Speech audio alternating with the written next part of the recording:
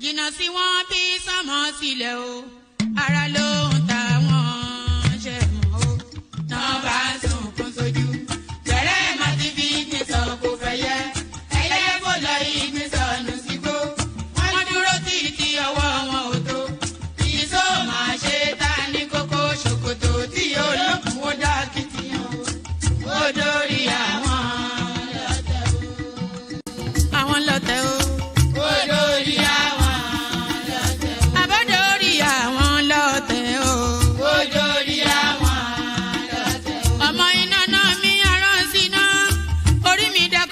Ṣí mi lọ́nà o, mo tẹríba fàdàgbà o, àgbà ẹ foríjì ni, ojoojúmọ́ ni mo ń pọ́n wọn lé, mo ń ṣèyá sí ìyá àwọn àgbà o, mi ò fojú tí ń rìn wọn láyé, ọmọdé ẹ má fàgbà ṣe yẹ̀yẹ́, torí oníkọ́ tó yọ̀ọ́lá ni, ọmọdé ń bọ̀ wá dàgbà o, màmá ń bọ̀ wá dàgbà o. Máa ń bọ̀ wá dàgbà o. Ọmọdé ń bọ̀ wá dàgbà. Ọmọdé ń bọ̀ wá dàgbà o. Ọmọdé ń bọ̀ wá dàgbà. Bọ́lájú kòkòrò bá pẹran nígbó tó bá fúnra ẹ̀ pín ló dára jù o. Kọ̀wé mi á jẹ́ dàgbà o.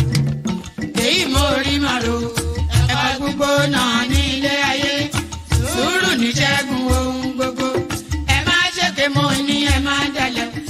Forí orí kìlọ̀ ló jẹ́ ẹ̀yin forí wọ́rí yóò sábà mọ́ àwa ò ní sábà mọ́ láyé o nílé ayé o àwa ò ní sábà mọ́ láyé àwa ò ní sábà mọ́ láyé àwa ò ní sábà mọ́ láyé dẹ́bìtọ̀ rẹ̀ àtàrà ilé o àwa ò ní sábà mọ́ láyé àwa ò ní sábà mọ́ láyé àwa ò ní sábà.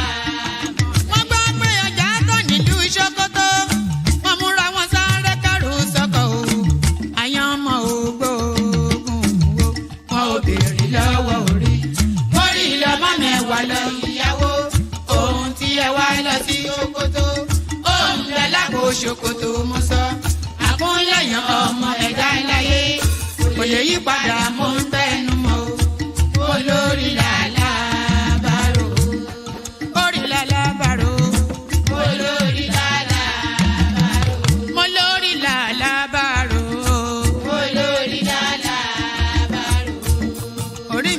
Mi níjà o. Olórí lálàbàrò. Lálàbàrò. Olórí lálàbàrò. Oríjà jogun ìkànnì wọn rí má fi wá fáyé mu nílé ayé wa o. Olúwa àgbẹ̀ wa níyà o. Àní nílé ayé wa. Ó tilẹ̀ jẹ́ pé ọ̀tá kọ́ ni wá. Ó tilẹ̀ jẹ́ pé ọ̀tá kọ́ lẹ́yìn. Ṣọ́wa nínú ọ̀pá wọn kìnìún.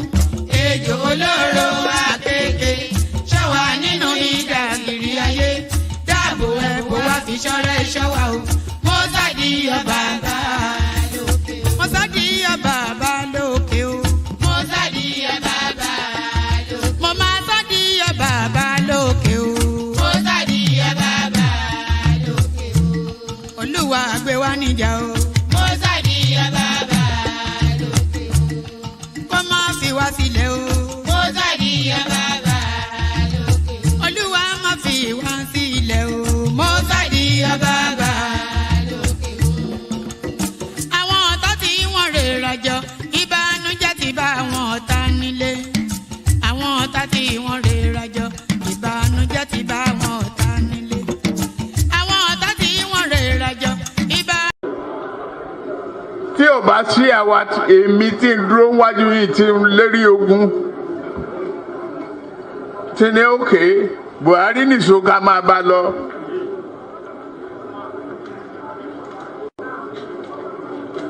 Kò lè di president. Ó ṣe kìíní olùlẹ̀ ó ṣe kejì olùlẹ̀ ó ṣe kẹta olùlẹ̀ ó tiẹ̀ sunkún lórí tẹlifíṣàn pé láyé òun ò tún rán mọ́ mo dẹ̀ lọ bá ń Kaduna wà rán ọ̀rọ̀ ẹ̀kún kọ́ lélẹ̀ àdúró tiẹ̀ wàá dẹ̀ wọlé nǹkan kan ní pé o ò ní fọ̀rọ̀ orílẹ̀-èdè Yorùbá ṣeré ó dẹ̀ gbà àtijọ́ tó rẹ̀ ti débẹ̀ mi ò gba mínísítà mi ò gba contract mi ì tọrọ ọbẹ̀ mi ì tọrọ gàrí mi ì tọrọ fúra lọ́wọ́ ẹ̀ mi ì dẹ̀ ìyàwó ń bẹ̀ ó wá ní lọ́tẹ̀ yìí o Yorùbá ló kàn.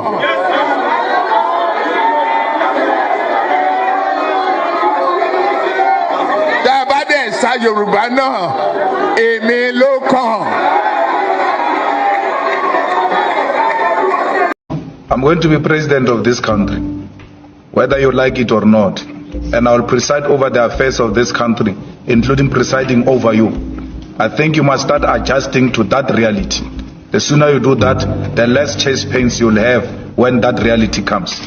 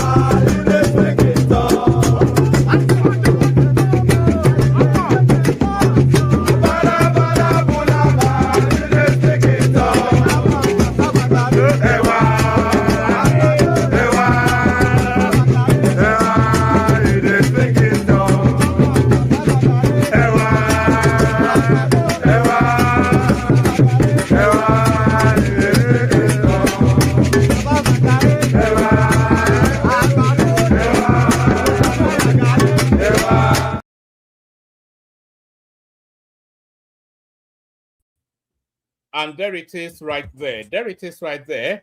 Ashiwaju, they no know you they speak in tongues. Oh, bala bala bulaba, you they speak in tongues.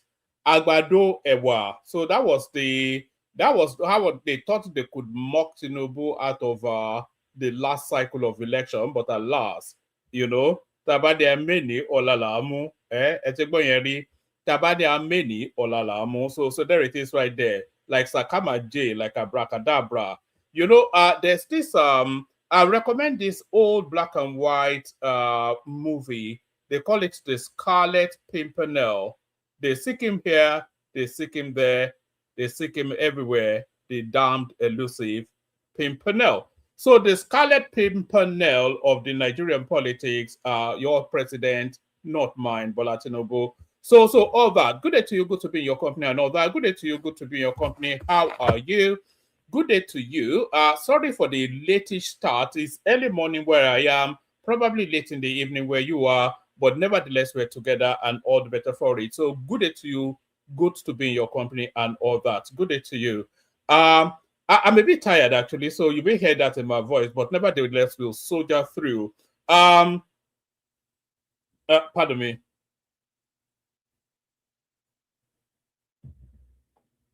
Pardon me. We're going to rattle through, but there's a whole series of things to go through in the course of this session. So we'll be speaking about how the Northerners, how they are permutating the Tinubu experience, and they are trying to rebrand it as some sort of anti-North, anti-Islam thing. That narrative, of course, has ever been led by El Rufai. So we'll go into that space, examine what they have to say there. We'll go into the tonality that we're hearing from Yusuf Dati Baba Ahmed, who is coming out with some funky narratives. And then there's a curious story about Nigeria coming out of the New York Times, no less an entity. There's a curious story about Nigeria coming out of the New York Times, and that story goes back to the reasons why Donald Trump launched those bombs just as early as last Christmas. So they've delved into it, and they found out then where the actually. Let me just show you it. Let me show you it actually. Where is it? I had it here just now. Yes. Hold on. We'll also be going to. Yes. Let me. Where do I want to show you it from? Okay, let me show you it from here. So this story is actually coming out of the New York Times. This one right here on your screen. It will be in a moment. What's he asking me to do? Okay, let me remove this and add. Oh, all right. So that story right there, that's coming out of the New York Times. It says, how screwdriver trader in Onitsha influenced Trump's missile strike in Nigeria. So this story is actually coming out of the New York Times. So they've delved into just exactly where the narrative. I've always told you that it was a Biafra-inspired narrative that led to that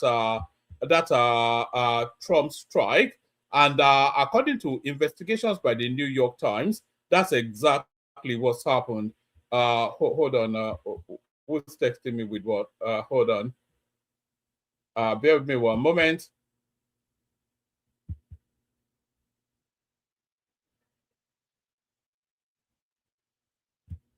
All right, so we'll be delving into that and a whole myriad of all other stuff as well. We'll be speaking about Yusuf Dati Ahmed, who's coming out with some funky narratives regarding the Nigerian space. So a whole raft of all sorts. We'll even be going to Uganda, where Museveni insists there is one yet another. Let me show you that headline. So that's that headline right there, actually. This is, if you've ever wondered why Africa has not and will never progress, you need not go any further than this headline. If you've ever wondered why Africa has not and will never progress, you need not go any further than this headline. Uganda's 81-year-old Yoweri Museveni extends 40-year rule, declared winner of 2026 election. So this guy right here, he has governed that country. I say governed, let's say ruled, because it's not really governed. He has ruled that country, Uganda, for 40 odd years. So over the last, since this guy has been president, we would have gone through, he was president. Oh, okay, hold on, actually. Hold on. I think we did this once upon a time. Let's see. Google.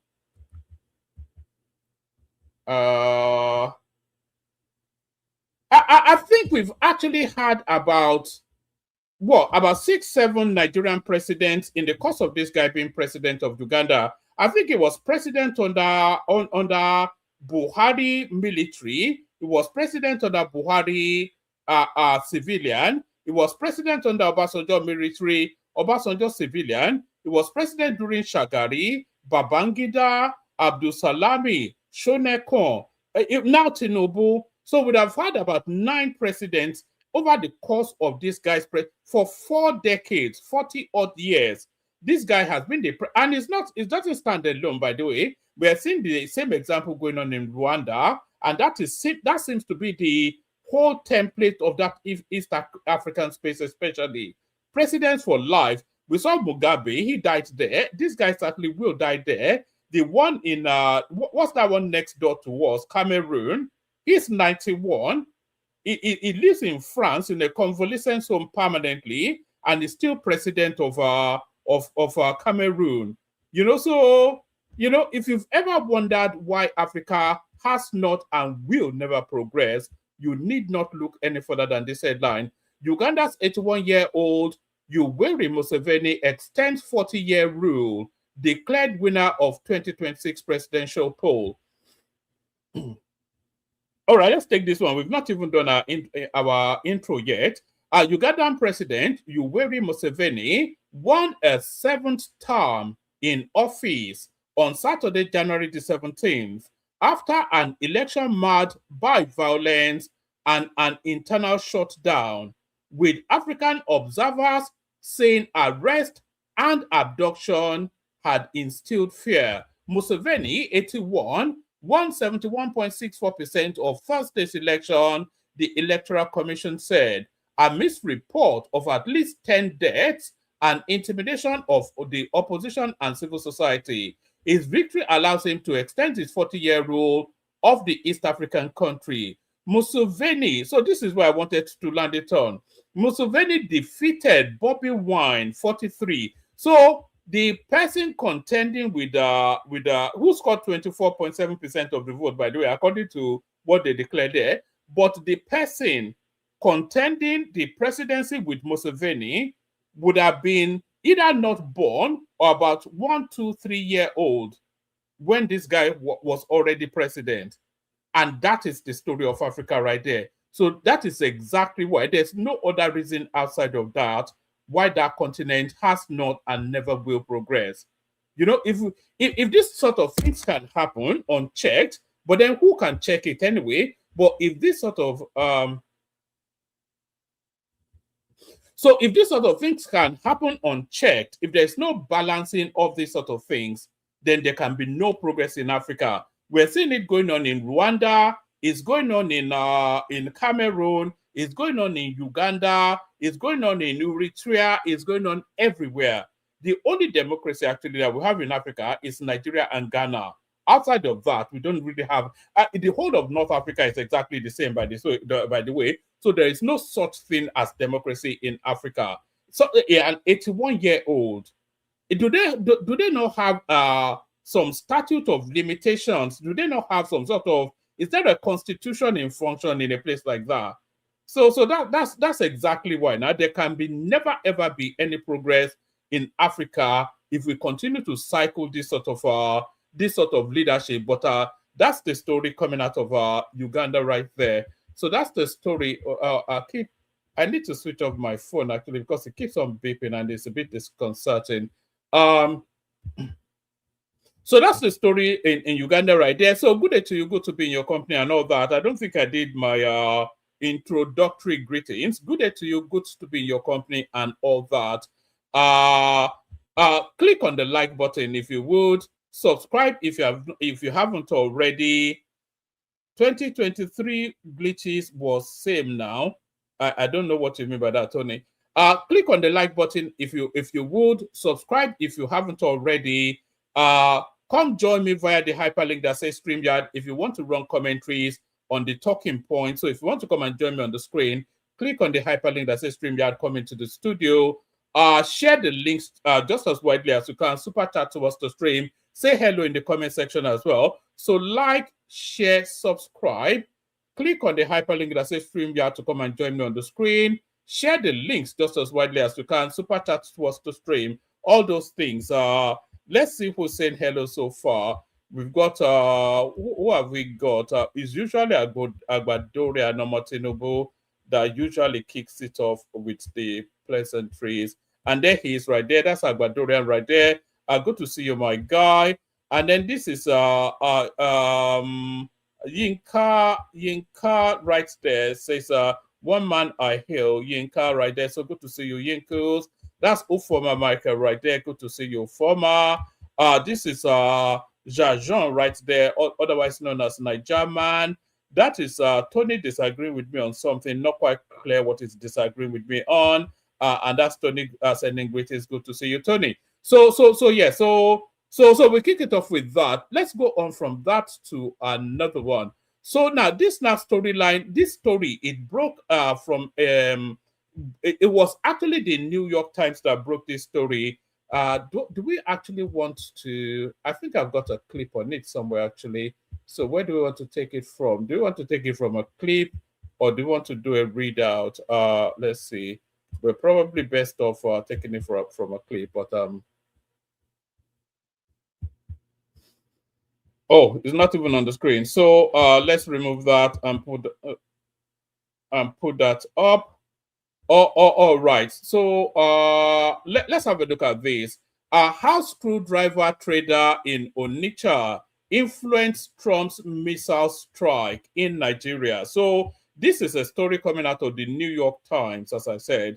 The United States relied on information and reports from Emeka something or the other, a screwdriver trader in Onitsha, Anambra State, to launch airstrikes in Nigeria, according to an exclusive report by the New York Times. The New York Times story highlighted how Mr. Emeka, a small screwdriver trader in Onitsha, who doubles as a civil society activist, became an influential and controversial source for American politicians. So what this story actually tells us, I've read it previously, so I don't want to, because it's a long and winding read, and I don't want to long and wind. But what it's telling us in essence,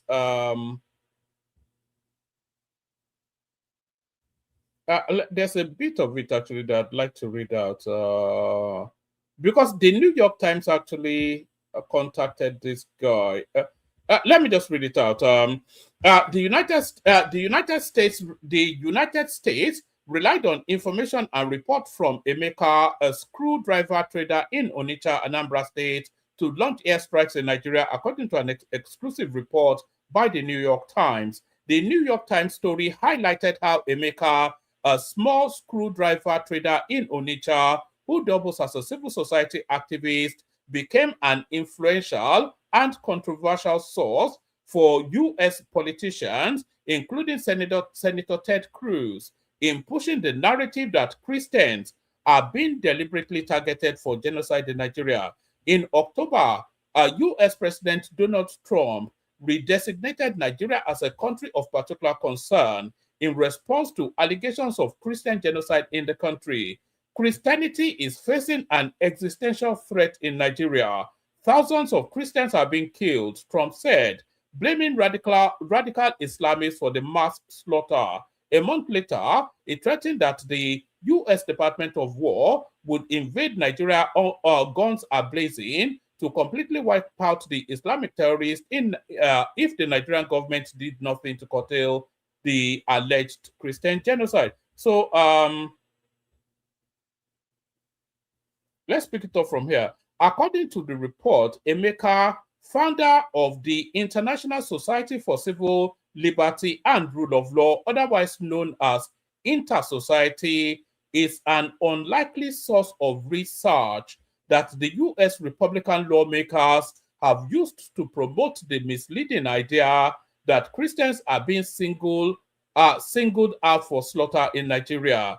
Emeka, alongside his wife, run the non-governmental organization from his home. The report said U.S. lawmakers Riley Moore and Ted Cruz, whom Trump had asked to probe the genocide, blah blah blah, have all cited his work. Emeka was quoted as saying he has documented 125,000 Christian deaths in Nigeria since 2009. Based on research from Google Search, Nigeria media reports, secondary sources, and advocacy groups. So this is what Emeka told the New York Times. He told the New York Times that he rarely verifies his data.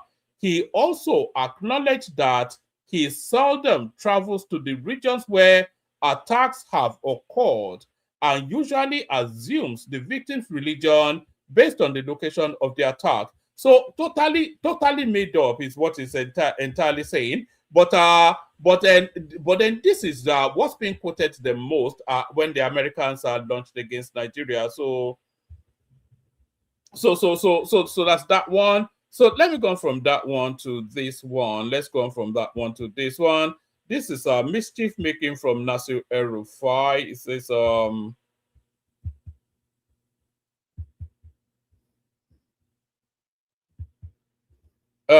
yes, so this one now speaks to how they imagine that Tinubu is attacking the north. Okay, let me give you this one.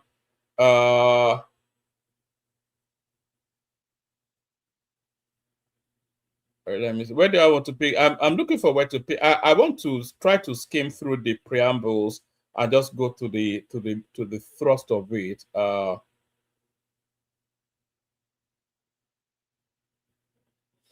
Oh, all right, let me just give you all of it. It says that Tinubu's silent war on the Muslim North. This is a piece that was penned by Mohammed Bello Dokar, January 17th. It says, I have been insulted, abused, threatened, and even warned of bodily harm and elimination, as some have openly called for my arrest and detention.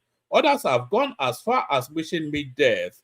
Yet, I am left with no option but to do what many are too afraid to do. Ask the difficult questions.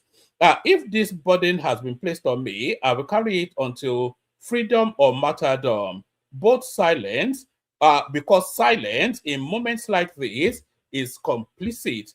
So, what does it say? It says, most of the abuse followed a single article. That article asked one question, and instead of answers, it provoked rage. This is my response. And when examined closely, it reveals that there are now more questions than answers. In my last article, I asked a direct question. Is President Bola Ahmed Tinubu waging a silent war against the Muslim North? Or are we merely witnessing a series of coincidences? The response avoided the question. Instead, there were insults, accusation of paranoia, and loud whataboutism. This was the question then. This is the question now. Why do power, protection, and proximity to the center keep moving away from the same block? Why do media accusations of terrorism financing and corruption repeatedly feature northern Muslim power brokers? So I'm not quite sure what this piece is. It says, why do power, protection, and proximity to the center keep moving away from the same block? So power and proximity to the center, it necessarily has to move away from the north, because the north is not in power, the south is. Just like power and proximity to protection moved away from the south when the north was in power. So I'm not quite sure what that means. So by the token of that question, is it then on the premise that when the northerners were in power, that was a move against either the Christian South or even the Muslim South? So there's no logical coherence or consistency in that question. Why do power, protection, and proximity to the center keep moving away from the same block? Why do media accusations of terrorism financing and corruption repeatedly feature northern Muslim power brokers? So who will be, is it the Obi of Onitsha that we were accused of sponsoring Boko Haram? Who is most likely to be accused of financing Boko Haram? And when we're talking about corruption, after what we've seen under the Buhari administration, which is very much conservative Islamic North that was in charge of the country for 8 years, so who else would we accuse of corruption? Is it the Lagos state governor that we accuse of corruption when we all saw what Abubakar Malami did? When we saw what was his Hidi Sirika, we saw what he did now. When he went and borrowed aeroplanes from Ethiopia and told us it was now Nigerian Airways. So when we saw, what about the accountant general that just stole everything and went and got himself a religious title to hide his meaning. So who should we accuse of corruption after what we just had under Buhari? So I don't quite know why this is mischief making. Of course, is trying to rally the North into some sort of resentment against the Tinubu. So let me take it from the top again. Actually, it says Nigeria update: Tinubu's silent war on the Muslim North revisited. New questions, familiar patterns, or more unfortunate coincidences by Mohammed Bello Dako, January 17, 2026. I have been insulted, abused, threatened, and even warned of bodily harm and elimination. Some have openly called for my arrest and detention. Others have gone as far as wishing me death. Yet, I am left with no option but to do what many are too afraid to do. Ask the difficult questions. If this burden has been placed on me, I will carry it until freedom or martyrdom, because silence in moments like this is complicity. Most of the abused followed a single article. The article asked one question, and instead of answers, it provoked rage. This is my response. And when examined closely, it reveals that there are now more questions than answers. In my last article, I asked a direct question: is President Bola Ahmed Tinubu waging a silent war against the Muslim North, or are we merely witnessing a series of coincidences? The response avoided the question. Instead, there were insults, accusations of paranoia, and loud whataboutism. This was the question then. This is the question now. Why do power, protection, and proximity to the center keep moving away from the same block? Why do media accusations of terrorism financing and corruption repeatedly feature northern Muslim power brokers?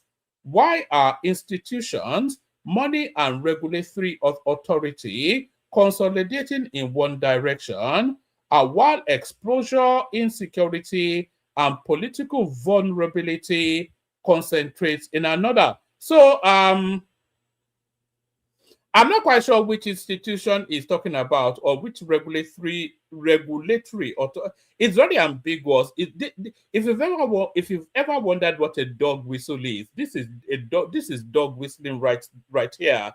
It's very, very ambiguous statement that this guy is making here. It's saying, why are institutions, money, and regulatory authority consolidating in one direction? So which regulatory authority is concentrating where?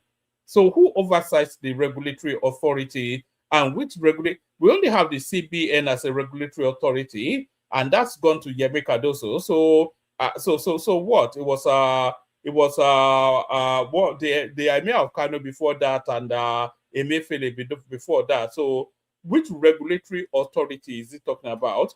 It says why are institutions, money, and regulatory authority consolidating in one direction, while exposure, insecurity, and political vulnerability concentrated in another? So was there no insecurity in the North pre the Tinubu administration? I'm not quite sure what is being inflected here. If this is coincidence, it is an unusually consistent and stubborn one. Power first. Who lost what and when? The article detailed a series of political and institutional shifts, noting exits and replacement of major figures. Abdullahi Umar Ganduje, Muslim North, exited as APC national chairman, replaced by Nentawe Goshia Yawatada, Northern Christian.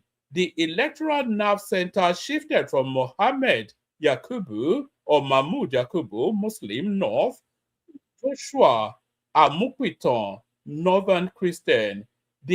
So it's now detailing now. This is mischief making of the highest order. This is actually dangerous politics. What these people are doing. Not that they care, but it is dangerous politics. What these people are doing. Where were we? Yes. It says. Yes. So Abdullahi Umar Ganduje, Muslim North, exited as APC national chairman, replaced by Nentawe Gushewa Yewatada, whatever, Northern Christian. Our electoral nerve center shifted from Mahmoud Yakubu, Muslim North, to Joash Amokwiton, Northern Christian. The Defense Ministry changed hands during a national security emergency. Mohammed Baduru Abubakar, Muslim North, was replaced by a Northern Christian, General Christopher Musa. Senate security oversight was reshuffled, removing a Muslim Northern chair. Elite discussions continue about replacing Vice President Kashim Shettima, Muslim North, with a Northern Christian. The article asks, how many such shifts, all pointing in the same direction, can reasonably be dismissed as random? Then exposure, clear media accusation, no closure. The article also highlighted media accusations involving 3 Muslim figures related to terrorism financing or corruption: Tukar Yusuf Burutai, Farouk Yahaya, and Abubakar Balami, now under EFCC detention, not yet fully known. The article notes these accusations, not convictions, and point out that similar allegations are not publicly made against other regional or religious groups. Beyond party lines, everyone is now expendable. The article claims that the pattern of political displacement and legal/media pressure extends across party lines and include other northern Muslim figures such as Nasir El-Rufai, Aminu Waziri Tambuwal, and others, with investigations or suspicions lingering without judicial closure. Institution and money, where the power now lives. The article also discusses shift in institutional and economic centers of power towards Lagos, such as headquarters relocation for agencies like FAAN, CBN departments, BOI, NPA, NIMASA, suggesting peripheral regions in the north. Insecurity and electoral weakness. I therefore juxtapose institutional consolidation with ongoing insecurity in the north, banditry, displacement, and disruption of everyday life, posing the question whether the insecurity outcomes correlate with political weakening. So I'm not quite sure what all of this actually means. Because it's picture painting. That's just what's going on there. This is like, they call this a potpourri. It's like Lasekpo sort of politics. Is merging disparate events in time to paint an already determined picture. So that's mischief making of the highest order right there. All right. Let me send the link again. If anybody wants to come in. People should super chat like Lato Rich right there. So that's that one right there. Still on the theme of mischief making, here is Yusuf Dati Baba Ahmed just being outrightly, unapologetically tribalist. So let's watch this. If you can't hear the volume, let me know. Let me play you this. I told Peter Obi, Supreme Court cannot give you governor and give you presidency, for God's sake. Stand up and do something. Nigerian constitution was clearly breached. Section 1342B. It couldn't be any clearer. Now, if it was June 12 people that you breach not just the constitution, breach just one small punctuation in their interest, I swear to God, nobody will sleep. They must take it. And by the way, this is a conversation taking place between a Mauritanian northerner from northern Nigeria, or previously a Mauritanian now from northern Nigeria, and an Igbo host. So who do you think they are referencing by the June 12 people? This is just unapologetically a northerner and a southeasterner have come to a meeting, and they are serving the Yorubas up on the table. That's just what's going on here. The June 12 people are the Yorubas. If you are not yet on board what he's saying, Come and do something. I told Peter Obi, Supreme Court cannot give you governor and give you presidency, for God's sake. Stand up and do something. Nigerian constitution was clearly breached, section 1342B. It couldn't be any clearer. Now, if it was June 12 people that you breach not just the constitution, breach just one small punctuation in their interest, I swear to God, nobody will sleep. They must take it. So as much as I dislike the fact that they abuse the Nigerian constitution, you must give it to them. They fight for their interests. And they can organize June 12 rallies. They can keep it up for 3 decades. And if you say, so no, let's go to court, let's go to court. But they didn't do that alone. They were able to mobilize other Nigerians. So they talk about ensuring that the opposition unites. Whoever is going to defeat Tinubu must be ready to, I'll use the word red eye. You must show your red eyes if you're going to defeat Tinubu.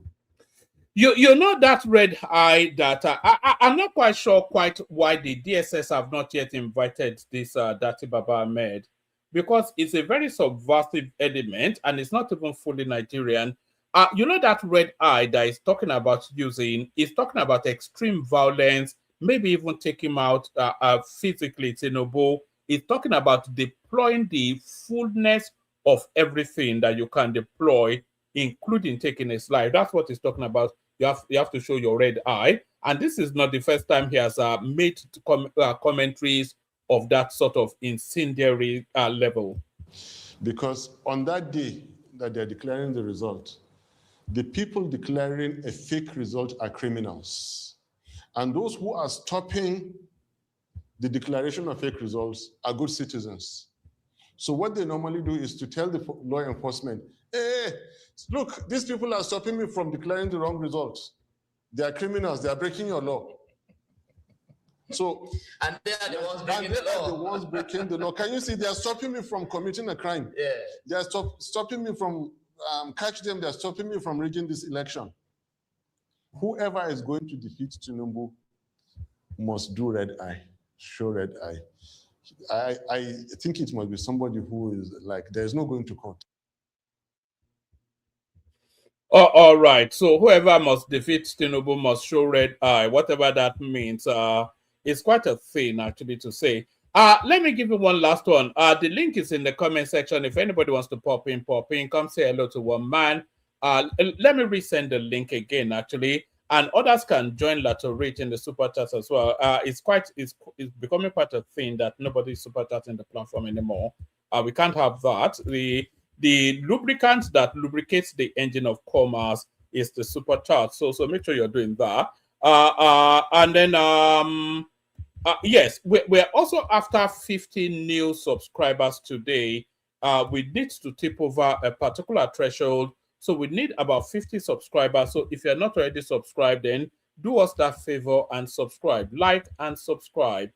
Please do that. So let me just bring you one more, and then we'll see if anybody turns up. This one is on a lighter note, but is it even a lighter note? This is Matawale, your Minister of State for Defense. Matawale's 9 sons and daughters to wed on the same day. So this is either showing off or the economy is biting. It says the Minister of State for Defense, Bello Matawale, will witness 9 of his children get married on the same day. The invitation card for the multiple weddings has gone viral on social media. All 9 children and their partners were mentioned in the wedding invitation. The minister's children who are to wed include 5 boys and 4 daughters. Their partners are also from influential families, as the invitation shows. So it says the wedding will hold in our central mosque, Abuja, 1 p.m. February the 6th. Information on the card revealed. So the family of His Excellency Honorable Dr. Bello Mohammed, Honorable Minister of State for Defense, etc., etc., cordially invites the pleasure wedding Fatiha. So Ibrahim Bello Matawale, that's his son, getting married to Khadijat Abdullahi, and then Suraj Bello Matawale, that's another son, Yasmin Saeed in Amin, that's who he is getting married to. Honorable Yazid Shehu, MD CEO, something. Yeah, they actually had this title. Is getting married to Safia Bello, so that's one of the daughters. Umar Farouk Ibrahim is getting married to Mariam Bello, so that's another one. And then Fahad Bello Matawale, that's a son. Memunat Buhari Bello, something or the other, so that's the bride. Mohammed Bello Matawale getting married to Husseina Gwana. So then Honorable Muazu getting married to Nana Bello Matawale. Ibrahim Sahabi Liman getting married to Ferida Bello Matawale, and on it goes. So industrial, it reminds me of those mass weddings that they used to do in Kano, actually, where they would then give them a mattress and a bag of rice. Do you remember when they used to do, I think that was under Ganduje, wasn't it? They do this mass wedding and then give the bride and the groom a mattress and a bag of rice. That used to make people laugh back then. So yes, so that's that. Let me play you the Kegite music and then see if somebody turns up.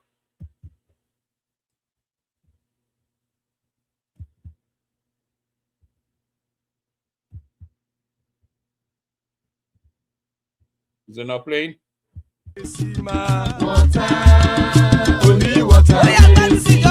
Water, only water. Where they see ma. Water. Oh yes, you come from water, water, water, water, water, water, water, water, water, water. Water, only water. Where they see ma. Hapa o naido. Hapa o naido. Hapa you don't come o.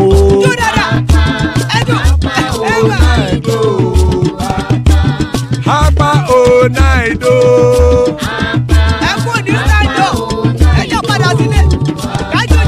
Oro kẹ̀kẹ́ kẹ̀kẹ́ ẹlẹ́mùrè o. Ilé sọ́díyà kẹ̀kẹ́ rẹ̀ ẹlẹ́mùrè o. Bobby master kẹ̀kẹ́ rẹ̀ ẹlẹ́mùrè o. Chief Rufai Latif kẹ̀kẹ́ rẹ̀ ẹlẹ́mùrè o. Eruku lẹ̀lẹ̀ ẹlẹ́mùdé. Eruku lẹ̀lẹ̀ ẹgbẹ́ ẹlẹ́mùdódò jàre o. Eruku lẹ̀lẹ̀ Ghana ti dé ẹgbẹ́ bọ́dì o. Ọmọ ẹlẹ́yẹ ẹ̀yẹ ẹ̀yẹ o ó dilé o. Odúyẹ̀lá ẹ̀yẹ o ó dilé o. Petrosodama ẹ̀yẹ o ó dilé o. Petrosodúnkẹ́ ẹ̀yẹ rẹ̀ ó dilé o. Ẹlẹ́kọ̀ ọ̀run mú ìní o.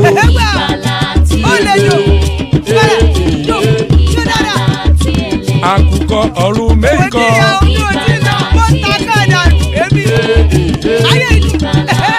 Ikú kò ní ríwà gbéṣe o.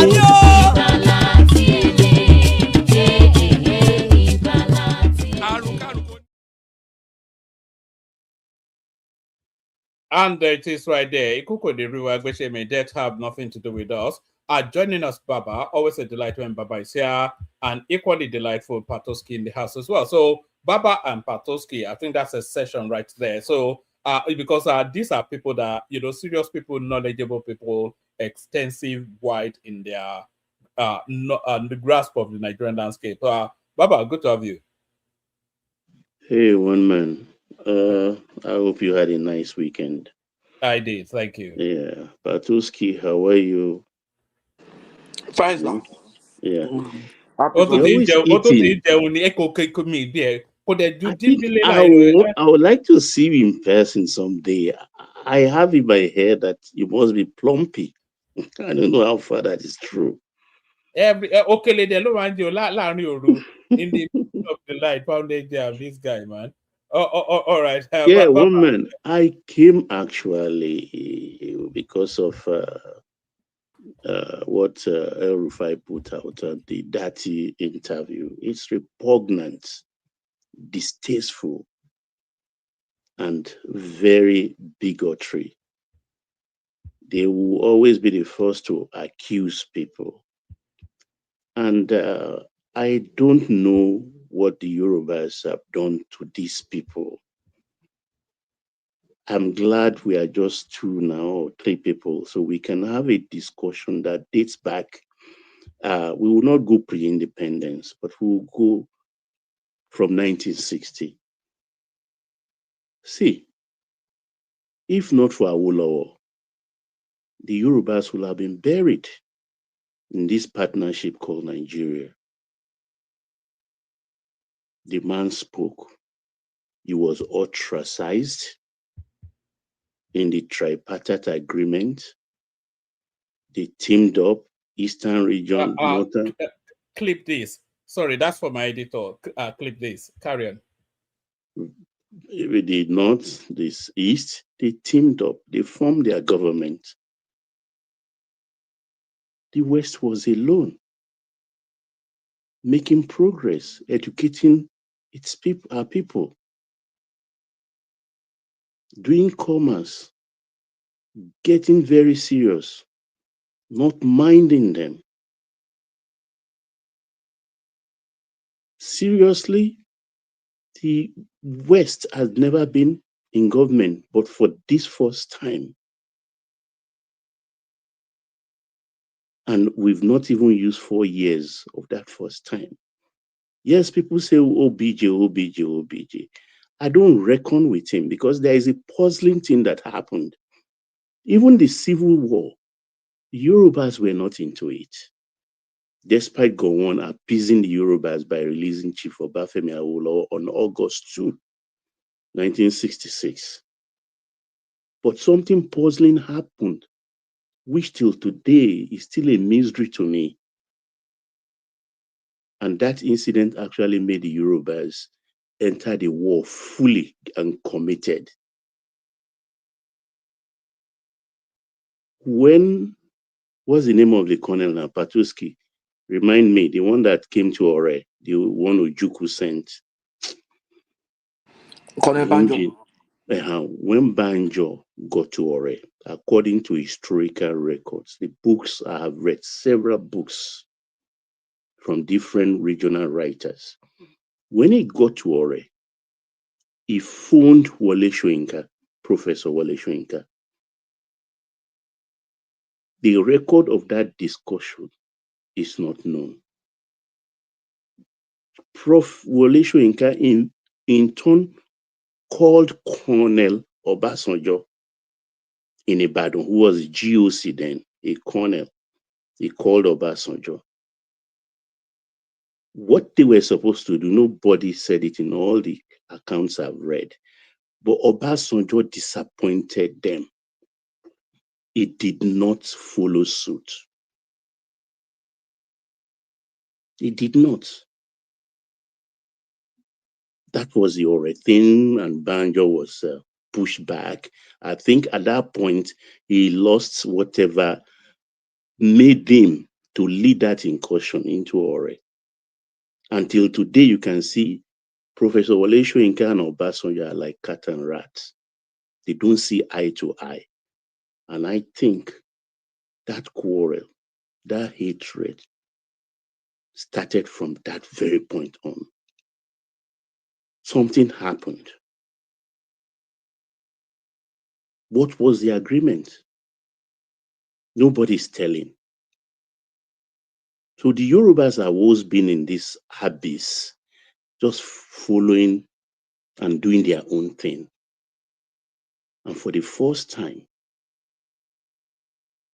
the Yoruba man came into government and all hell has been let loose. And there is no name under the sun the Yorubas have not been called. Look at that political upstart called Dati, talking about the June 12 people. If at all we want to talk about people who are supposed to be to profit from this Fourth Republic, is it not the Yorubas who died while fighting Abacha? Who battered this democracy, which OBJ was a beneficiary? Did he lift a finger to fight for this democracy? Did he lift a finger to plan a coup that he benefited from after Ramat Murtala Mohammed died? Everything was handed over to him on a platter of gold. That is why Baba OBJ respectfully doesn't know anything about governance. Because the 2 times he had the rare opportunity to rule this country, he flunked the chances, despite whatever anybody can say. Because if you had an experience before, your second time around, you are supposed to do far, far better. Did he restructure the country? No. Did he give us state police? No. Did he restructure the company economically? No. Did he give us resource control? No. So what did he do? He got debt forgiveness. Where did that take us? Was the chance not squandered? Did Babangida accuse him of spending $16 billion on electricity that never worked? Have we forgotten? This man came along and trying to restructure things that have been destroyed for 60 years, trying to remake the country in the image of the 21st century. And they are not ready for it, simply because their evil machinations of putting the country under is not working anymore. And I pray to see the day within this Trump administration to label the caliphate a terrorist organization. That is what the caliphate is. Baba, can you imagine the audaciousness? Did you listen to all the readouts on that article?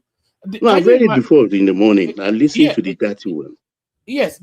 Can you believe the audaciousness of that statement that the arrest of Abubakar Malami but it's an attack against the Muslim North? Yeah. So that is to suggest that Abubakar Malami is some innocent party being vested upon. That's what they are saying. Anybody young now, oh, he's innocent. He's all about some people will even say the arrest of which one thing? They will say the arrest of Abubakar Malami is lighter. That guy should have been shot on sight. The same thing they said of Tambu also when he was invited by EFCC. But what they don't reckon with actually is Tinubu can never be intimidated. They don't know what hit them. Look, if they were to be in power, they will not even dare to leave and go into Mali for just one day presidential visit. They will be afraid. But Tinubu has gone in and out of the country several times. Even until he arrived yesterday, Shetima was already outside. Tinubu doesn't care. He just doesn't care. He's focused on his program. He waited for 23 years to rule. If you listen to his Emilokon speech in Abeokuta, the totality of that speech, you will understand where he's coming from. The full speech, if you listen to it carefully, you would know where he's coming from. He wanted to be president. And I've seen all the president that served America that were very serious. When they come to campaign, they will always tell you, I am William Clinton. I want to be your president. He did not pretend about it. He worked for it. You don't get things on platter except you're a lazy political folk. You don't say things should be assigned to you. He knows what he's doing. If they don't calm down and let this country be restructured, then the Yorubas don't mind. We have everything.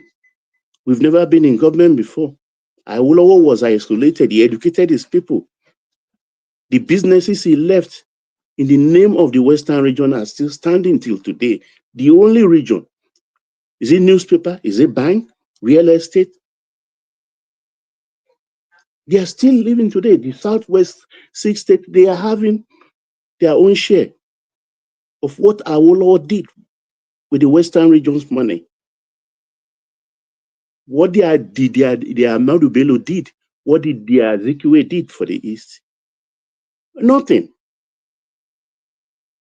Nothing they can point to as the legacy. And I think it's all about jealousy. What were they doing? They were hobnobbing with Abacha, who was killing people. They died on the street. They went in on exile. Baba, is it actually about jealousy or fear? Because like you said, the people that Nigerians have the most phobia for are the Yorubas for reasons that is probably inexplicable to a Yoruba person, because you find that you open your arms in warmth, but these people look at you with suspicion and they seem somewhat phobic. Do you think that they're afraid that the Yorubas will change the dynamics of that country permanently, to the point that, you know, if we go back to Atiku in 2027, then we're reversing back to that overlord, oversight, oligarchical sort of Buhari sort of, you know, that would be the most retrograde step. Even Peter Obi will be a progress, because at least he's future looking. But if we go to Atiku or this sort of element, then that's retrograde back there. But then they don't know politics outside of that, you know, that rancor they may give that sort of set. Are they not panicked about the new world that is evolving beyond in front of them, where they are, you know, that their caliphate mindset is no longer currency? Are they afraid? Is really what I'm asking. Yes, of course they are afraid. They have the North in their vice grip.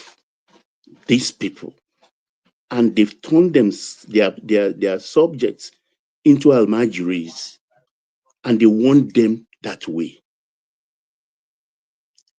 But fortunately, the northern youths now, they are into social media too, not in their heavy numbers, but eventually, even without Tinubu's prompting, another 10 years down the line, they will lose their grip.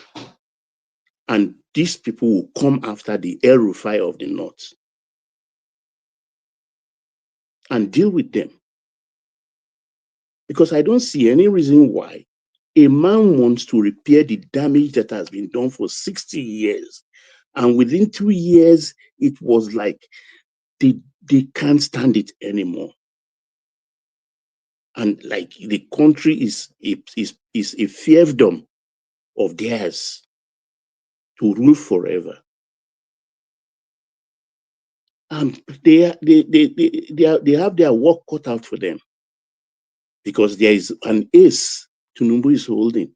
And I think the East is just kind of goading on to see how far Tinubu can go. But I'll tell you for free that if the push comes to shove in 2027, Yorubas will go.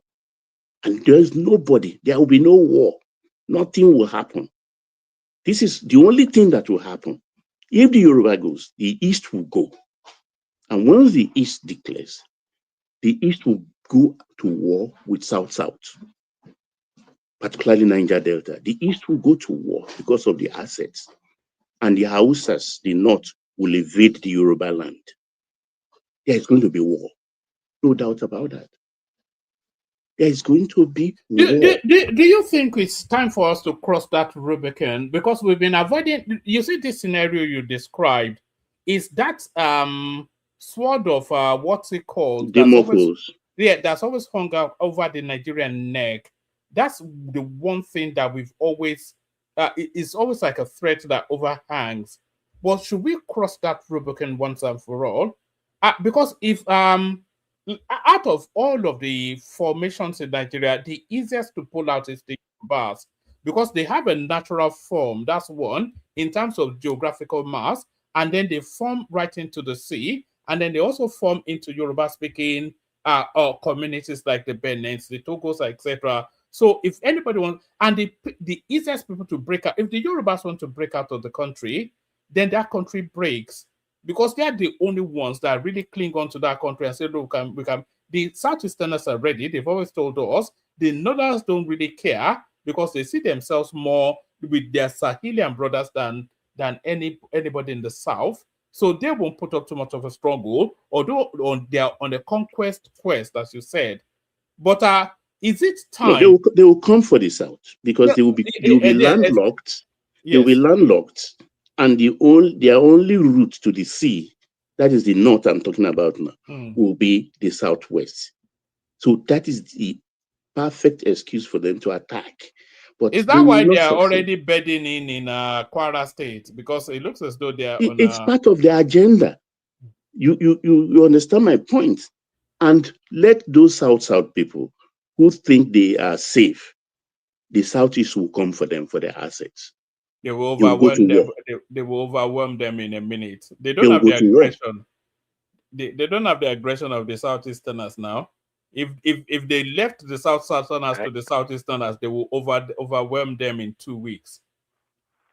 Hey, let me who is Prince Daddy? Is that you? Yeah, Baba. Okay, go ahead, please. Yeah, I was gonna say before I came to the studio, the last thing I heard one man said was that the Southeast is ready to go. Are you sure about that statement, one man? Well, that's what they've. I said according to them. According to them. No. Which one of their leaders? That drum beat, Which one of their leaders have come forth to say, "Yeah, we're ready to go"? They're not ready to go. I mean, that's not. Yeah, right. What position does it hold? No, they're not ready. I mean, structurally or otherwise, they're not ready to go. Prince Daddy. Prince Daddy, you say what position does he hold? Nnamdi Kanu. Another savior now. Only holy now. Have you not heard holy? Another Nnamdi Kanu is another savior. He's in opposition. Supreme leader. They call him supreme leader.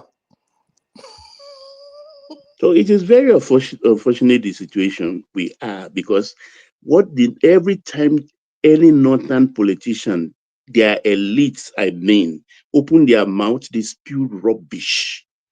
Rubbish in the sense that, for 45 of the 65 years of our existence, you've been in power. You corrupted the system.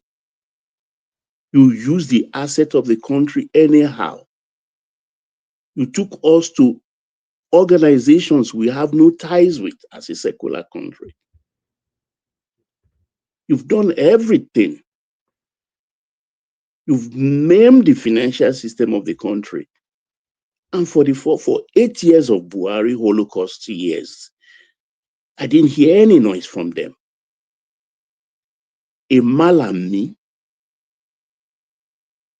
who came to head a ministry without a kobo to his name. 8 years later, see the assets. It's not richer than Babangida. Look at the asset he has acquired. Is that the kind of person they should be backing because they needed that money for an election? It's not going to work.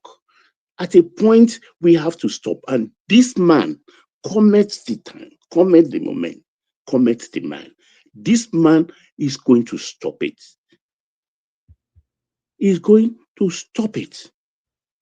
And he's stopping it, despite all the opposition amassed against him.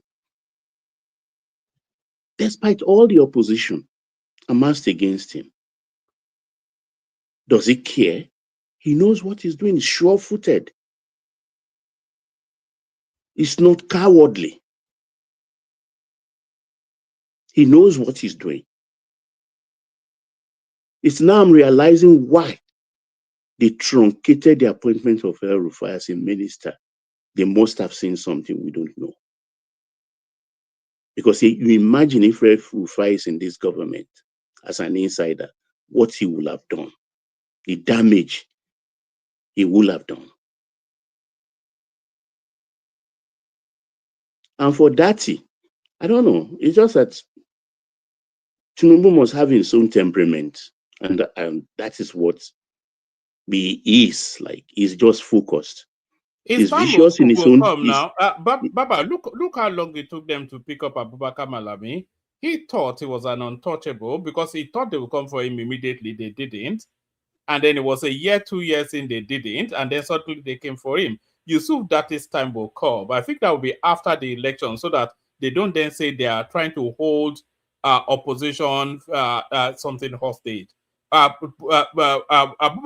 Yusuf, that time will come. And Peter Obi's time will also come after the elections. Well, I know whatever it is. I just know. Baba. Yes, sir.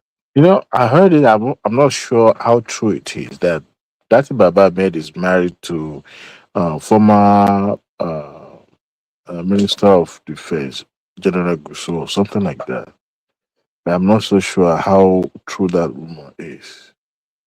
I don't know, but if that is true, it doesn't make him invisible. Even the Gusso is invisible. Nobody is above the country. As far as we remain, the country, we remain under that banner called Nigeria. Nobody is above the law. These people are terrorists. And I look forward to Trump designating the Caliphate a terrorist organization. Because when Buhari and Emefiele were given even Miyetti Allah billions of naira, did they say anything? What was the money for?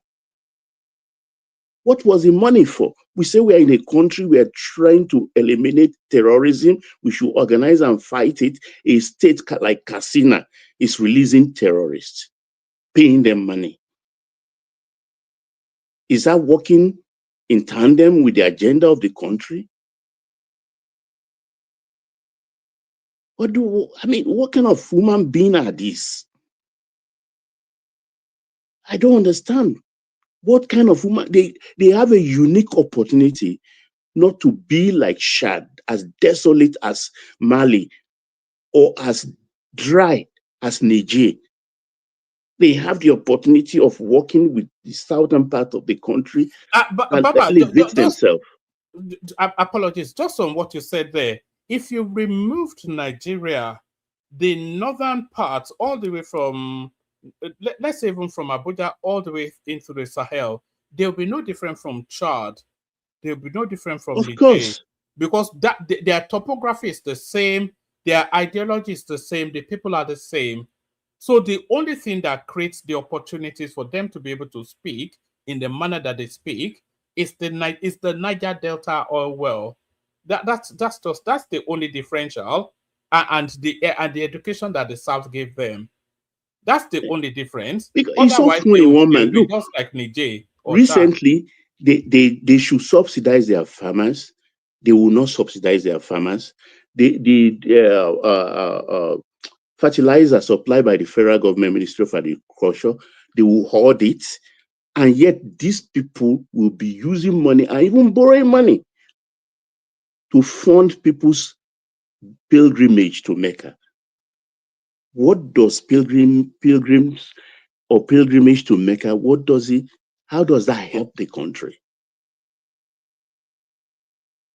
How does that help the country? Using state money, billions of it, to sponsor people on pilgrimage. I don't understand. I don't get it. And this is why I question our nationhood. Because we are working at cross purposes. Baba, if you don't mind, before you go further, see, let me chime in briefly. Yeah, take your time. I mean, everywhere is populated now, so I think I will just yield so that other people can have their own. Okay, no, go ahead and finish up. Yeah, go ahead, please. Please go ahead, by all means. Baba, please, before you go too, I want to say something to you, okay? Okay. Yeah, I'm listening. I'm all ears. One man, in northern Nigeria, they do grow a lot of crops, a lot of agriculture produce. They do that. I don't think it is as yet. I don't think it is as barren as what you're talking about in Chad or in Niger. They have good land, at least maybe not all part of it, but a distant part of it is quite arid land for agriculture. And unlike Baba's position on the north, see, when it comes to the north, I'm actually quite I'm not sure which word to use, but I'm not too hard on the northerners. I'm not. Because I mean, Allah sent this clip video to me from this comedian. I was trying to break down what happened in the first coup that happened in the country, right? And to me, this is how I look at it. It wasn't the northern people or the leaders that truncated democracy in Nigeria. It was not them. But this is the problem. I think we in the South, we think we're so smart, so brilliant, in which we are, that the Northerners, and true in terms of numbers, but if you line up the Northern leaders or their smart people against ours, I think the match is quite equally, quite frankly. That's my position. And now they see how the game, I mean, during the first coup, they pie their people left and right. And that's why they don't trust anybody, especially those from the Southeast. Now they've gained power. Sorry, where's that sound coming from? Oh, hold on. Oh, it was coming from Joel. Sorry, Joel. There's a woofing sound coming from you. Carry on, Prince. Yeah. So, they didn't truncate the first republic. It was the people from the Southeast that did it. They pied their people. So, to me, the North, their leaders, they've come together and they're working together in the sense that, look, it looks like they have hegemony on the power when it comes to power in that country. Why not? Why wouldn't they? Keep in mind, they were not the first one to do it. So that's why I don't blame them. The fact that they think they've had a grip on power in that country and they don't want to let go, actually, I don't blame them. I think, I mean, just like Southeastern wanted to do, they would have done it. Even Southwest would have done it too. Nobody's against that, but what have they done with it? That's the question. What have they done with their vice grip on power for over 40 years? Well, but yeah, I get your point. But when it comes to actually, passing down wealth to their own people, their common people, they don't do a good job of it. But in terms of wealth concentration in the hands of the elites, their elites and assets, they have that plenty. They have that plenty. I mean, I remember when I was a kid, staying in briefly, I guess, in Kaduna, right? Kaduna was a very beautiful state. I mean, the roads were tarred. They had great beauty. It was a nice and beautiful place. I can't talk about the other parts of the north, but Kaduna was great. So what have they done? I mean, I don't know. Maybe they don't. When it comes to education, maybe not so much. But they have a lot of money in the north, and their leaders or the politicians are wealthy, super wealthy. Anyways, thanks. Yeah, but that's the problem that's being highlighted now, Prince. That if you look at throughout the history of Nigeria, those people have ruled that country abundantly. So the state that the country is now is as a direct result of the misrule of the North. And if you are saying that they rule that country to the advantage of their own people, that's an argument. But even if you go to the North, outside of the concentration of wealth in these vast powerhouses and little developments here and there, like you cited Kaduna, there's nice cities. But if you look at the totality of the North, it's grueling poverty, very, very backward, no signs of development. There are vast regions in the north. There's not some even think that Gowon is still the president. They're so out of the loop. So, but obviously in comparison with the South, do you think that our Southern leaders have done any better? The reason why the South seems to progress is because of the ingenuity of the people. It is the industrious nature of the people and the greediness of the people that developed the Southwest or the South in general. Not because our leaders. I mean, yes, but we've always been led by the North now, so it's like we didn't have the toolkits, even the little vestiges of development in the South, especially the Southwest, is as a result of the ingenuity and the capacity to hold accountability in the Southwest, especially. But it's not. But if you look at the structure, a good example was under the Buhari administration when Sanwo-Olu was trying to call some security personnel to order, and that security personnel told him to get lost, that he only takes instructions from Malami. So it's that sort of thing. But hold steady. Let me give you again what's inspired Baba to take this somewhat alarmist tone. This was an article penned by Mohammed Bello Dako that was retweeted by Nasser El Rufai on his Twitter space. So I'll just take it halfway into it. It says, in my last article, I asked a direct question. Is President Bola Ahmed Tinubu waging a quiet war against the Muslim North, or are we merely witnessing a series of coincidences? The response avoided the question. Instead, there were insults, accusations of paranoia, and loud whataboutism. This was the question then. This is the question now. Why do power, protection, and proximity to the center keep moving away from the same block? Why do media accusations of terrorism, financing, and corruption repeatedly feature northern Muslim power brokers? Why are institutions, money, and regulatory authority consolidating in one direction, while exposure, insecurity, and political vulnerability concentrate in another? Is this, if this is a coincidence, it is an unusually consistent and stubborn one. Power first, who lost what and when? The article details a series of political and institutional shifts, noting exit and replacement of major figures. Abdullahi Ganduje, Muslim North, exited as APC national chairman, replaced by Nentawe Goshao Yilwatada, Northern Muslim. The electoral nerve center shifted from Mahmoud Yakubu, Muslim North, to Joash Amokweto, Northern Christian. The Defense Ministry changed hands during a national security emergency. Mohammed Baduru Abubakar, Muslim North, was replaced by another Muslim, Christopher Musa. Senate security oversight was reshuffled, removing a Muslim Northern chair. Elite discussions continue about replacing Vice President Kashim Shettima, Muslim North, with a Northern Christian. The article asks, how many such shifts, all pointing in the same direction, can reasonably be dismissed as random? The exposure, clear media accusation, no closure.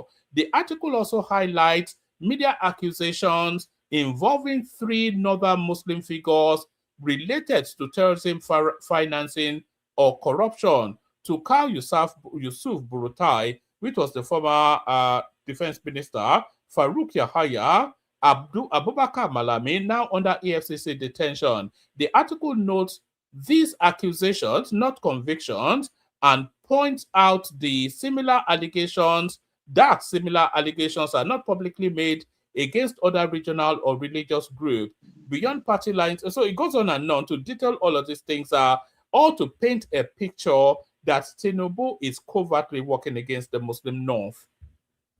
Look, this is. And by the way, sorry, Baba. Sorry, as been highlighted in the banner right there, we're looking for 50 new subscribers. We've not yet gotten anywhere near that. We've only got 2 new ones. So help us in our industry. If you're not already subscribed, please subscribe. Whilst doing that, click on like as well. Baba, to you. It's a no-brainer. Look at when Baba, Ihe Jirika was the army chief. The same thing as Musa is now trying to restructure the army and gain. They are doing very well these days since Musa took over. Same thing, Ihe Jirika. But they harassed Jonathan and made him remove Ihe Jirika. So what does that tell us? Or what did that tell us then? That these people are the sponsors. It's a no-brainer. Everybody knows why are they doing it is still a mystery to me, because it's like you are inflicting damage on your own house. On your own house. Is this kind of Islamic fundamentalism they are playing? I don't understand the people. Honestly, I don't understand the people. They just want to, you are killing your people in the mosque, on the streets, in the farm, in IDP camp, and people are saying, stop. This is weird. This is not good. This is ungodly.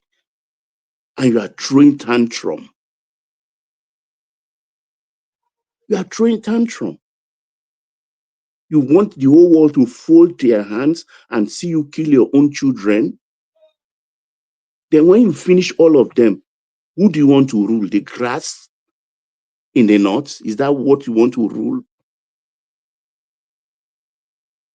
Yeah, Joel, carry on, please. I thank you very much. Baba, it's been a funny one listening to you tonight. I'm like, what is going on? I'm hearing and the Southwest will pull out of Nigeria. Why? If I may Why ask. not? Yes, because the Southwest will pull out. Okay, you finish the question. Go ahead. Because all I've been hearing, Yoruba people, Yoruba government, Yoruba did this, Yoruba did that. It's gone beyond the boundaries of banter. It is a serious thing. It is serious. And I start to ask that of all these years with the Kaduna Mafia, we started with the Kaduna Mafia, with Kaduna Press and everything, the Yorubas did not complain. During Jonathan, like we all know, Yoruba was not in that government. I mean, they were, but they were not. Look, let me count what matters. The presidency, Jonathan. Vice president, a Kaduna man. Senate president, a Southeasterner. The House, who was in the House then? Not Southwest. The Chief Justice, North. The Army Chief, and all the rest. Those are the things that matters. And the Yorubas were absent. I remember the Awujale, the late Awujale, even led Yorubas Obas to Abuja to meet Jonathan. The political leaders went to meet Jonathan to complain. He made all the necessary promises. He did not, because these Northerners were saying no. So what do you want the Yorubas to do? Of course, they have to play the politics. The Yorubas have never aligned with the North. Never. No. Let me tell you a thing we say in Yorubas. When I was still a kid in the 60s, kakakado bale fungambari, karojukaku. Rather than we bow to a Northerner, let's just fade away. We never worked with them. Okay, Baba. So Baba, let me answer your question. So this is the frustration now, that by convention, you understand, there is something that says everybody 8 years in the north, 8 years in the south. Even if the south were to quarrel with their own 8 years, let it be quarrel between south and south, not coming into that quarrel. Now you are coming into that quarrel to say you want to take advantage and then come back only after 4 years, after we suffered locust 8 years. Among several many years you've handled power. It's not going to happen, Joel. Instead, Baba, you've not answered the question. All right. Hold on, everybody. Let Joel make his point, and then we'll do 5 minutes monologues as the room starts to populate.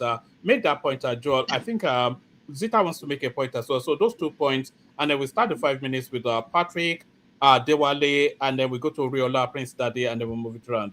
Joel. And please, people, we're after 50 new subscribers. It's on the screen right there. Anybody not subscribed, please do that. Click on like as well. Joel. Yeah, please hit to the advice and please click.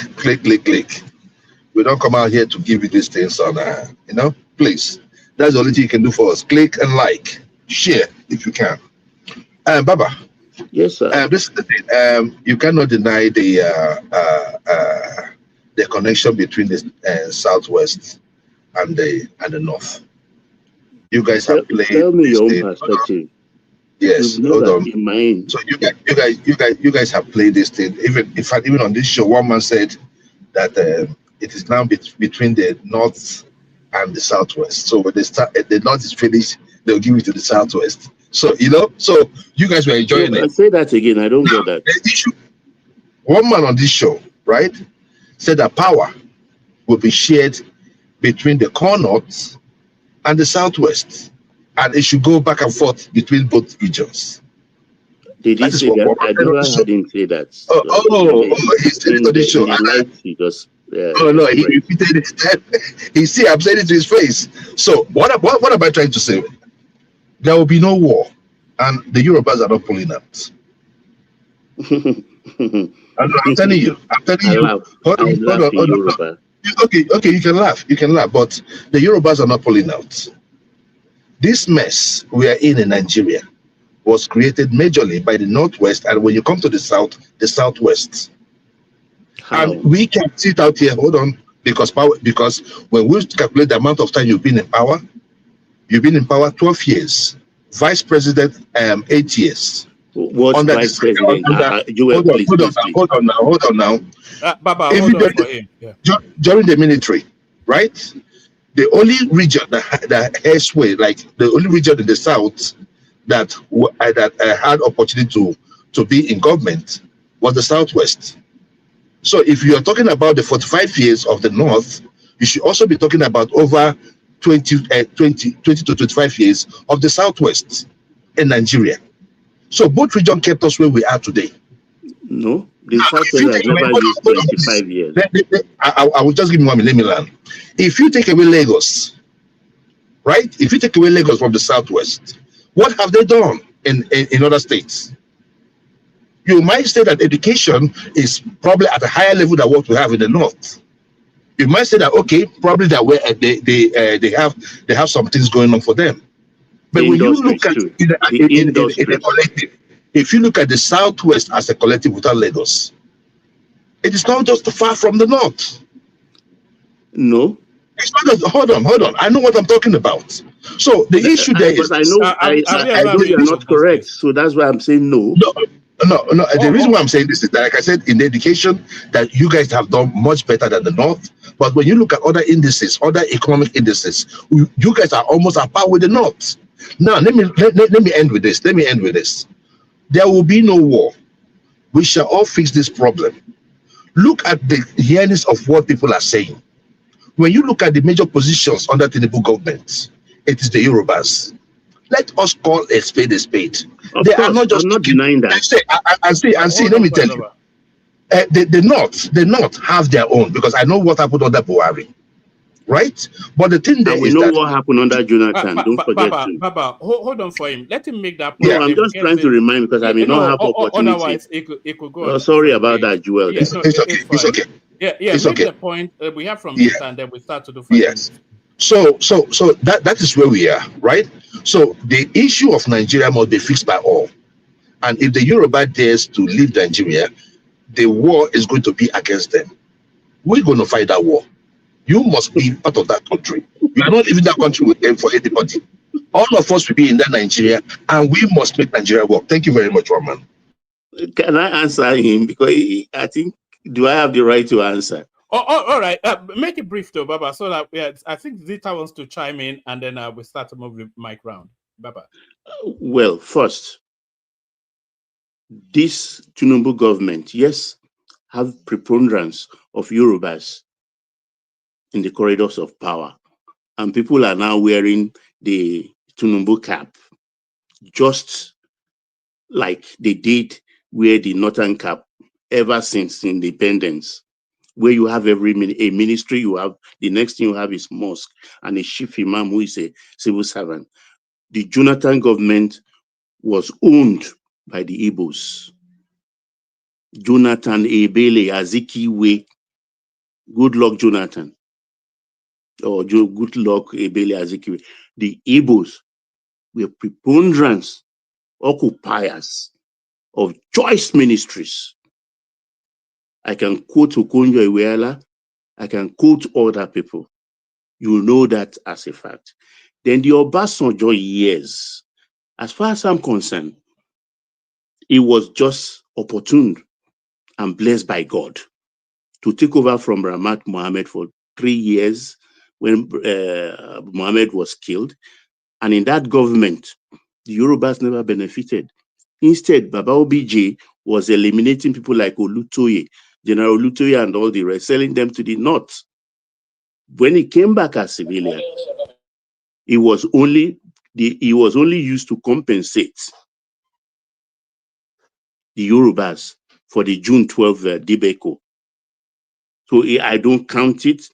Himself is always saying it's a pan-Nigerian government. It's not a Yoruba head of state. He put himself forward as a pan-Nigerian government. Up to tomorrow, that's what he stands for. I respect him for that, but it has nothing to do with the Yorubas. Thank you.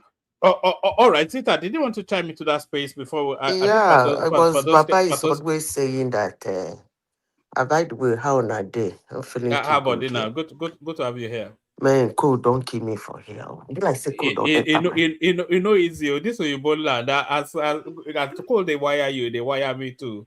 That's why we want to fix Nigeria now, so you can go back home. I didn't cover my neck very well. It's like cold enter through my neck.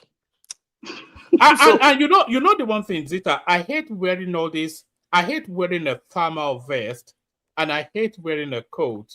I prefer to wear a t-shirt, and I insist on wearing t-shirts even during winter, which is just the way I'm built, you know. Okay, you can't try it here. Anyway, Baba has always been saying that it can happen, and I've always asked him a question. If Northern win in 2027, are you going to tell him he shouldn't be president because he's from the north? It can't happen, it's not by mouth. It's the Southerners that have to keep it and say it can happen. It's not by mouth. Because if they continue like this and they happen that Atiku wins the election, he's going to be the president. The sky will not fall.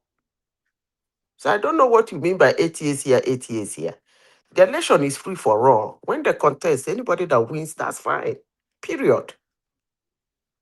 Well, that is in your own considered opinion. That is okay. If we are going to tear up that invisible agreement, that's 8 years, all well and good. But they shouldn't complain when in 2031 others geopolitical zone contest also. They cannot, for benefit of convenience, want to say, oh, is the North turn. So it's all well and good, no problem. It's a fair contest. They can come in. Nobody's disputing that. Nobody's saying they don't have the right to do it if they want to tear up that invisible agreement. But if they don't win and they want to cause trouble, fine. If they won that election You understand? I don't know what you mean by invisible agreement. There is no what law do you that mean? Are stops you a not a northern. Hold Nigerian? on, What do you Baba. mean? Is it It not doesn't work 88 that way. years? There is no law. There is no That's law what I'm that saying. An stops a invisible northerner from agreement. contesting. If you ask any Nigerian on the street, they will tell you it's 88 years. No. You don't seem to understand what I am saying. Okay, make me understand, please. You are making an argument based on emotions. I don't do emotions. Everybody knows that there. I'm about full facts. Oh, these people ruled for 8 years. Why would they not allow these people to rule for 8 years? Is it my mouth you are hearing it for the first time? Morally, you are right. But there is something I want to remind the South. What I want to remind the South is that if they sit down there and the Northerner wins the election, they vote a Northerner to win. Come on now, he's gonna be the president. Nobody is saying if they win, they should not rule. Hold on. Are you not telling me that this thing you are saying we hold? If Atiku win the whole of Southeast and take some seats in the South and pick some in the Southwest, you will come here and tell me that it is the turn of the South. I don't care if Atiku start bringing policies that will take us back to the dark days or even darker than the dark days. The Yorubas will pull out. We want to progress. It is simple. You're not going nowhere. If we have to go to war, we go to war. But you are not pulling out anywhere. Hold on. The pulling out is for you to go to the vote. The pulling unit that day if Tinubu and vote a Southerner. Whereby you guys cannot do it, he wins. Come on keep your peace. If Tinubu won again, keep your peace. Firm to everybody. Yes. I think we're talking across purposes here. I don't think, and correct me if I'm wrong, Baba, I don't think Baba necessarily cares if Atiku wins or not. But what we are saying is that the progressive journey that we're embarked upon now, it cannot be jeopardized by ethnopolitics. And for all that we know about Atiku, it's not a progressive mind. It's an oligarchical entitlement Fulani sort of narrative. Even Peter Obi will still progress the country, but Atiku would just revert us back to the Buhari years. And I think that's where the alarm is. But let's start doing five minutes. Just a moment, one man, just 30 seconds. These people we are talking about, do you know, can you just guess how many heads of cattle are slaughtered every day in Nigeria? If we are talking in the region of maybe 500,000 cattle, and the owners were supposed to pay at least 1,000 on the heads of one cattle as tax, you know how much the country will be making every day? These are the kind of people they want back into government.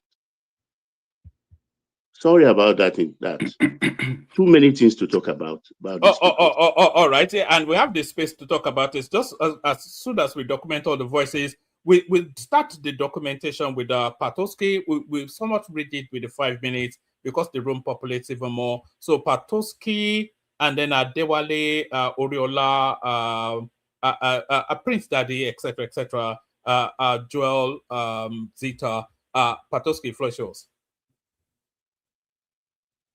All right, let's go to Adewale. I did hear, Baba. How about dinner? Happy New Year to you. Happy New Year to you. I joined the show sometimes ago too, and and all that.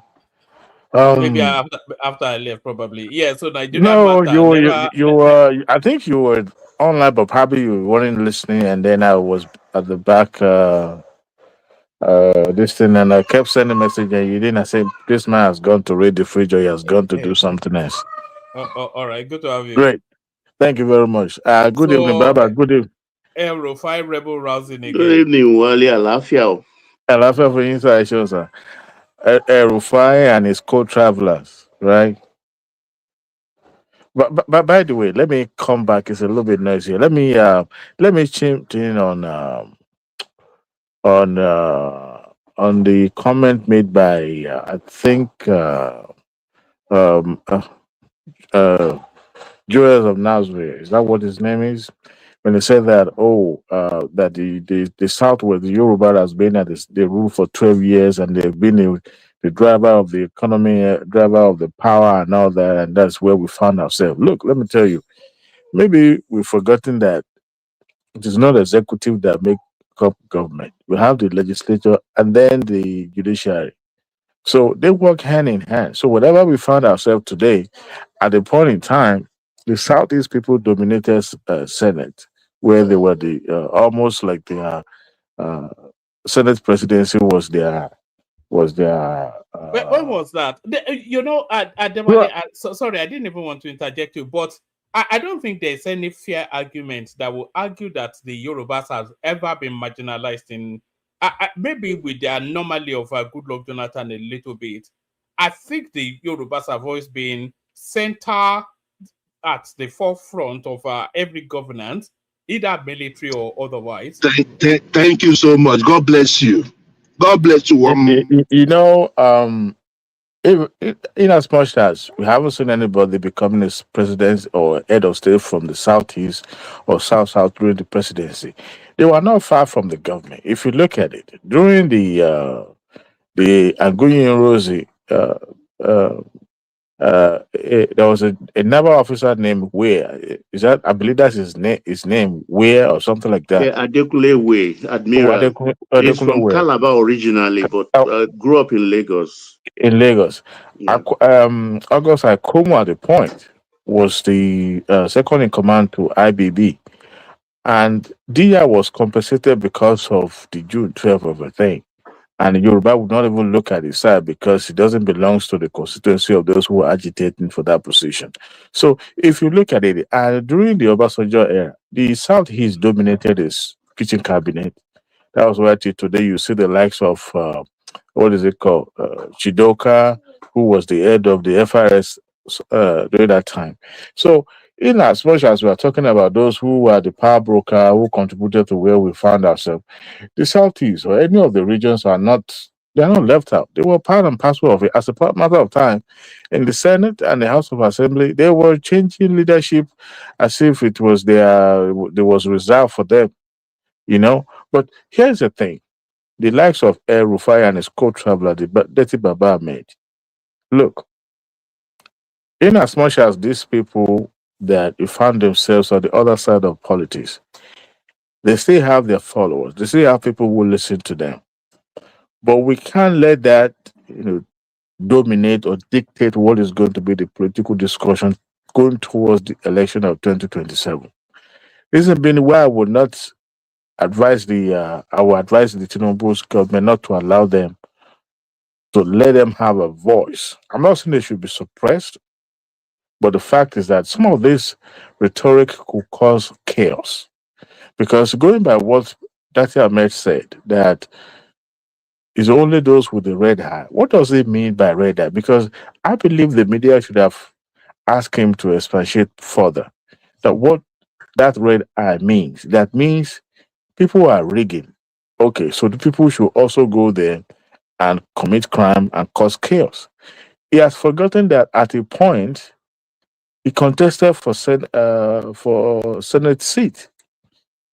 He was declared a winner, but the case went to court where it was established that the election was rigged in his favor and he was sent packing.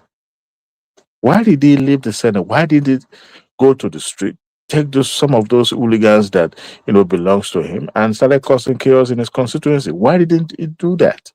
But you see, when it comes to national discussion, people like this who have no, or who I would say benefited from those who are from their constituency in the past, will now come to moralize themselves as the most pious, the most, reliable politician. These people have no connection, no relationship in the South, other than just the opportunistic moment that he had with Obi. I mean, look at where he found himself. He was left out. He was dumped. Right? So, and then you have the El Rufai, who has always been a rabble rouser. Look, there's a popular song in the Yoruba where they sing now from the Fuji, we're laughing, we're. If you think that, or if El Rufai think that, yes, you fall out from with Tinubu's camp. It has never been with Tinubu anyway. But when it comes to politics, party politics, it's all about interest. And unfortunately, it came with baggage. And Tinubu look at that moment and look, you have to take it easy so that we'll find a soft land for you. But you wanted it with all cost. You are not that the political heavyweight. Apart from that, Kaduna, I don't see a Rufai making inroad in the South. I don't see him making friend. I'm talking about political friend in the Niger Delta region, neither in Ekiti, neither in the South. But the thing is that people are always um, forgetful about what somebody said in the past. But thank God we're in the era of social media where everything you say will be recorded against you and will be played out against you. And that is the era we found ourselves. So the likes of Erufai, when that time comes next year, early next year, before the election, every of his public rhetoric that have caused chaos in the South, in the Kaduna where he governed for 8 years, will begin to be unearthed. And I will tell you this, it will hurt him politically. So he will have to atone for every chaos that he has caused, not just in the Kaduna, in the entire country.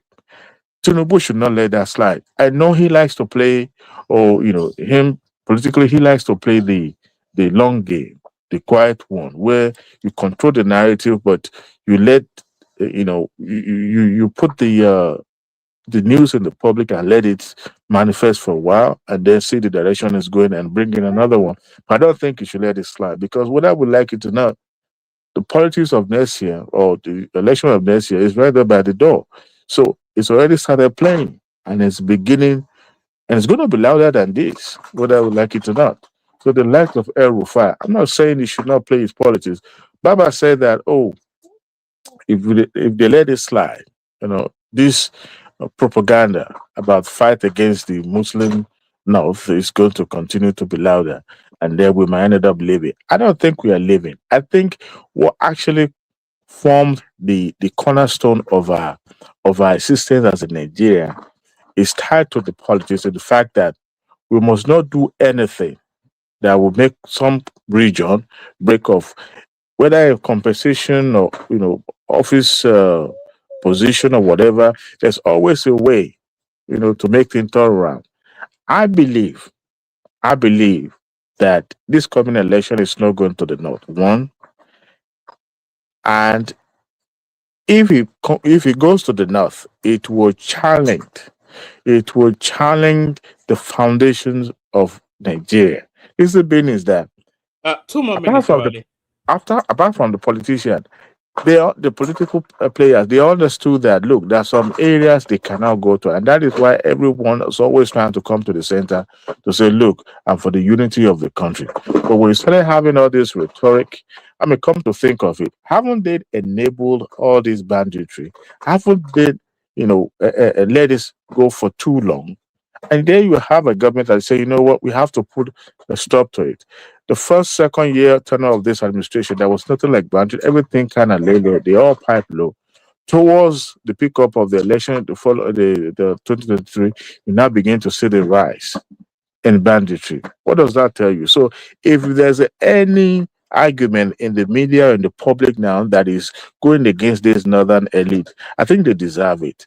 But in as much as I don't believe that the Tinubu is fighting the northern Muslim politician. I don't think so. But the lack of Erufat and the dirty Baba made should be cautioned. That's my stand. Thank you.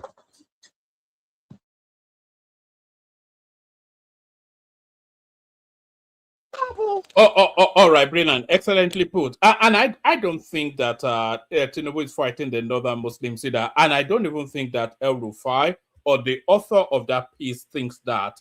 It's a political maneuver. They are trying to dog whistle to certain sentimentalities within the north. But thank you, Dewale. So that's Dewale right there, one of the OGs of the platform. We go on from you, Dewale. I think, did we say Joel of Nashville next? Joel, you're up next.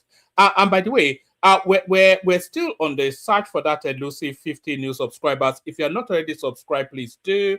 If you've not clicked on like, please do. Like and subscribe. That is what usually generates the traffic on this sort of spaces. A Joel of Nashville, floor is yours. 5 minutes. Please, Zita should go, then I'll go after Zita. All right, Zita, floor is yours. 5 minutes. Look at that. Everybody is in there. They are grabbing chocolate. They are grabbing chocolate, and look at Zita. She will only just pipe up now and say, "Is it my turn yet?" I think Prince Daddy is there. Oh, all right. We go to Prince. Prince Daddy. No, let me come in now. We called you. We called you earlier, I was watching. I was replaying the Senegal Morocco match. I enjoyed that. So I didn't even watch it, but I enjoyed the results. Yeah, they were pulling out. They almost pulled out now with that late 9 minutes penalty. Yeah, what Africa has a long way to go, Papa. Yes, now if you look at that game was eyesore. What happened? Was the penalty now? Of course, the penalty was worth it, but at the same time, I don't know. Right? Yeah. Are they rioting yet? I'm expecting them to riot. Yeah, I wouldn't award the penalty at that time. That's the truth. But he did it against us now. He cancelled it even when we scored. They did it. I think there's too much. It's so glaring that there's something going on underneath. I mean, and if you look at it, how many hosts have won the tournament for the past 20 years? How many hosts? They've been winning now. Cote d'Ivoire hosted and won. Apart from Cote d'Ivoire, who else? No. Algeria? No. I wanted Morocco to win, actually, to justify them knocking Nigeria out, No, I wanted West African country to win. I wanted Senegal. Meanwhile, I've listened to it, but I just wanted to say something. You see, the way Rufai is just plain politics. That's why I want to see it.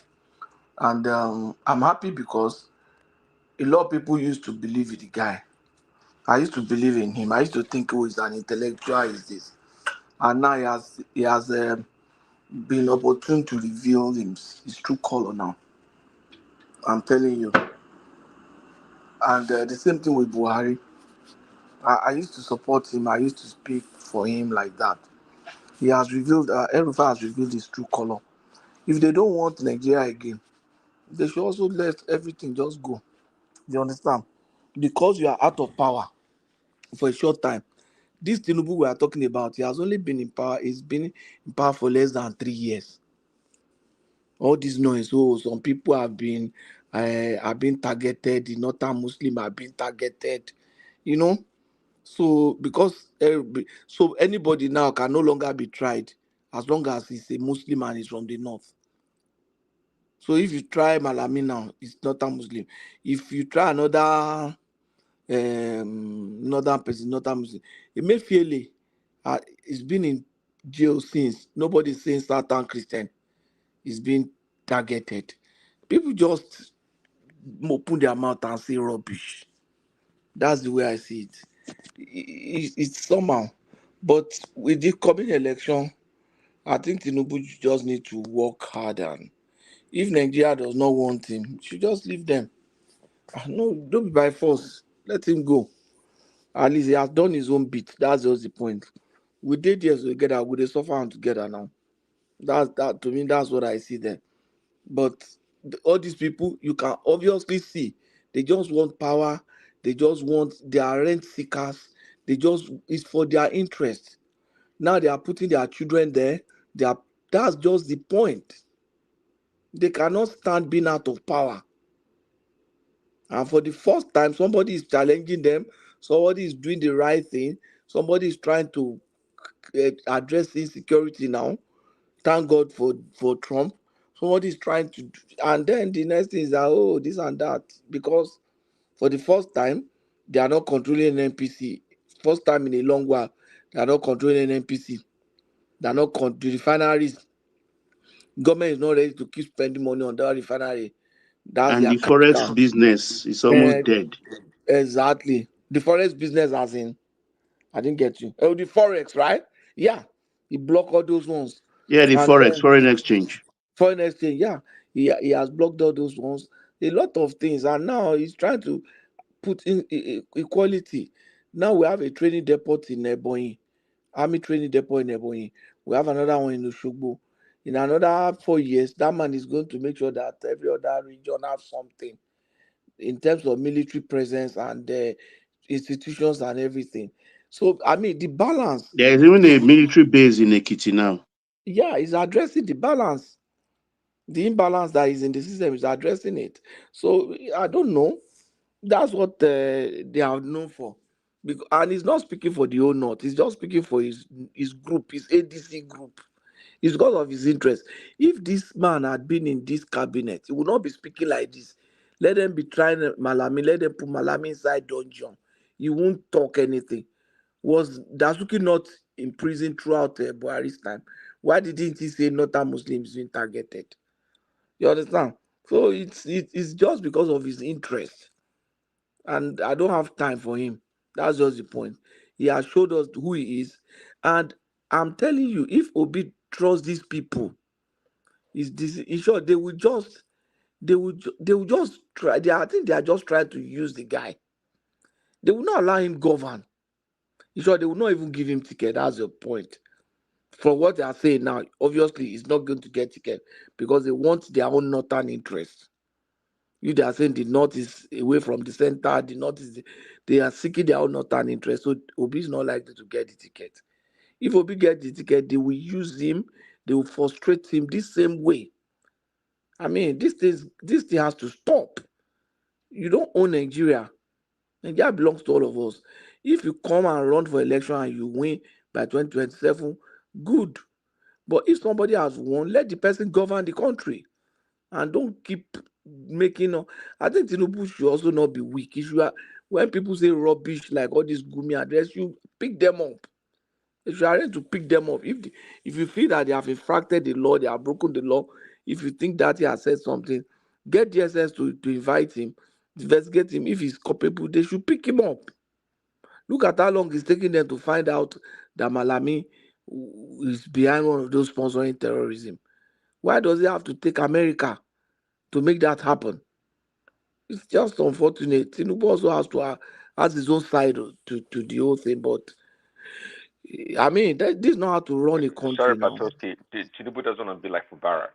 So if he's patient and taking his time, there's a reason for it. It was an outsider before he came in.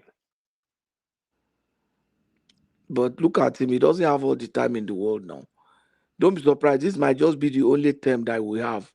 He might not win 2027 because of all this machination and everything. Who? Tinubu might not win 2027. Says who? I don't know now. I say might. He will. With all this machination. So if you use these 4 years to address the very critical issues, the real issue, you should address them. And when it gets to the next 4 years, you should just do the right thing. There's every prospect that Tinubu might not win. People will just say with confidence that he will. But if you look at the way the politics is playing now, we don't. It will take some sort of we will see. But there's a real. It will not be an easy win. Yes, especially if Atiku and Obi align. Depend on this thing, on the alignment. Look at what OBJ is saying today again. All newspapers carried it. He's pushing for Kwankwaso and Obi because Atiku is not stepping down for Obi. And I want to wonder, he wants to use the ADC. And I wonder the fights that will happen because ADC is the vehicle Atiku wants to use. So if Baba OBJ is saying Obi and Kwankwaso, he should find another vehicle for them. SDP is there. ADC originally, I think, was Obasanjo's party. Obasanjo have been involved in ADC for long. I remember that in Abeokuta. He's been involved in ADC for long. I don't know.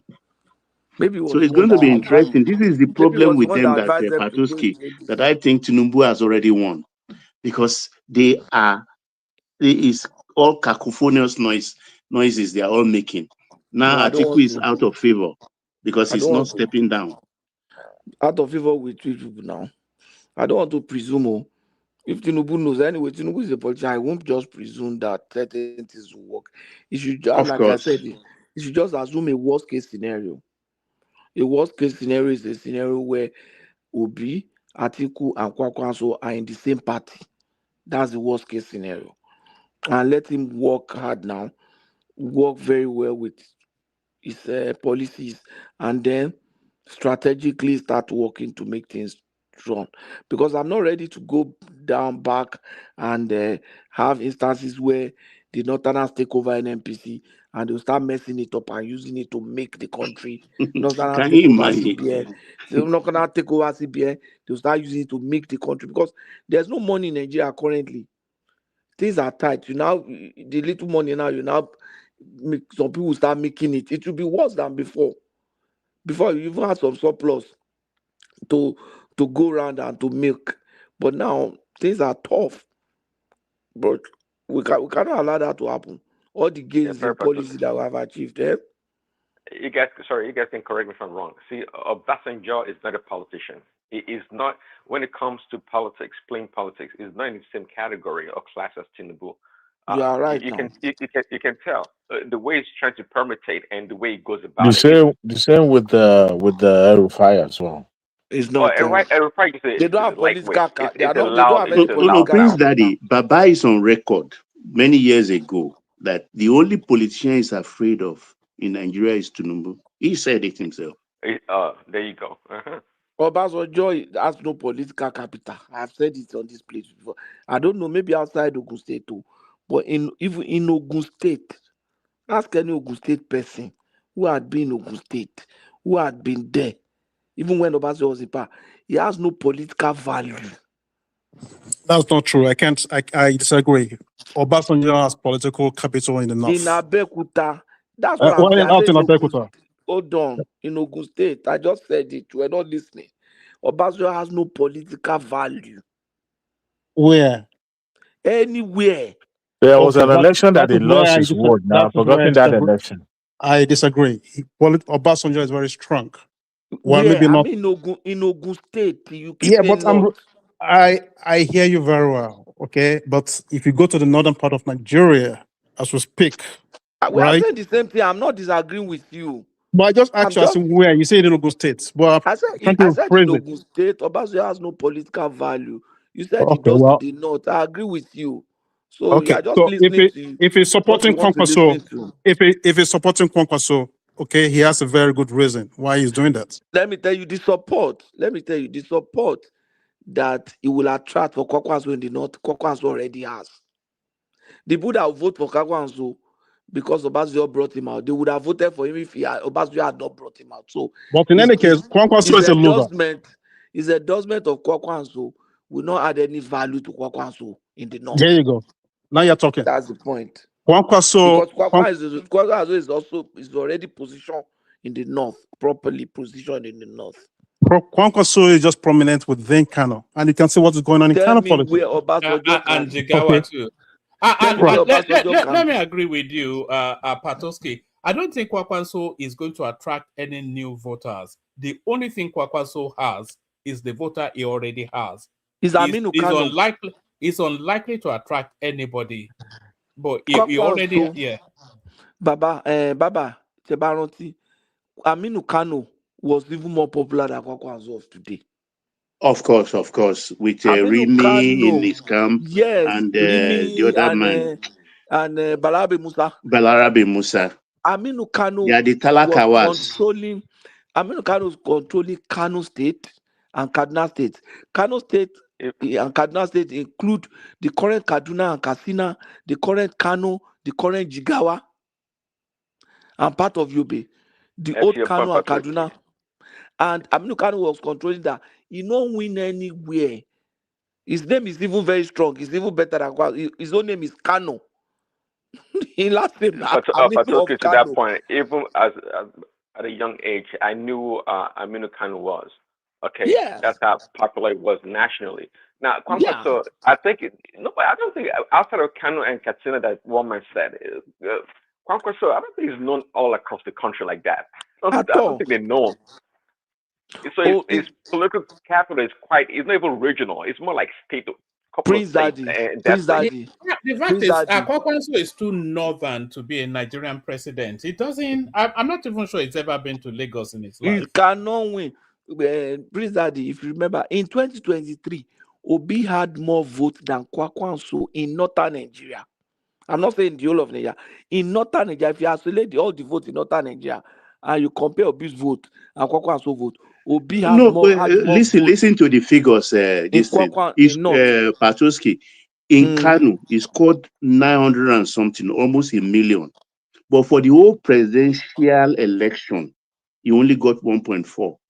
So apart from the 1 million in Kanu, he only got 400,000 votes. I say Obi get more vote pass am for North. If that means if him, assuming the whole of Nigeria is just North, if he had run with Obi would have been president by now. If they talk of Kwakwanso. They talk of Kwakwanso. All right. If these people don't want Nigeria, my point is that if they don't want Nigeria, they should. Anyway, I take that back. Actually, Rufai is just a noisemaker. That's just the point. All right, brilliant. It's a noisemaker, but things are not he going has his way. He's making noise. That's all.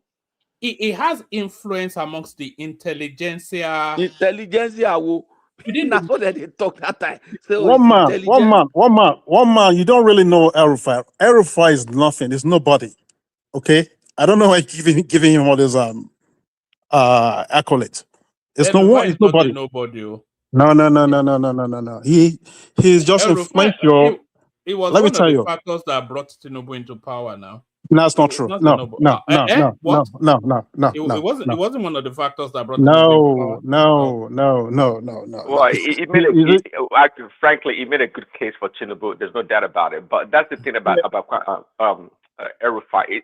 El-Rufai is known nationally, but I tell you one, man, El-Rufai is just a nudge above Daniel Buhala, and we know Daniel Buhala has the political capital. So El-Rufai is a loud mouth for the most part. He does not have that. No, but I'll give him one thing, Prince Daddy, that he has the courage of his conviction at all times on all There you go, issues. Baba. There you go, Baba. Thank you. That's exactly who El-Rufai is. That's exactly who he is. Yeah. I think the direct opposite. I think El-Rufai is a chameleon. He changes shape in wherever the wind blows. I think it's just a self-interest chameleon politician. But the thing is, what is the value of a politician that doesn't have a grassroots backing?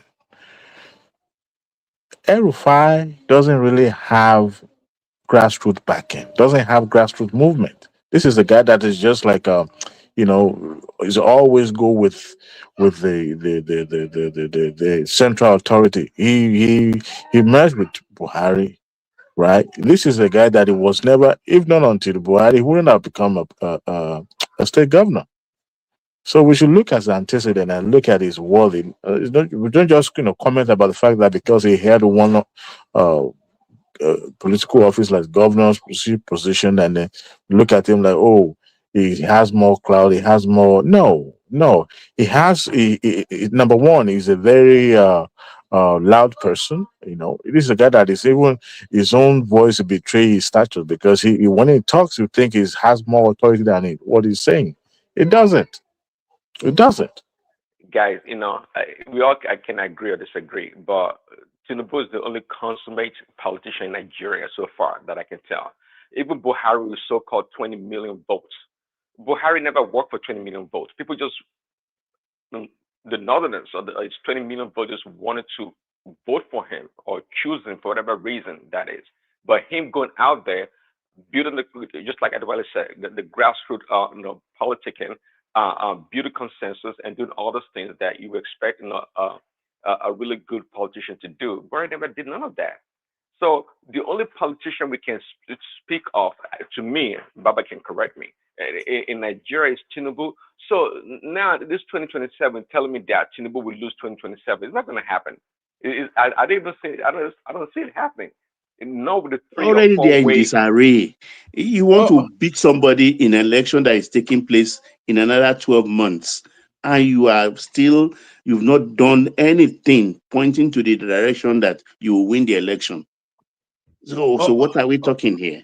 Elections right, about preparation. Okay, can I go now, please? Yeah, you can go now, but let's document Oriola's voice. Oriola, are you there? You've been very quiet, Oriola.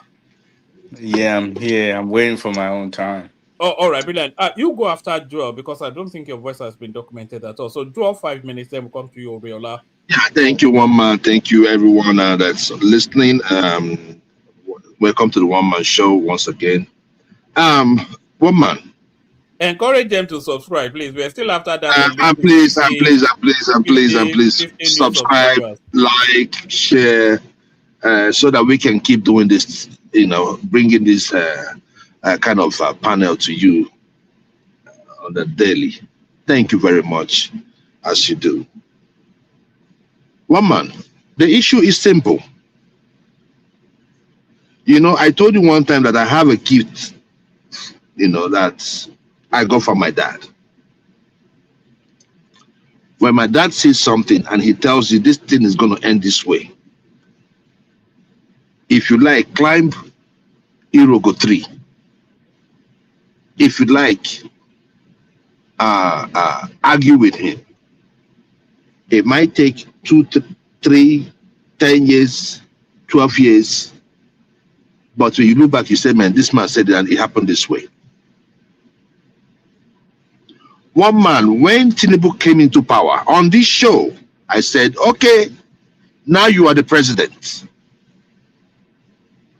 I said, you have to play the southern politics. I said it on this show. And the loquacious ones, like the enigmatics and the culata, oh no, there is south, this is a dot, this blah, blah, blah. There is nothing, no, Yorubas are this, that. I don't know why, if he was listening to enigmatic. The positions Tinubu gave to the Yorubas are enormous.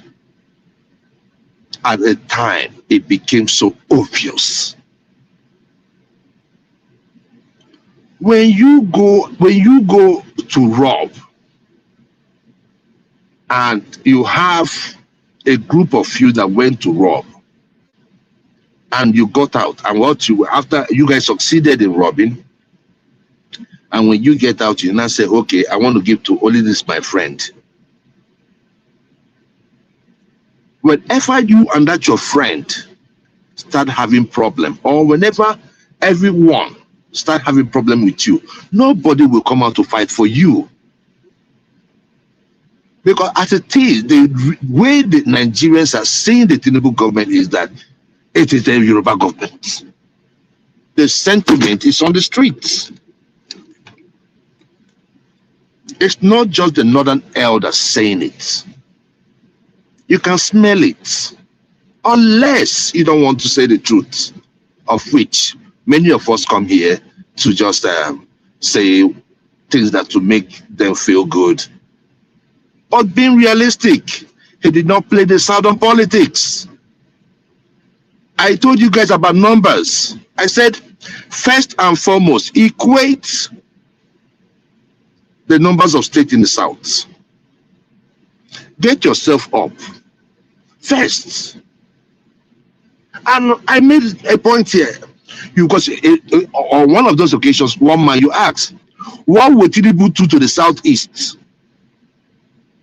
to make them like him? I told you one thing. I said, if you invest in Onisha, invest in Nnewi, invest in Apa, you give them good roads. They don't need anything from you. Come back. You're going to get more than 50%. But I also told you, one man, that if Tinubu depends on all these leaders, these vultures, these hyenas that we parade as leaders in the southeast, they're going to fail him. And what is going on today is this. You are picking a fight with the regions that gave you the greatest votes. The Northwest and the North is getting the presidency.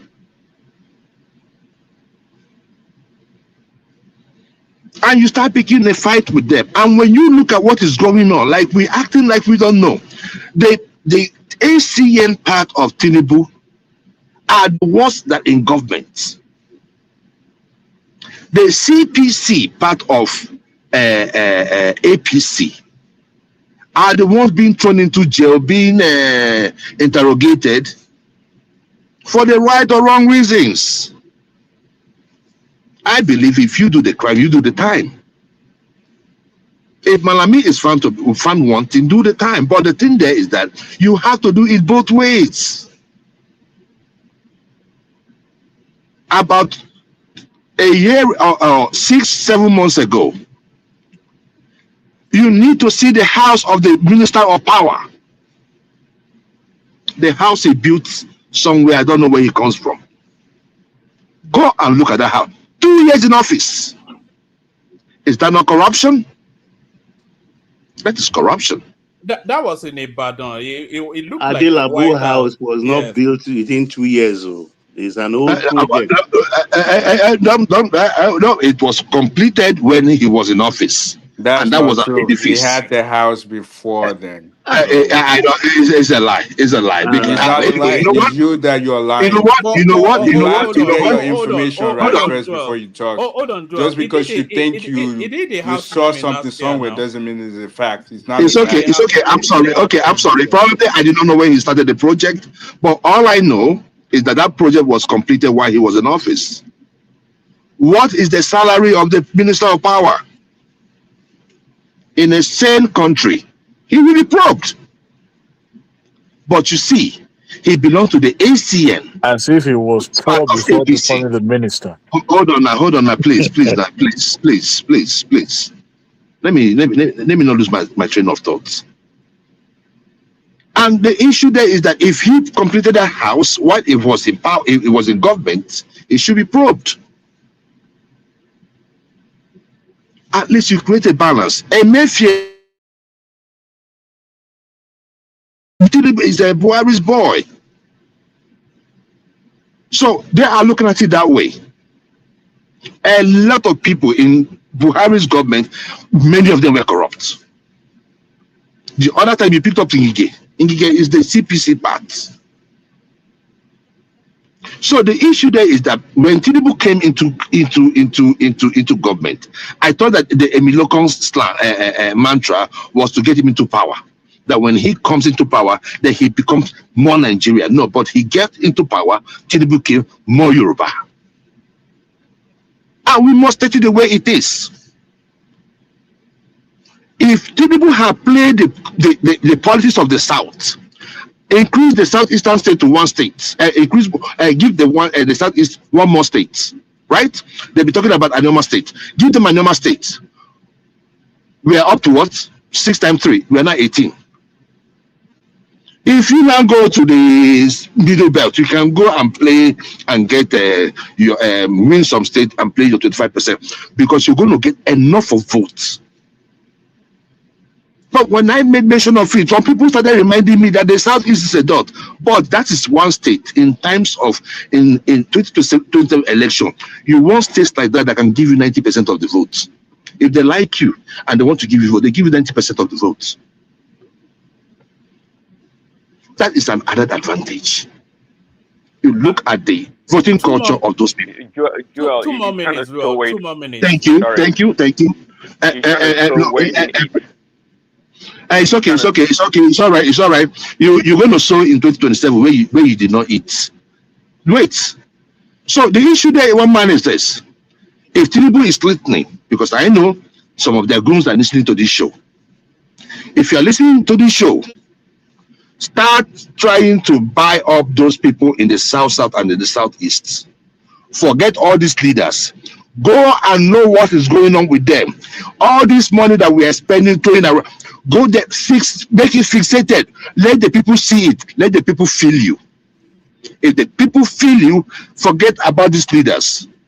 Look at what happened to Soludo last weekend. That's the story. That was a classic. That's why when people come out to say, "Oh, the Southeast leaders," they came and go and look at that.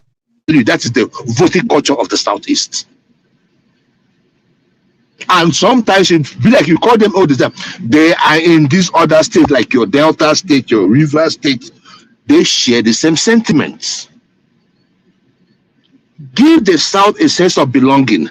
Make this thing less of a Yoruba presidency.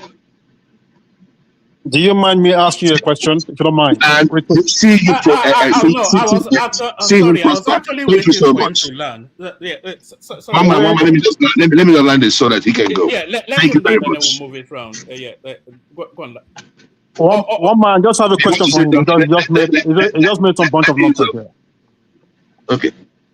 All right. Ask a short question. Give a brief response. All right. So waiting and you as well. Yeah. So let me take you back to when Tinubu was governor in Lagos State. Okay. No. Don't take us on a journey, man. Don't take no. us It's a straight and direct. One man. It's a straight and direct question. See, Tinubu was governor in Lagos State. He had Igbo, I think, as a commissioner, right? And for the last I checked, that guy was not Yoruba. He was not from Lagos State. I know. Wonderful. So I mean, this complaint of that you just making it look like this is Yoruba government, nepotism, and all those nonsense. I don't know where you got that from. And by the way, even if you are I'm talking about the positions that we see today. I am not telling you about what happened in the past. I am telling you, Tinubu as a president, it has been a Yoruba president. Let us look at the positions. Look at the positions. What are you talking about? The head of NNPC is Yoruba. The head of power is Yoruba. The head of name it. What is wrong with that? What's wrong with that? No. There are other Nigerians. That's what is wrong with that. I don't. As long as they have capacity. There are other Nigerians. What are you talking about? No. Joel, I saw that to something, Joel, please. As long as they have capacity. If we were prosperous as a nation, right, under Tinubu, nobody will be talking. Joel, so clearly they're not doing a good job. I don't do it. No. Come on now, please. Joel, can I call your attention to something? You see, Tinubu is in an unfortunate situation. I will not deny my Yoruba brothers in Kwara, in Kogi. You understand? That technically gives the Yorubas about 7 states. Listen to me carefully. So people are judging the Yorubas based on 7 states, which is not, if we are to take into consideration the geopolitical zone. Take, for instance, Amukbeton.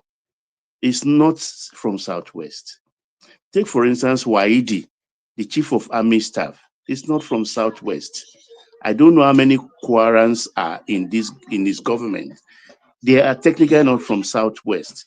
So the problem actually is, the burden is carrying is that we are judging him by 7 Southwestern states. Take that into consideration, please.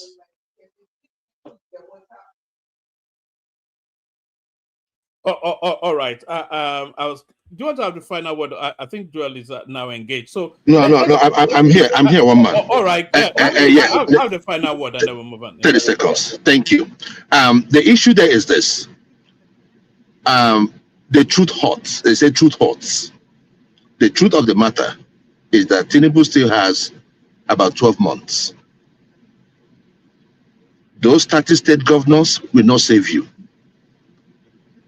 Work for the people and be direct. Stop going through these politicians. They're not going to give you nothing. They are spent force. The 2023 election showed you that. Ibazu lost his senatorial contest. The one in Enugu lost his own. Namani. These are spent force. Please, one thing is this: we are not going to divide Nigeria. All of us are going to be in that same Nigeria. So let us work on how to fix Nigeria. But in doing so, we have to be fair in the way we share our positions, so that your government will be more inclusive. And that's where I leave it. Play the startup politics. Thank you. All right, brilliant. Excellent people. Thank you, Joel. So thank you, Joel. So we're going from Joel to Oriola, and on our way to Oriola, we want to again highlight the banner on the screen where after 50 new subscribers in the course of this stream to tip us over a particular threshold. So if you're not already subscribed, then do the platform the favor of subscribing. And whilst you're doing that, click on the like button as well. Like and subscribe as Oriola takes the floor. Oriola, it's been a moment. Oriola, how are you? Yeah, I'm okay. How are you? The thing is, actually, I came in, I was listening to Baba, and I kind of have some questions. Then I can jump in, and yeah. So I'm kind.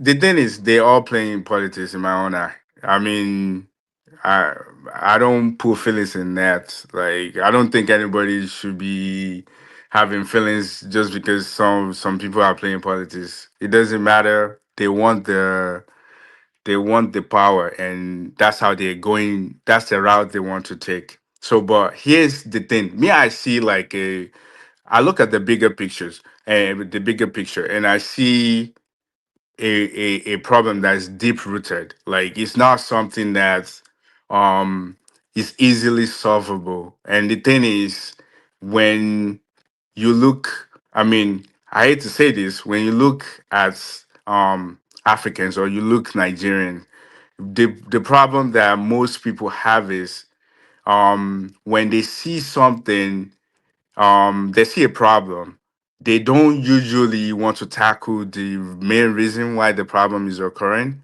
They would I won't speak for all Nigerians, but I know because I'm Yoruba, so I can tell like the elders, they like to kind of like keep it under the rug or try to cover it.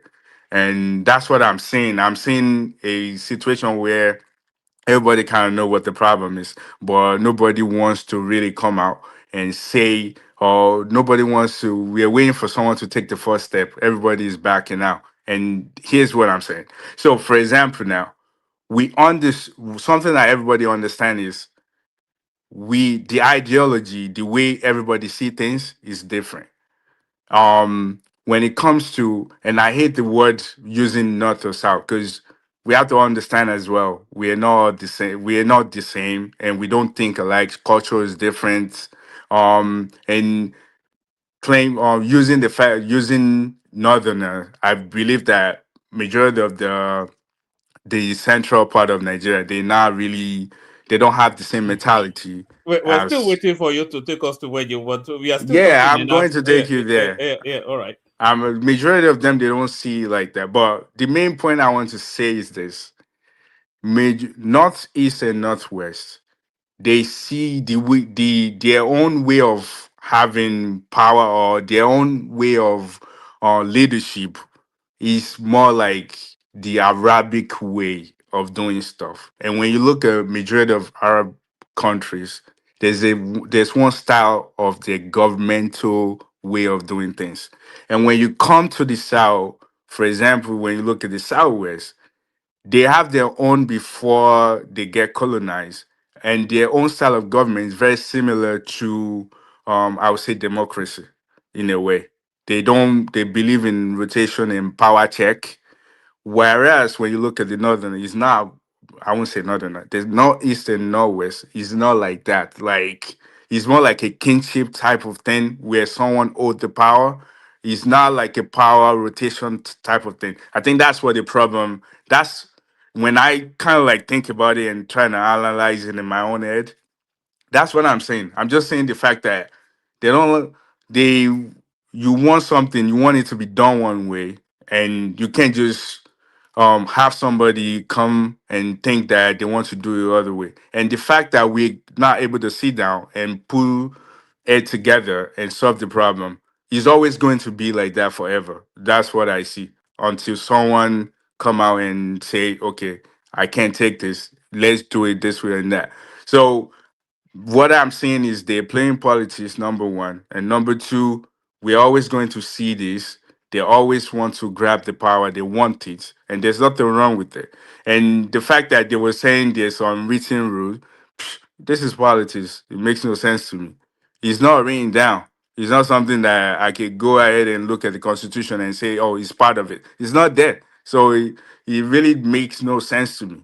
I believe that a lot of people are just in their feelings, thinking they shouldn't do things like this. Things should be done the other way. So that's how I'm saying it. And the fact that we're not trying to solve that problem and we are trying to cover it up. And now, I mean, when the past president was there, all the South were crying. They were abusing them. So what's wrong with them abusing you too? What's wrong? There's nothing wrong in there. It's eye for an eye. If you can do that to us when we're in power, what's wrong with them doing the same thing? That's how I say it. Like, we can't be in our feelings. I'm definitely sure the president also knows that this is always going to happen. When NSAS happened, Northern didn't do jack. They didn't go out. The only people that went out is the Southerner. So why are we crying now that they want to do the same thing to you, and we are all in our feelings crying foul? There's nothing that they're doing until you sit down and try to solve this problem. If 2027 comes and not gonna take the thing, nothing's going to happen in that country because people that can do stuff, they will chicken out. Won't do anything. They always been chicken out because their own style of government gain power is different. They don't rush. They play the calm way. They play they let the time, because whenever, if you can let the time goes, you wait it out, you always get. That's how they always do the Southwest. So I don't think anything would happen even if the Northerner become the president in 2027. Nothing will happen. The time will go. Everything will just go back to normal because they probably in some people down south's pocket I think already. you may be wrong. I think if power goes to the north in 2027, I think that will agitate the Southwesterners tremendously, and then you'll see the ratcheting up of the narratives around Oduduwa Nation, and then you'll see the northern oligarch try to crack down on that, and then you see some sort of you will see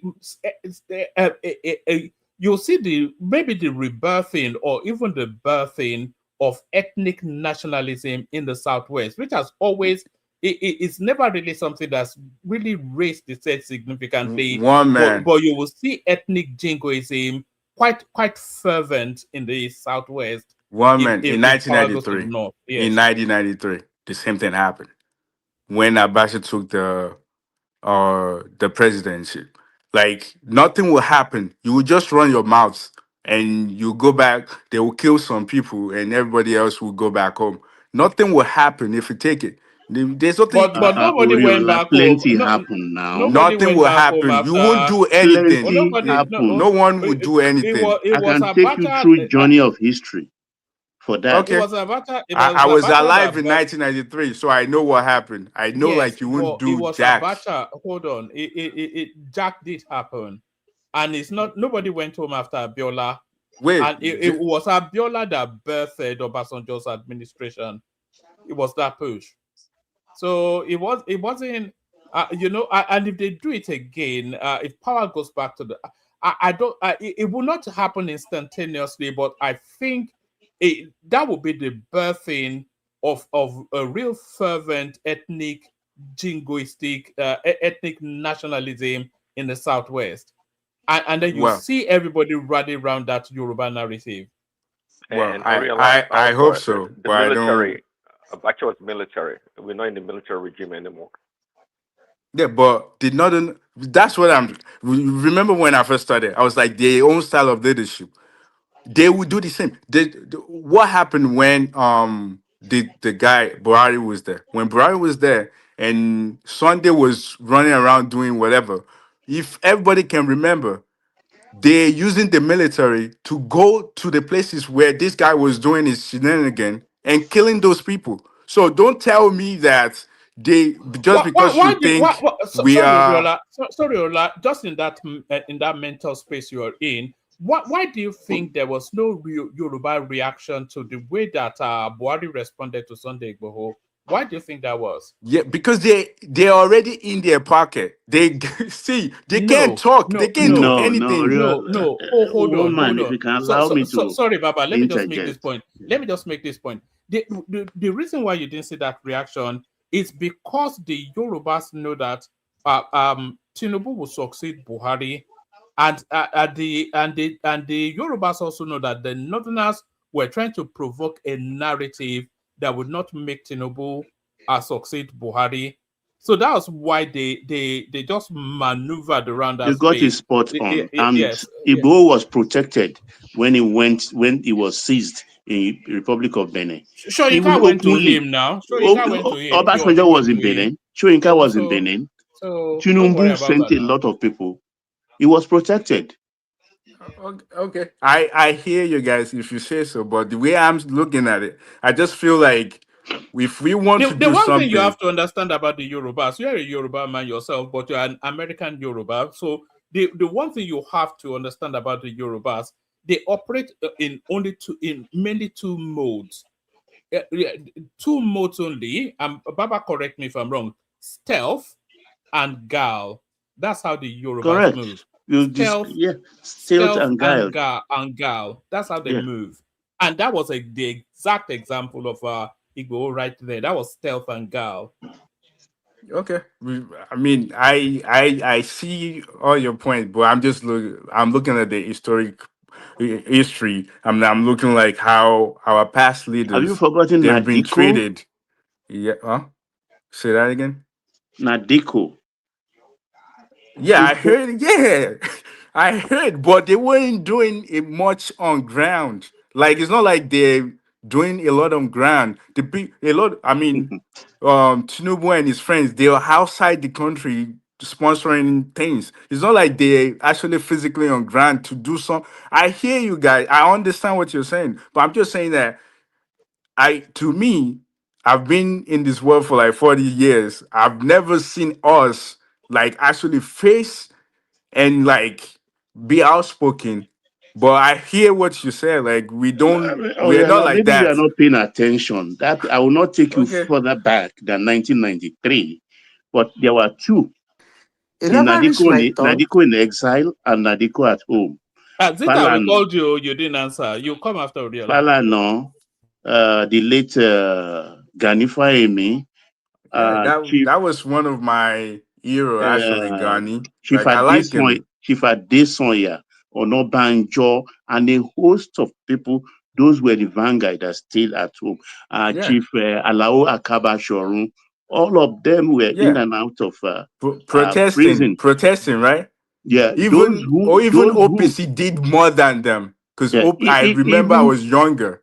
I know about OPC going Even around. those who joined his government, like Onogurua, former legal advisor of Daily Times, Jack Onde, and all the rest, and Bin Autopsy, that's Ebenezer Papa Tokwe, they were punished. And up to today, they cannot even raise their head above the political waters. Even the musicians like Kwamwan, Shino Peters, and all the rest, Salawa Benida went to play. They deceived them to play in Abuja for Abasha, were also punished. That's why Shino Peters I till know. today I know has about not made him. any Yeah. progress That's why it again. wasn't. Kwamwan was just exceptionally lucky. But just so I don't take too much time, just to like round it off, I see other things. Like I believe that this guy, the Baba guy, I think he's just trying to inflate try to gaslight people into doing things that because a lot of what he's saying is we expect politicians to say stuff like that. But I believe that he's just trying to get people rowdy and have them all rile out. So if something doesn't go their way, which they already know they won't go their way, I think that's the route he's trying to take. And that's why he's pushing this agenda by saying every single thing that he's currently saying now.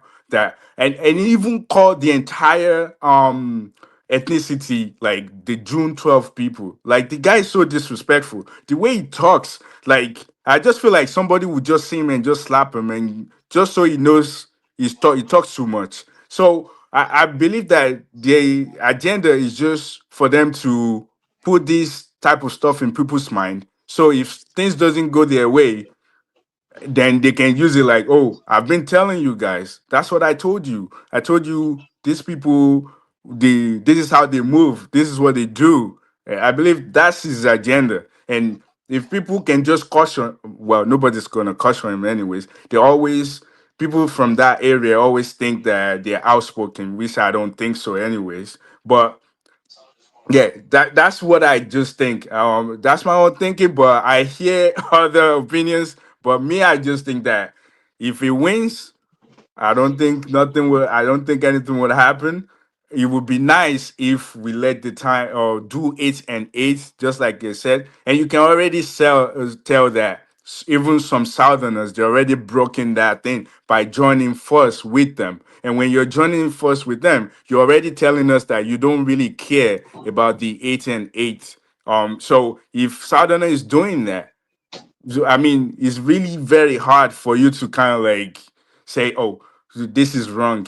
It's very hard because even some of us that should be, and I believe that a lot of the southern governors that is supporting Tinubu right now, even though I don't think you should believe them 100%, they're doing it in that way that well. It's the southern time. Let us do 8 years and we will come back to you guys, then you can do your other 8 years. So that's what I think. And I also think that the other point that I'm about to round up now, the other point that someone brought up that the Northerners has been in power for like 40 years. I think if you look at it, that's the only way they can do anything in that country. It has to be a leadership, a forceful one. It has to be like a kingship type of leadership. That's the only way they can lead that country, and they will never get anything done. And if you have you have a friend or you have a business partner that you don't believe, you don't trust, man, why are you in that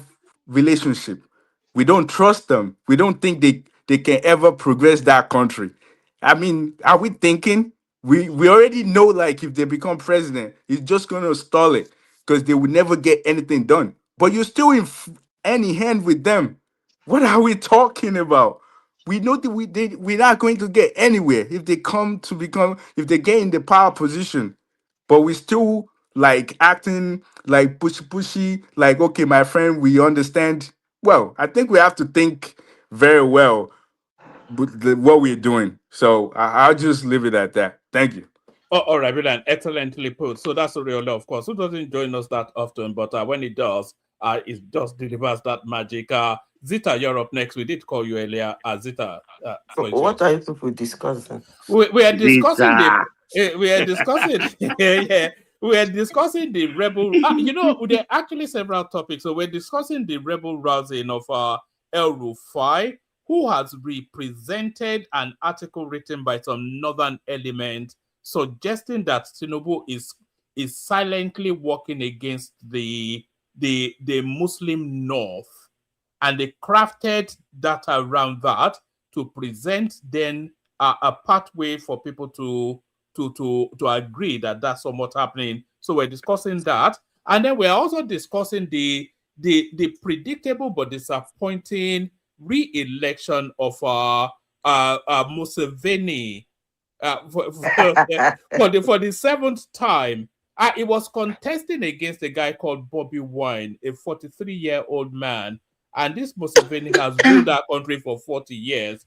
But it doesn't stand alone. Same thing going on in Rwanda. Same thing going on in Cameroon. And I was just suggesting in the opening phase that forever, Africa will always be a retrogressive space for all of the reasons. We are forgetting Equatorial Guinea. Yes, I think the majority of them, the whole of the North Africa, they've had a president for life.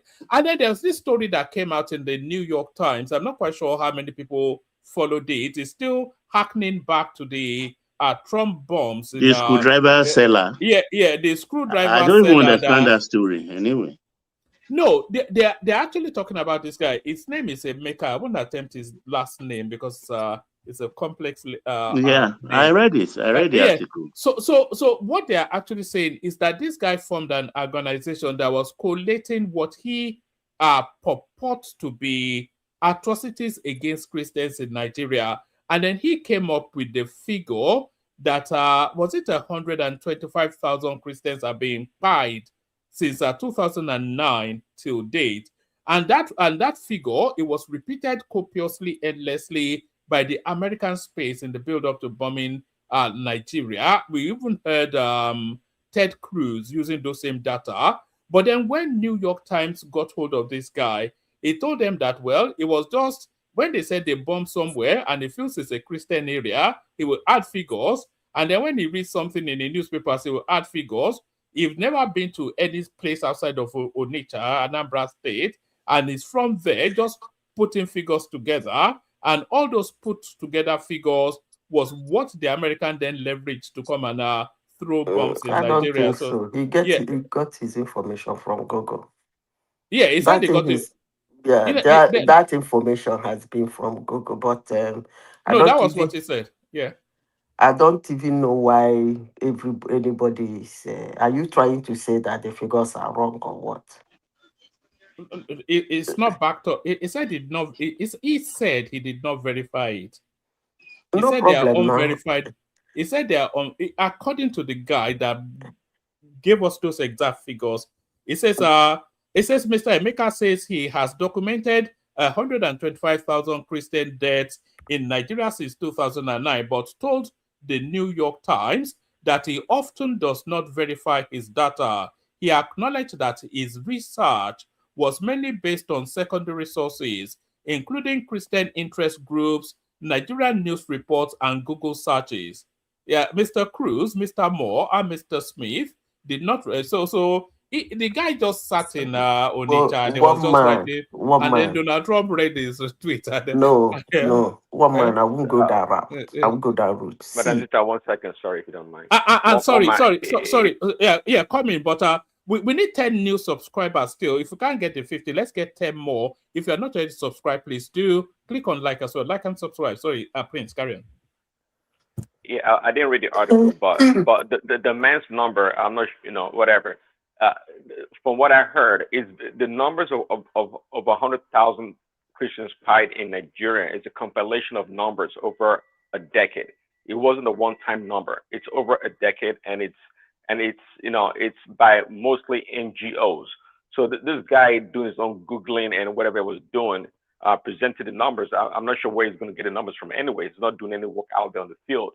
So those numbers, we can say they're somewhat accurate. I mean, it's within the range by many respected publications about the numbers. Like a guesstimation, Abi. No, one man. Let's be honest with ourselves. You see, when you follow things to the latter, you will understand how those things, we will understand how it works. This statistics has always been the problem the Western culture has been having with Nigeria. We don't keep records. And I will continue saying it. Sometimes I come to your platform, I say, we don't know who we are. We don't know how many, we need to know Nigerians. People will attack me and say, what do I mean by that? We don't know Nigerians.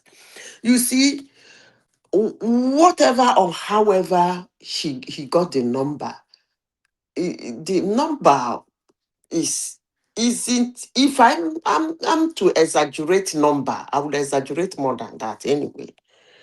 But if he keeps it at that, it's plus minus.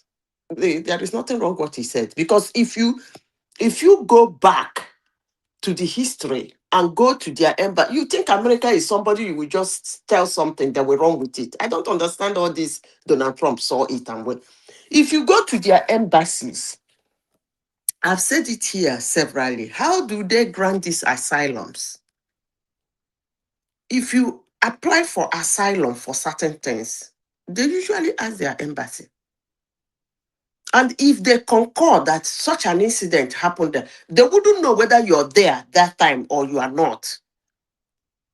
As long as that thing is published, because Nigeria, we don't keep data. We cannot say 7 people died or 4 people died or 3 people died. It's yo, we close it. Sorry, Zita. I want to build. You still have the floor. Baba, please hold it steady. Patoski, Ola, or whoever, please come in and shut it down once everybody is done. Thank you. Everyone. See you tomorrow. Super Tatas, Ola himself, Lato Rich, and no other. So other people can join that as well. We're still after those 10 new subscribers, by the way. Please continue to encourage them. Let me drop our currency. Okay, thank you very much. So it is what it is. They didn't just accept what he said. If they look at what incidences that have happened in Nigeria, confirmed by their embassies over decades, yeah. If they put in that number, as long as we don't give them data, if they can put in that number, then there might be it might be plus or minus. Somebody will wrong with it. So I don't see anything wrong in what the guy did. If actually it's the guy that did it, I don't even know where they got that hate from. But that's okay. Back to Rufai. You see, Baba. When I said Baba, it's not actually you. Are you there, Baba? Yes, Zita, Uh-huh. I'm here. Thank you. You see, when they put policy, it's usually on paper. Whether it's what do they call it again? I've forgotten the word they use it. Unwritten. There's some unwritten constitutions. They Or might be binding. conventional. Mhm. One thing about policy is that, or unwritten constitution, even constitution sometimes, is still the humans that will make it happen. So no matter what the North is saying, no matter what they're trying to do this year, no matter the dust they want to raise, it still boils down to the South to tell them, bleep up. It is our turn. But when they come and start winning states in the South, you are not speaking and you have nobody to blame. If you see what I used to always make example of 2014, 2015. It's a very interesting election in Nigeria that most people did not pay attention to. If you see the way the Northerners came in unison, even those that don't like Buhari, they were even telling Jonathan to come out of PDP, that he should not contest. People like this Atiku, they said it, they walked out on Jonathan in the hotel, wherever in Spain or somewhere. They told him that cannot happen. You cannot be the longest ruling Nigerian, democratically elected Nigerian president, because that's what Jonathan would have been. He would have ruled for actually 10 years. 10 years. Is it? What do you mean by 8 years? I said 10 years. 10 years now. And meanwhile, our constitution run for 4 years. He would have cunningly, just as his name is Good Luck, he would have good luckily ruled Nigeria for 8 years, for 10 years. But those Northerners, they stood their ground. I said, it will not happen. And when the result came out, they fought the living devil out of Jonathan. In my degree, Buhari could not speak. I saw, if you can go to the internet and pull out that thing, if it's still in the internet, it was so massive that Buhari, when they interviewed Amechi said that he did not die that day, that he will live long. That he was so scared for his life. He said, what if somebody throw bomb? They told Buhari not to get out of the bus. He said he will. He get down from the bus, the manage, push him here, push him. What did he do when he climbed the stage? The noise was unimaginable. He just put hands on his pocket and brought out his voter's card and showed them. As he was showing them, all of them brought out their voter's card and showed him. He told them in Hausa, that's all they need.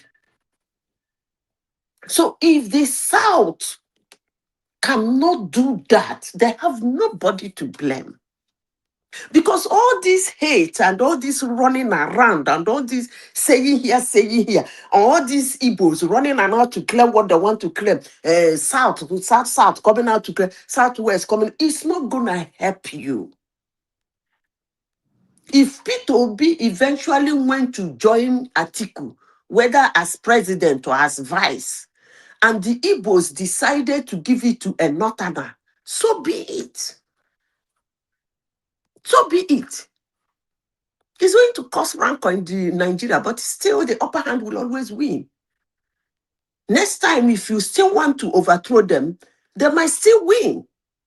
As simple as that. One thing you guys should have to understand is that those people are politically savvy. That's one thing you guys have to understand. And that is one thing I have been praying, that in 2026, 2027, that they should lose that their political goodwill. I want Tinubu to win that election, not because Tinubu is Tinubu. I want him to, if he's interested in coming for second time, I want him to win that election with sparing vote from the north, so that they will lose that their political goodwill forever and ever, so that people in the south will be respected, so that in future when a presidential candidate come out, he won't be running around in the north begging them. He will know that there are people in the south who can come out en masse and make him a president. But if the south cannot do that, they have nobody to blame. It's not all about coming to the platform to shout, it's your turn. That a northerner ruled for 8 years, and a southerner just ruled for 4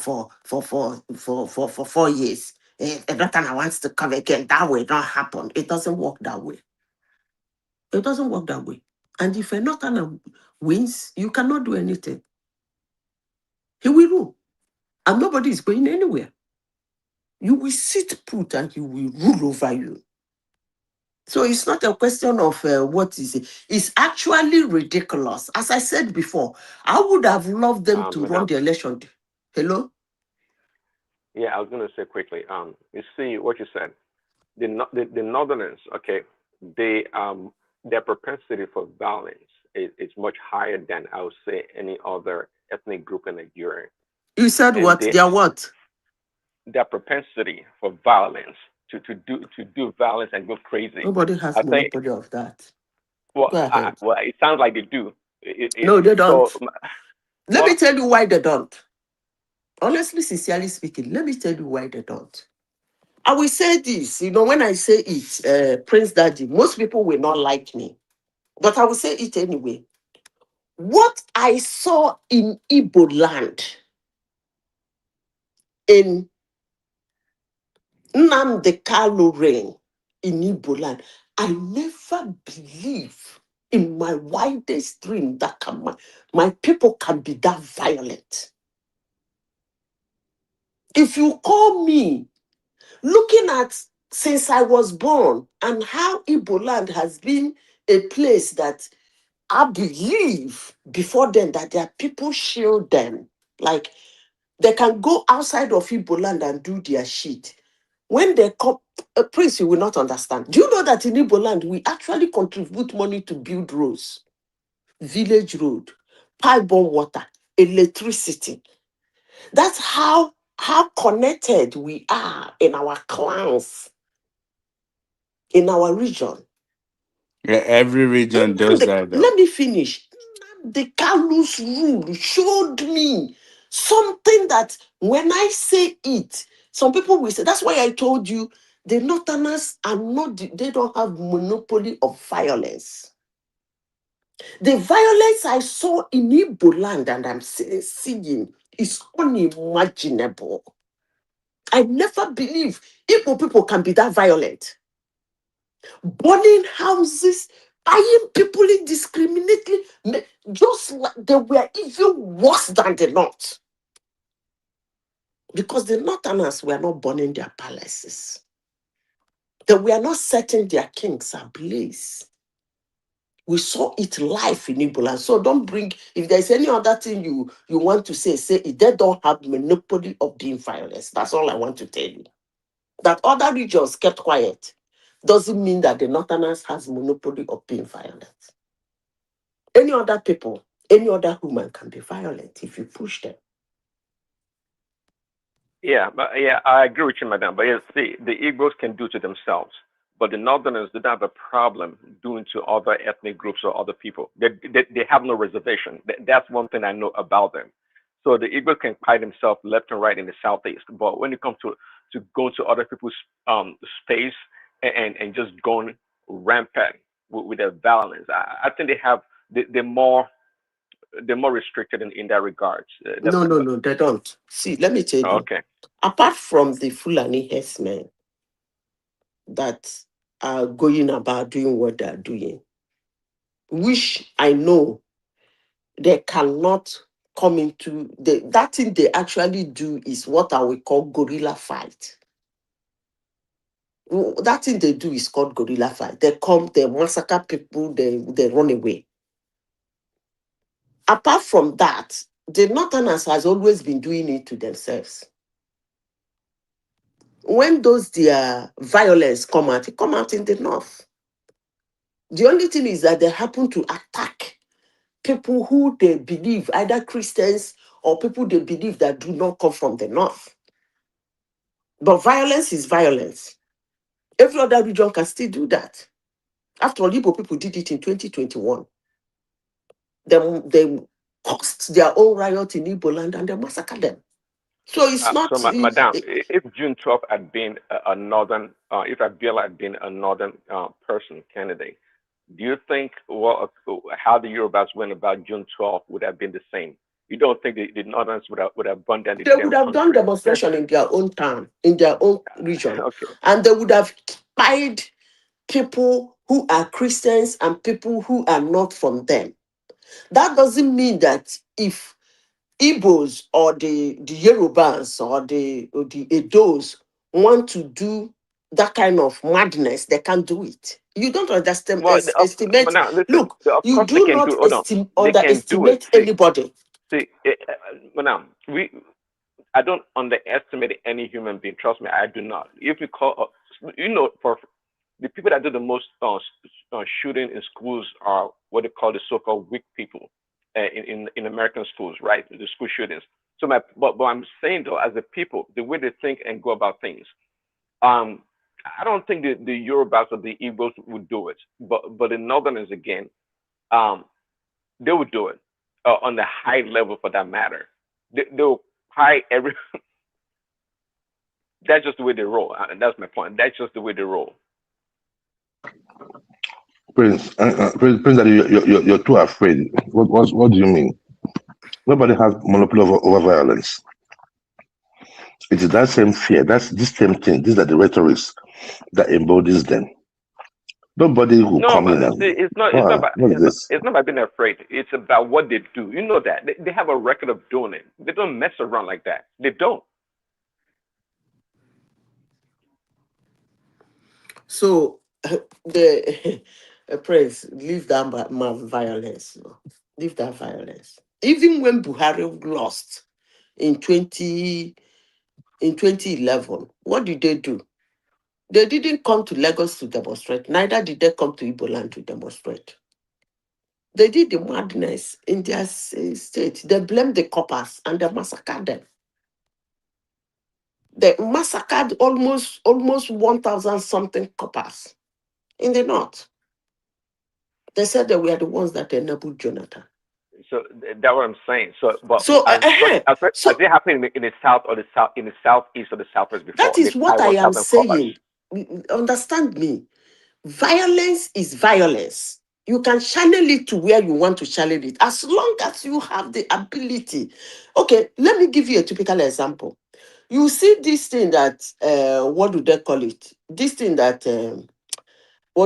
Fulani herdsmen, they go to churches in Yoruba land and do their drama and buy who they want to buy and get out.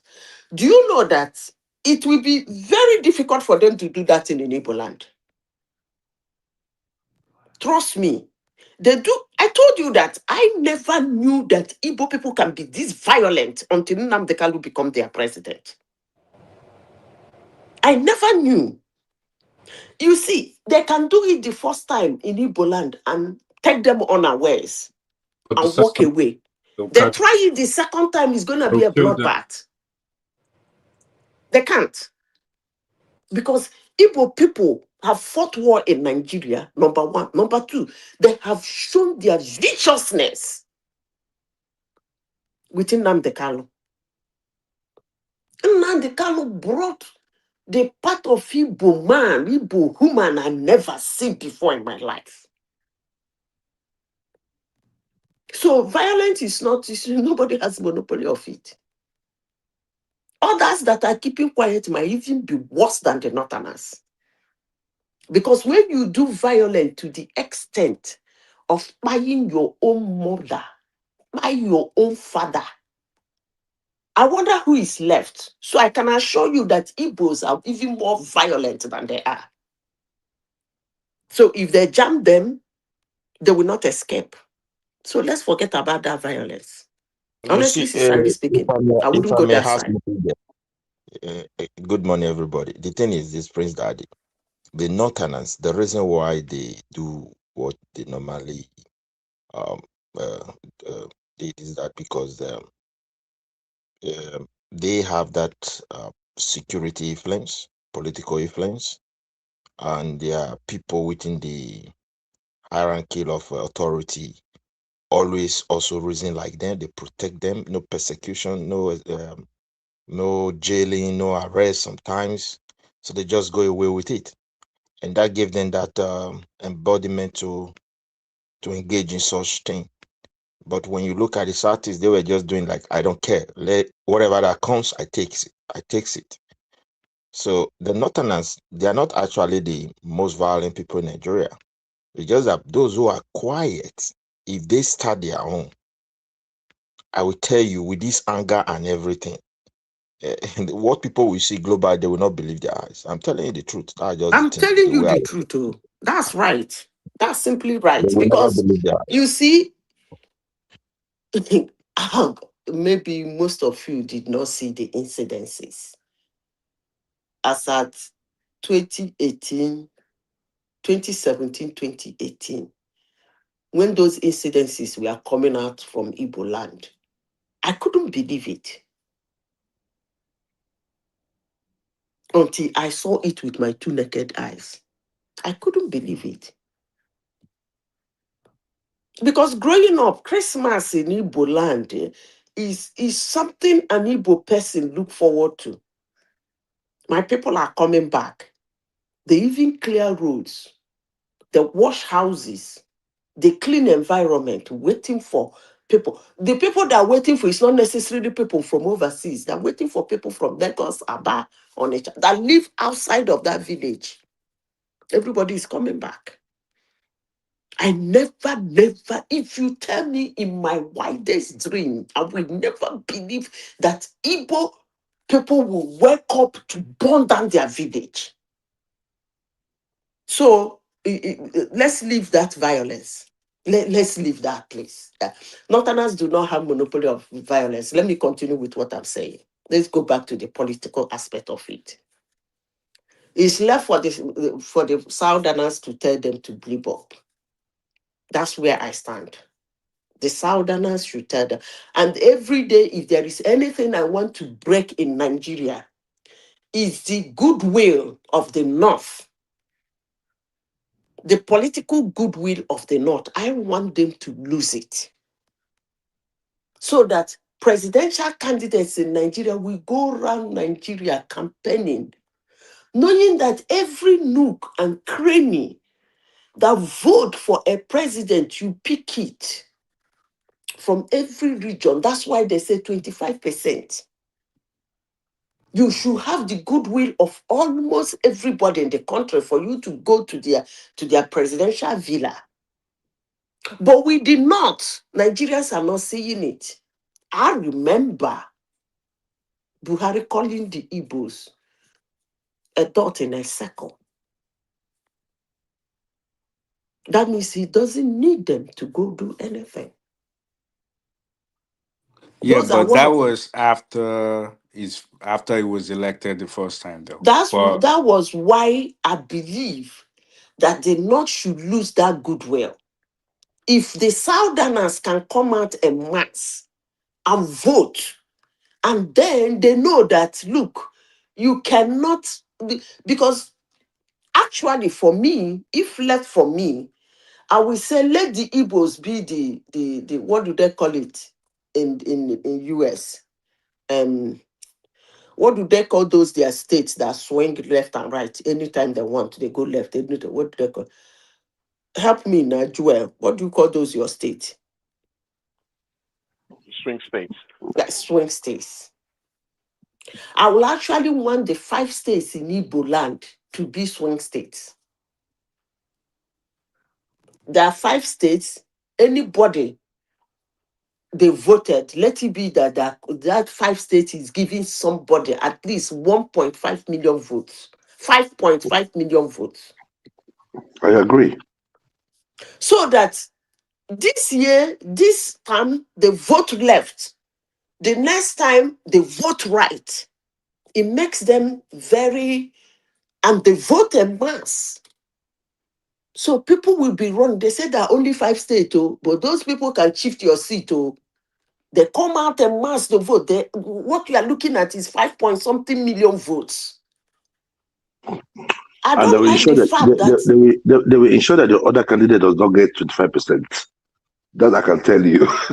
So they will ensure that the other candidate, if a candidate wins there, right, they give the person maybe 85 to 90% of their votes. So the other candidate, right, that is competing with the one that got the 80 to 90% does not even get the 25%. No, he might You understand what I'm saying? might get some of the 25, but he will not get the popular vote because they're giving him 5.5 million votes. So exactly. With that 5.5 million votes, it's 5 states, but you're already sure of the popular vote. Then you can run around for your 25%. And that's what the Northerners are doing. They will come out and vote 900,000 people voting. That's a lot now. 600,000 people coming out to vote. That's a lot. But in some states in the South, how many people came out to vote? 250,000 in a whole state. How will someone take you serious? So that's what I want to change. And I will say it and I will continue to say it. I want the Northerners to lose the political goodwill, rather, they have in Nigeria. They must lose it this 2026. If they continue with this, I am born to rule and I can do anything, I can unseat anybody. I want it to make them, let the whole South vote for somebody and the person picks sparingly 3 to 2 states to march for the 24 states and go his merry way. Manazita, what do you think about what I suggested to one man? I spoke earlier and I said I don't think that Tinubu played the southern politics very well, and I made mention about equality of states in the south. I'm not talking about even if Quora makes it 7. No, make it everybody at least the minimum state in the south 6 states, right? Then the people in the south too, because when you look at the positions, the political positions Tinubu gave out, it's like if you're looking at it from the outside, it's like a Eurobanized government. It's not like it's like it is. So for you to rally people around, for you to arouse people, because you see, election, when we talk about rigging, one thing that beats rigging is people voting en masse, just like you said.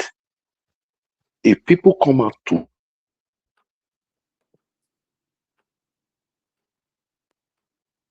Are you still there? Hello? Hello? Hello? I think he's gone. We can't hear. I did hear, but he's going in and out. Let me respond to the person that said I will be. Can you hear me now? We can hear you. Okay, let me just 1 minute, please. So I was thinking that if he had played the southern politics very well, and people, have the urge to come out to vote, because you see, it is the urge to vote. What candidate entice the people to come out to vote? Now, people might have somebody that they like, but if you Sorry, show Joel, them, could you define the Southern politics? I don't think I understood what you mean by Southern politics. what I mean by Southern politics is that even when Tinubu went into government, right? If those positions were fairly shared even among Southerners, right? At this point in time, the whole South will be fighting for him. If Tinubu had Joel, listened can I more, come in? hold on, let me land. If Tinubu had listened more to the plight, when I talk about, like, when you're talking about something like the Southeast, right?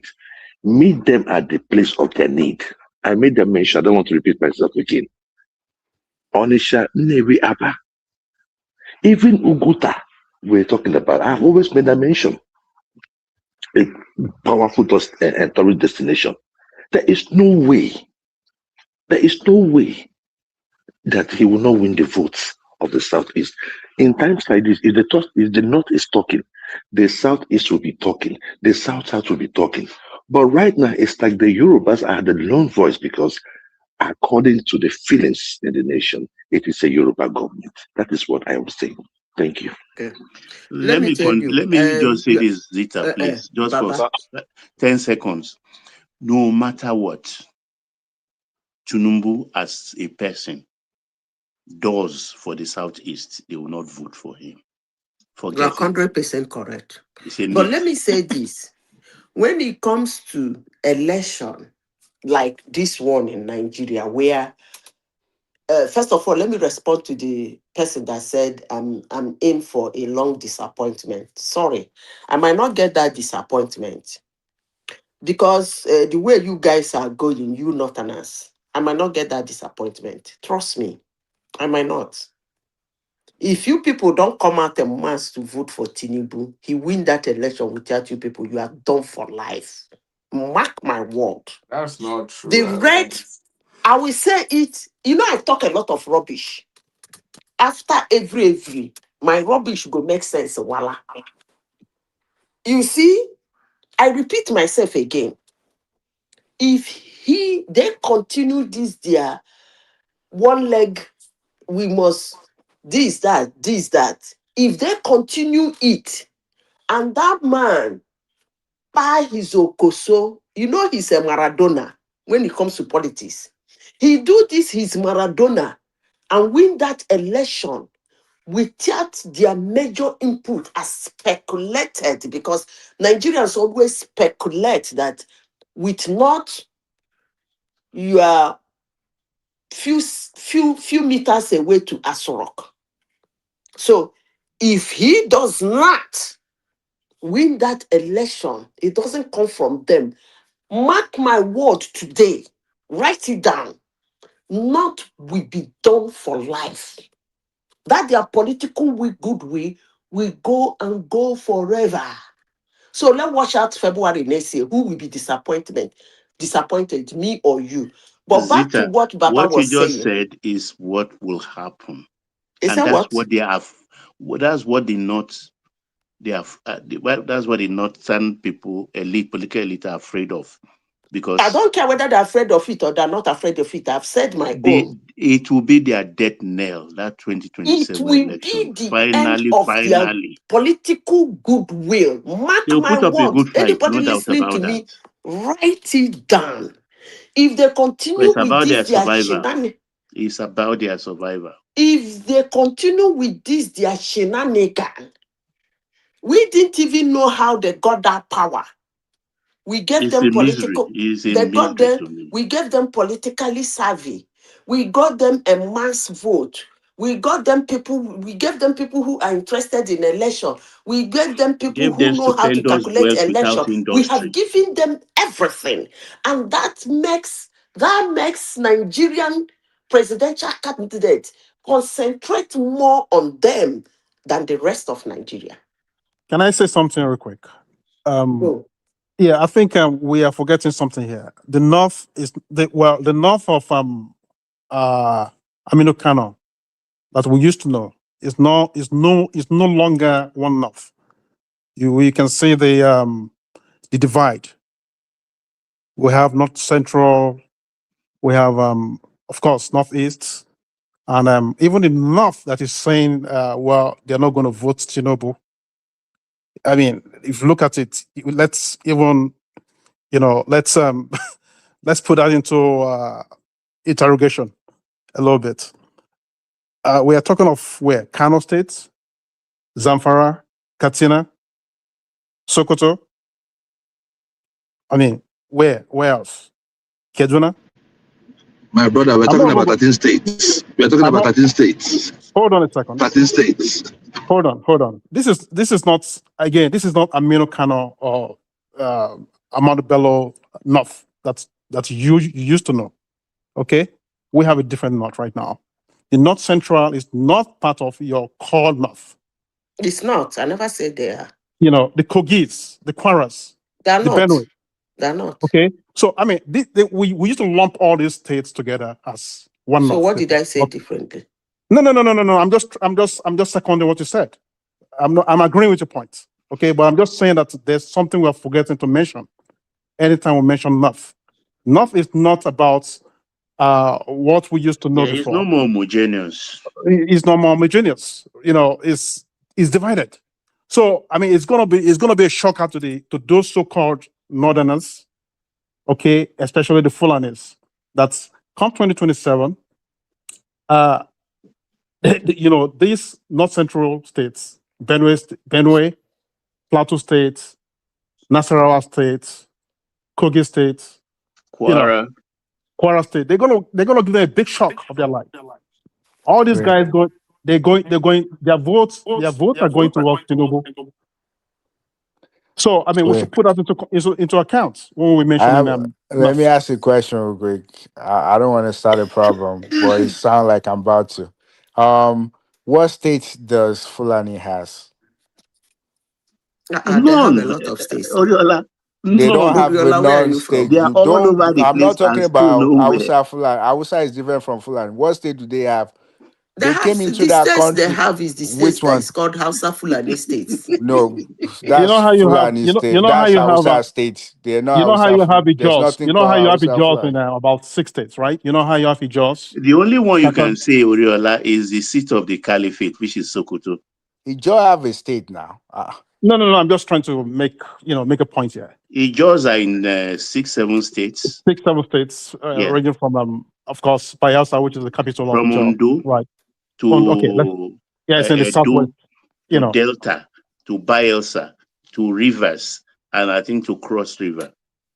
They are well spread. Ijaws are well spread. We cannot say that and about wealthy, but nobody's giving them their dues. Yeah, we cannot actually say that See, about it is the Fulani. actually annoying that people like Atiku, well, it is his fundamental human right to contest for an election. That's okay. But at what age? Waiting now, Haba.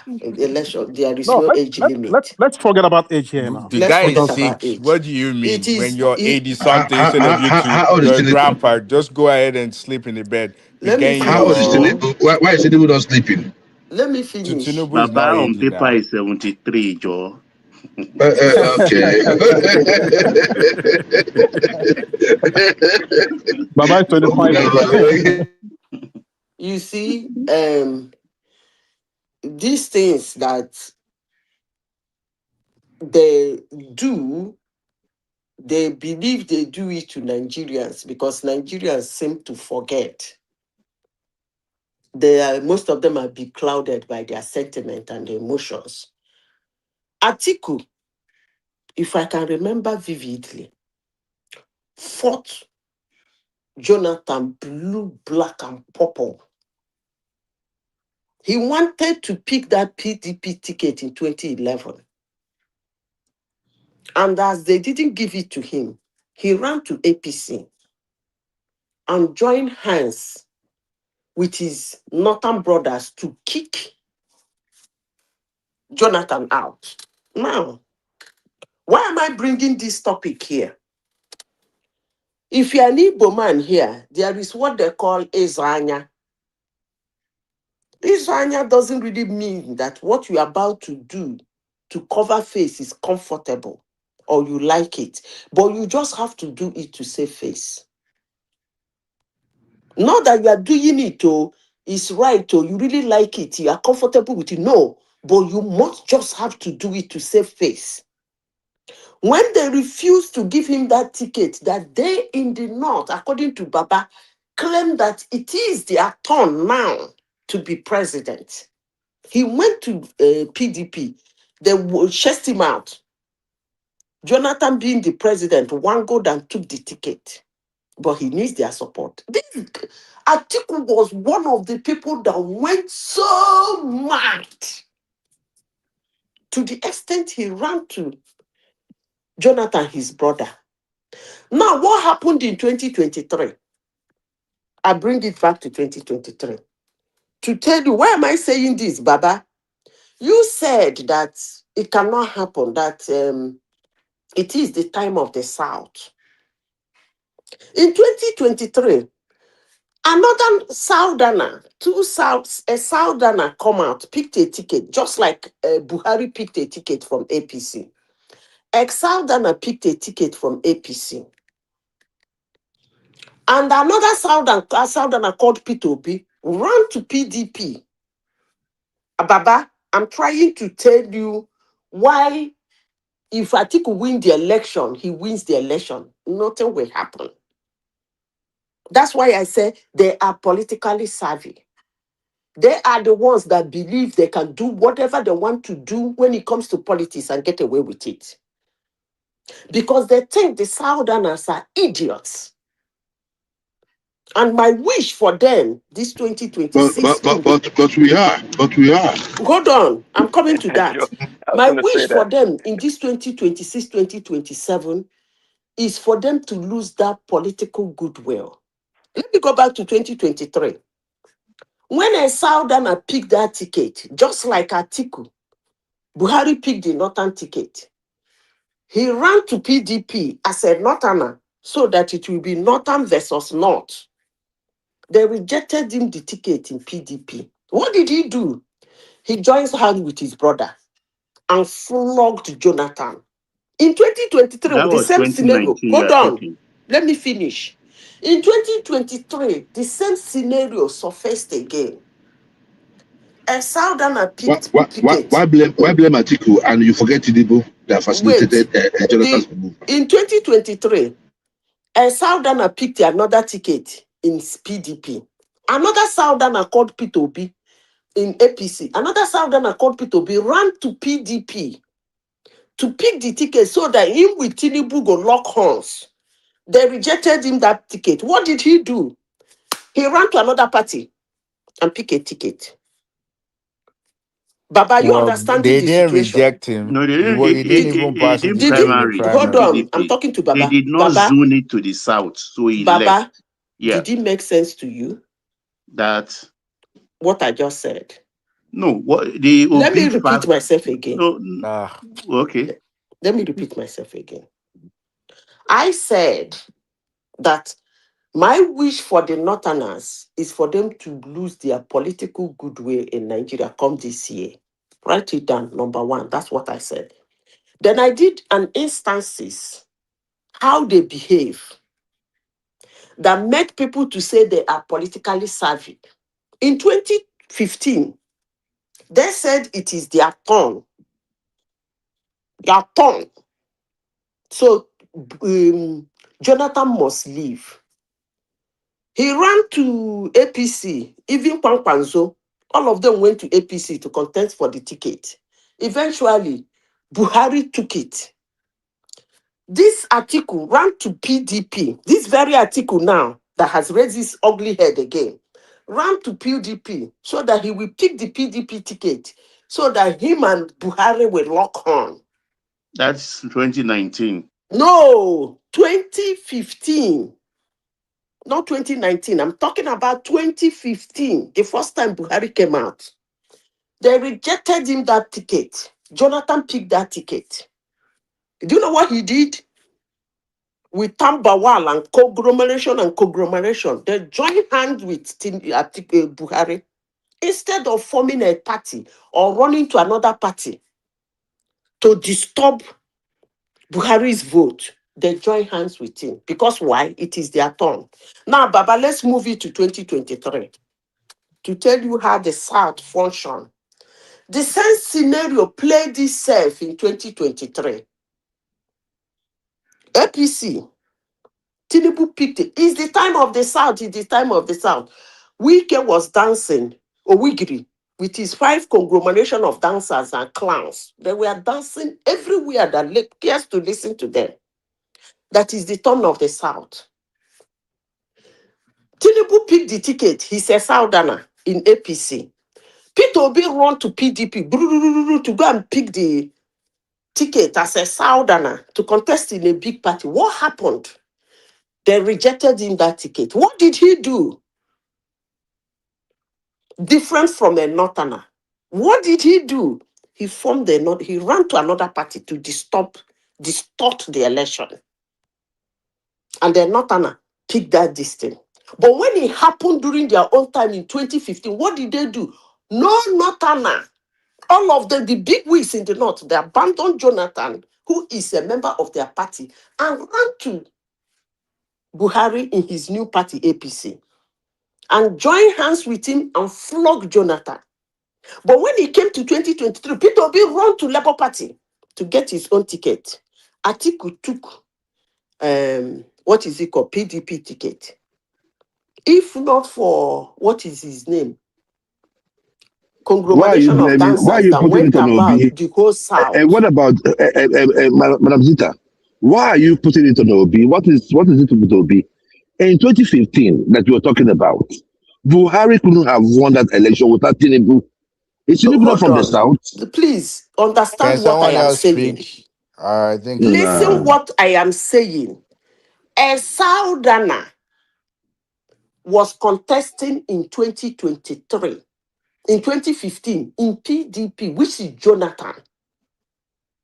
They told him that is the time of the North.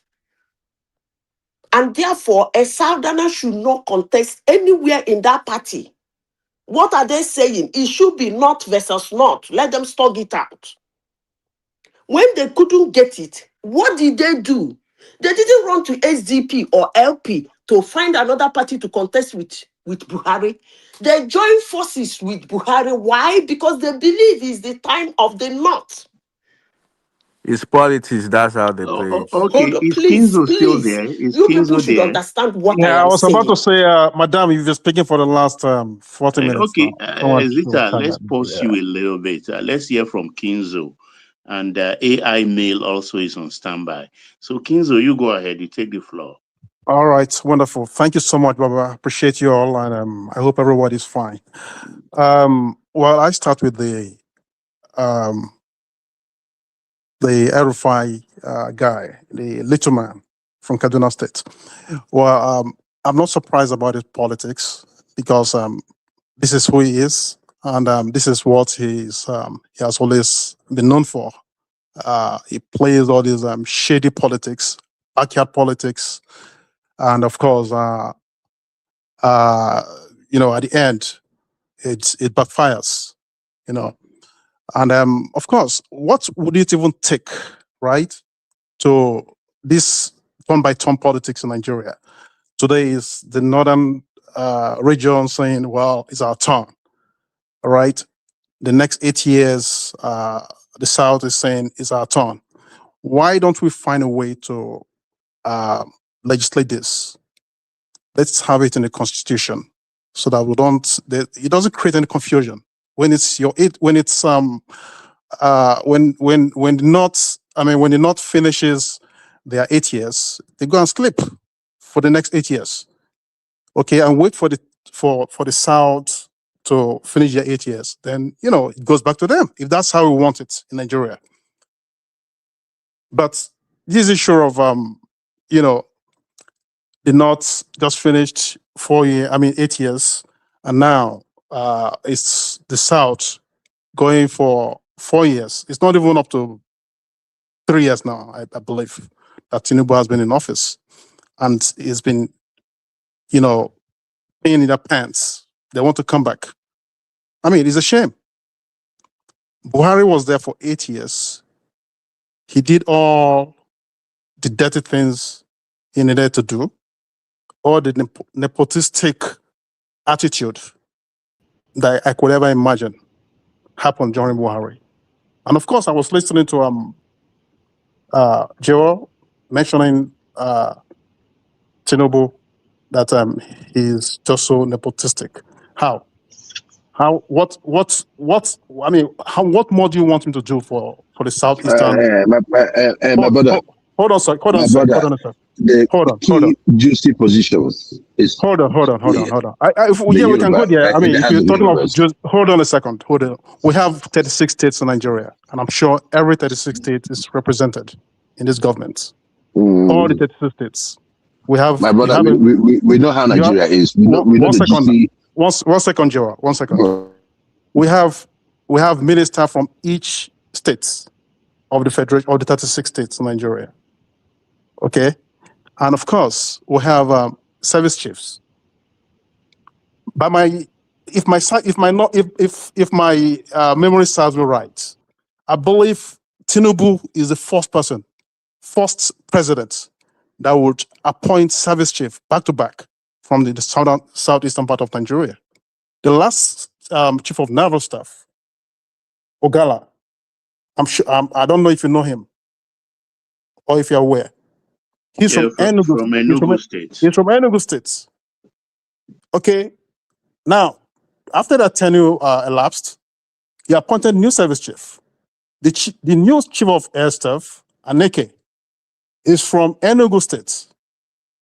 And yet, you are coming here to say, well, he's not doing enough. Come on. Let's be fair. Let's be fair, please. My brother, see, my brother. We know the positions that we regard as juicy positions. Let's not be smart by half. When you go through the parastatals and all that appointments Tinubu are making, at least you will say it is Yoruba. It wasn't about the South. It wasn't about Southern Nigeria. You might see one or two.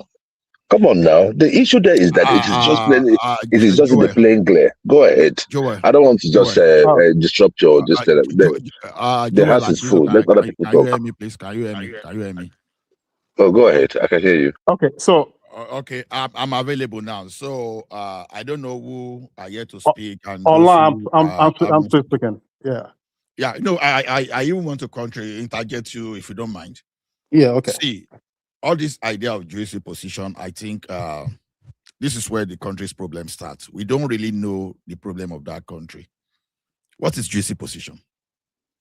A statement like this is what encourages corruption.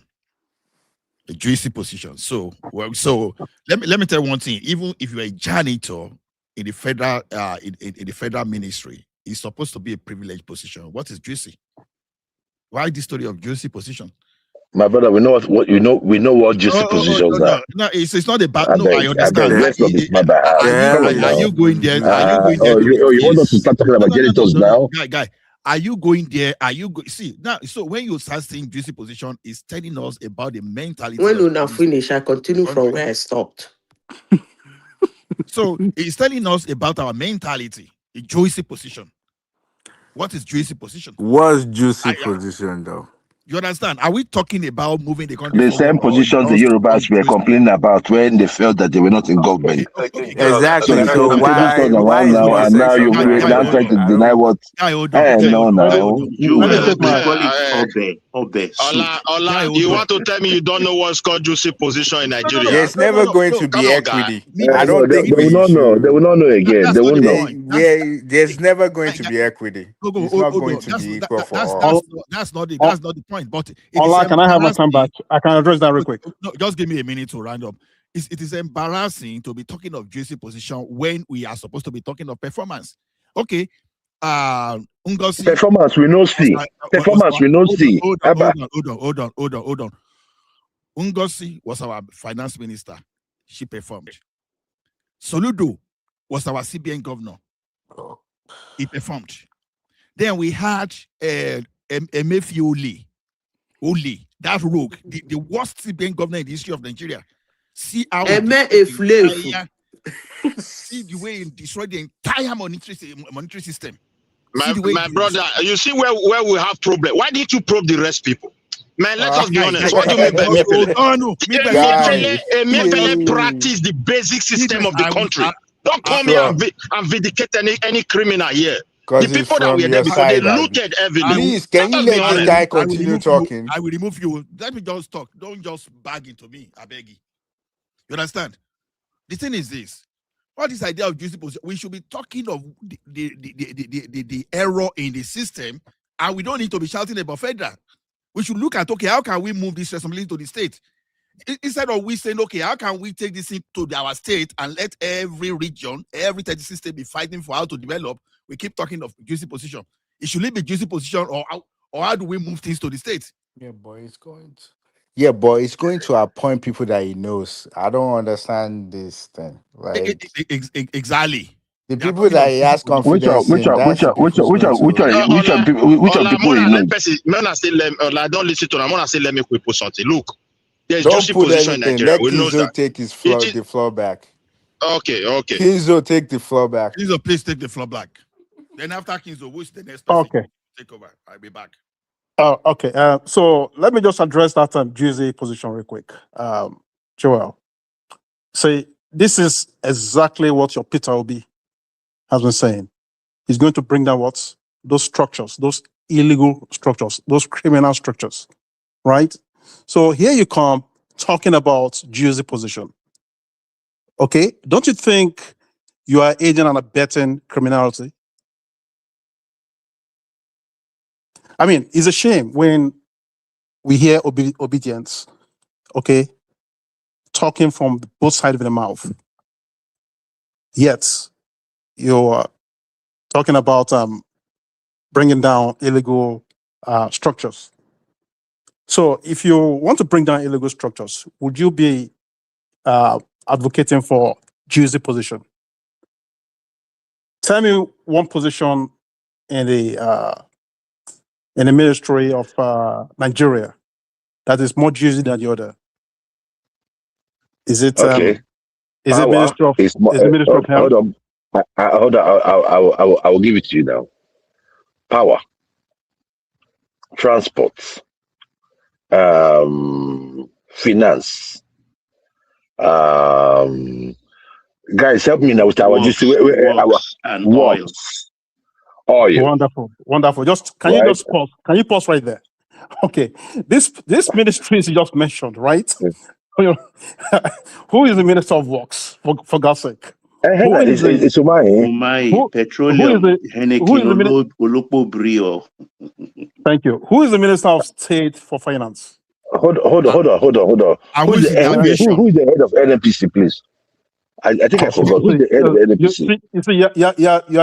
You are just changing the goalpost now. No. I said no. It's part of it now. We're talking about juicy government process. He's from Kwara. Baba just told you. He's from North Central. Baba just told you. I beg. Leave North Central. We know the name.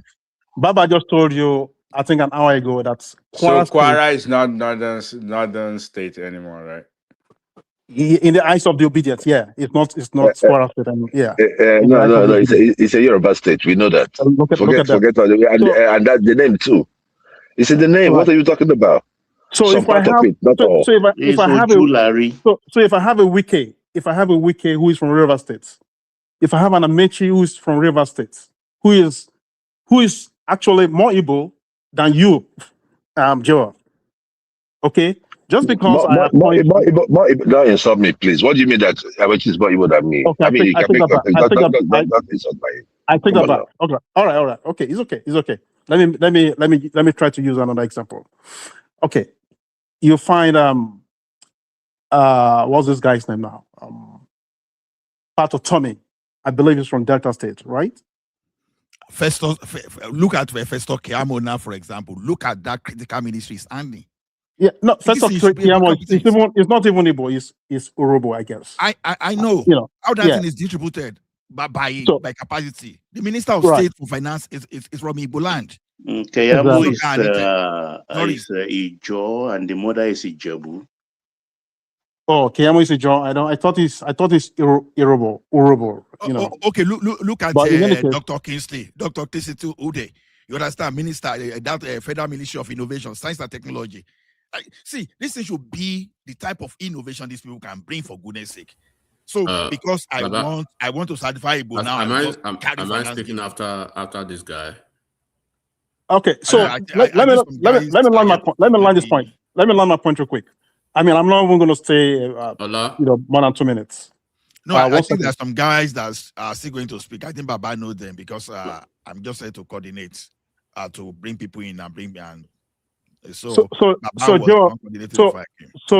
Joe, I just wanted to go and ponder on these questions I'm going to ask you. I don't want you to respond right now. Okay. First off, go think about what Obi has been saying about bringing out the criminal or illegal structures. Okay. Then we can come here and have a very solid conversation. Okay. Now, let me go to the next thing. I think you guys were talking about Malami, right? Malami, in my own opinion, that guy should have been jailed since last year. And if he was jailed last year, heaven will not fall. That would have been the end. I don't know why we are so myopic, okay, in the South about this, if anything touches the Northerners, the Houses, the Fulanis, heaven will fall. No, heaven will not fall. You would have to live with these guys. Look, these guys, they only rant when they are enabled by their own people, when they have their own people in government. Okay? And that has actually gotten into them. That's okay, well, because my people is in government, they can do and undo. They can pie people and nothing will happen.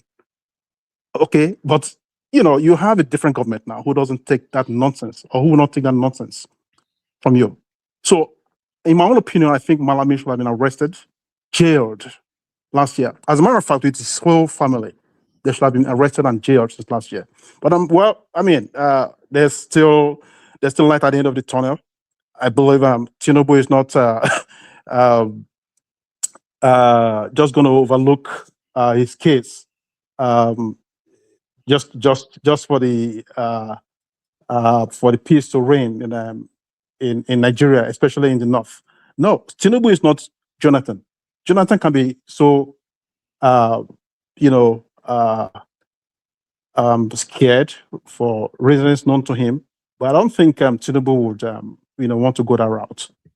Okay, I think he is ready to go on with this fight.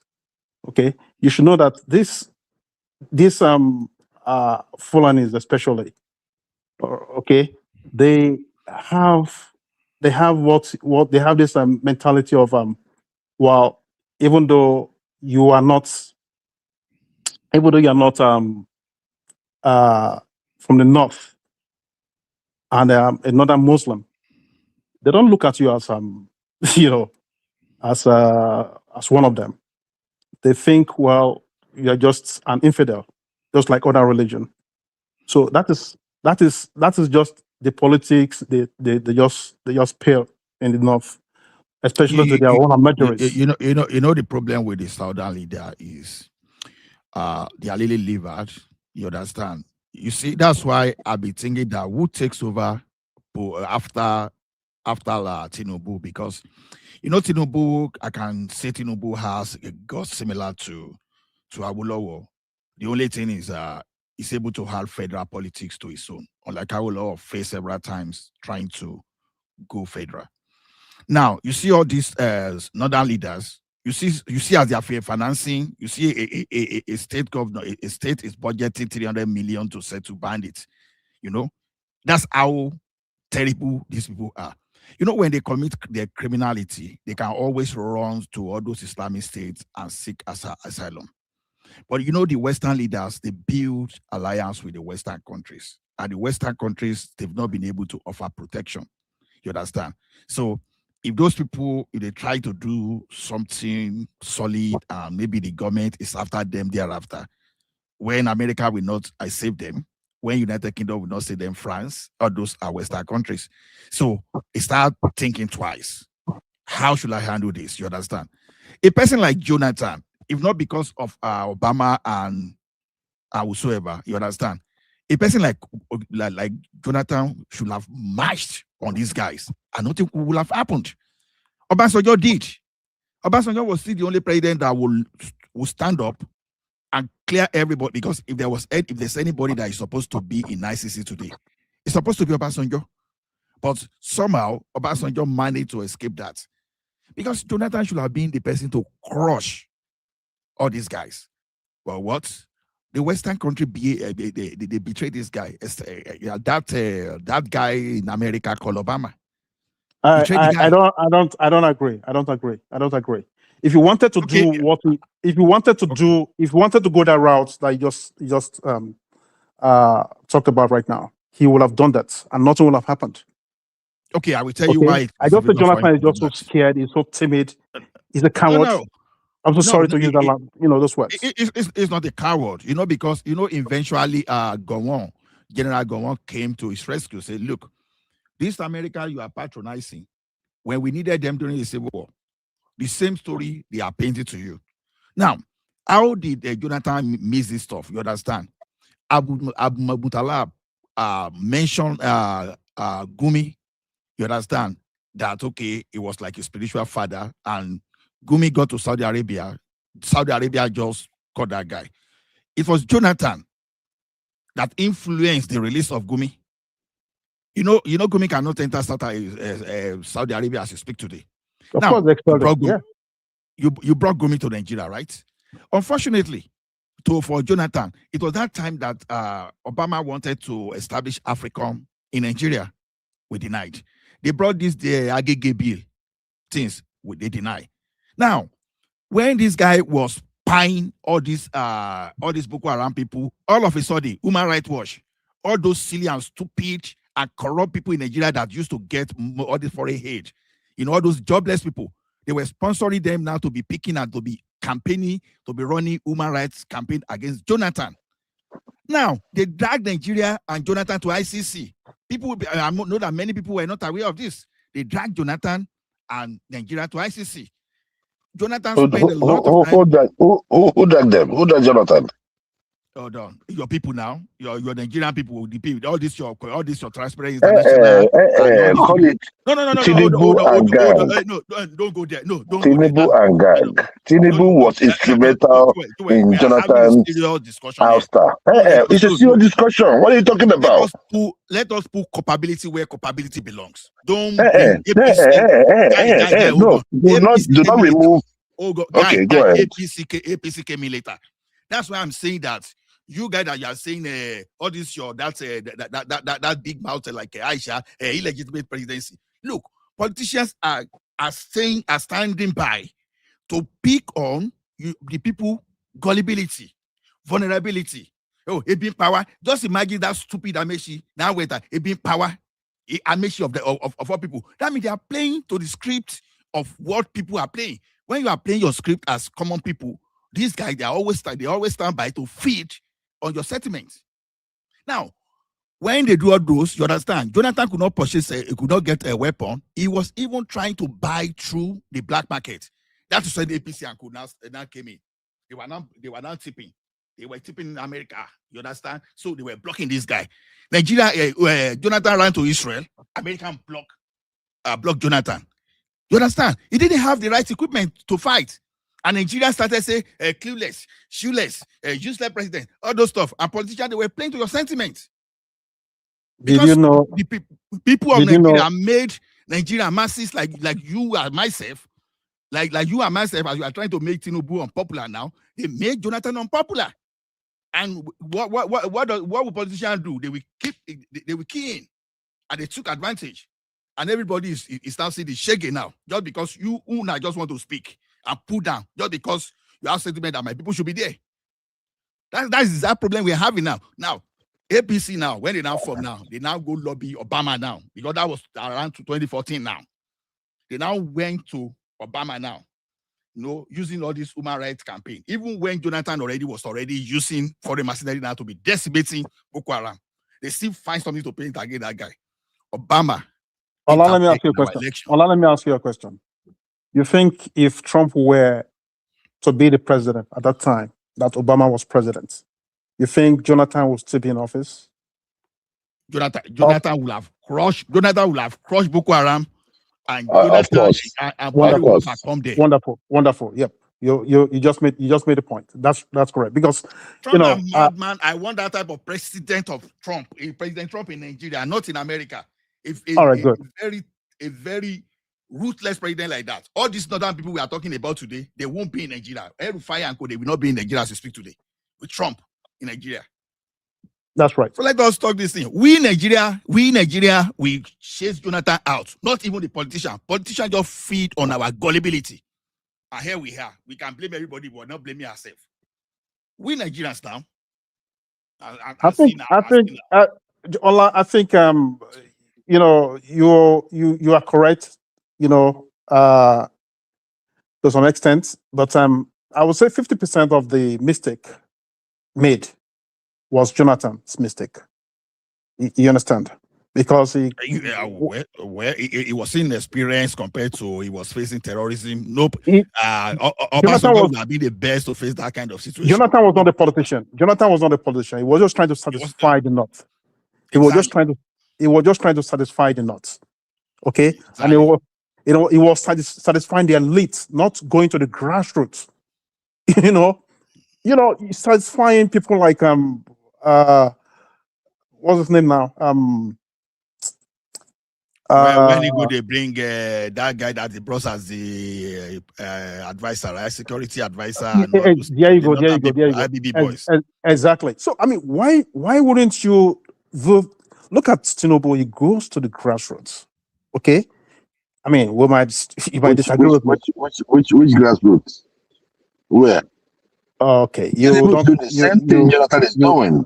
He's dealing with the elites. He's believing so much in the elites. I know you will not say that. People. I know you will not say that. I'm just telling you. But go ahead.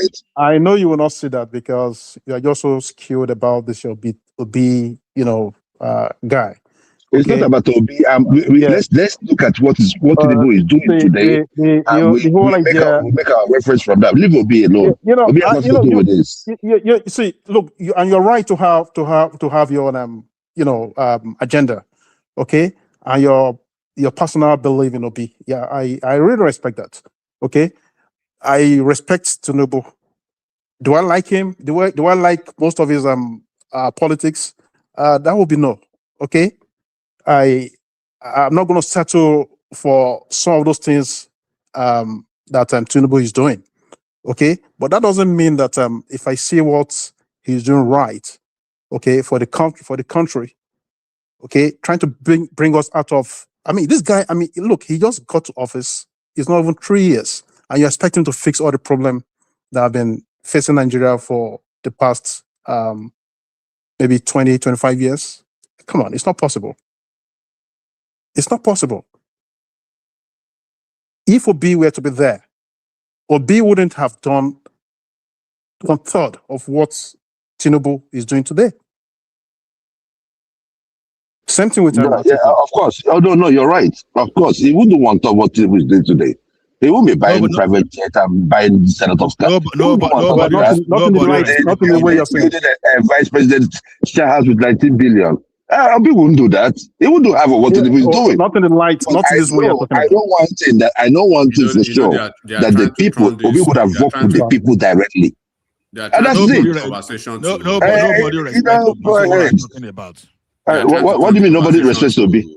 It's only you that don't respect him. It's only you that don't respect him, and it's fine. Joel, let me tell you, presidency. It's really your right not to respect him. Presidency is not the only level of government we have. You are. You see, when we say something, sometimes Obi has been a leader in his own right since after the election. The only politician that has been donating to the cause that he believes in, education.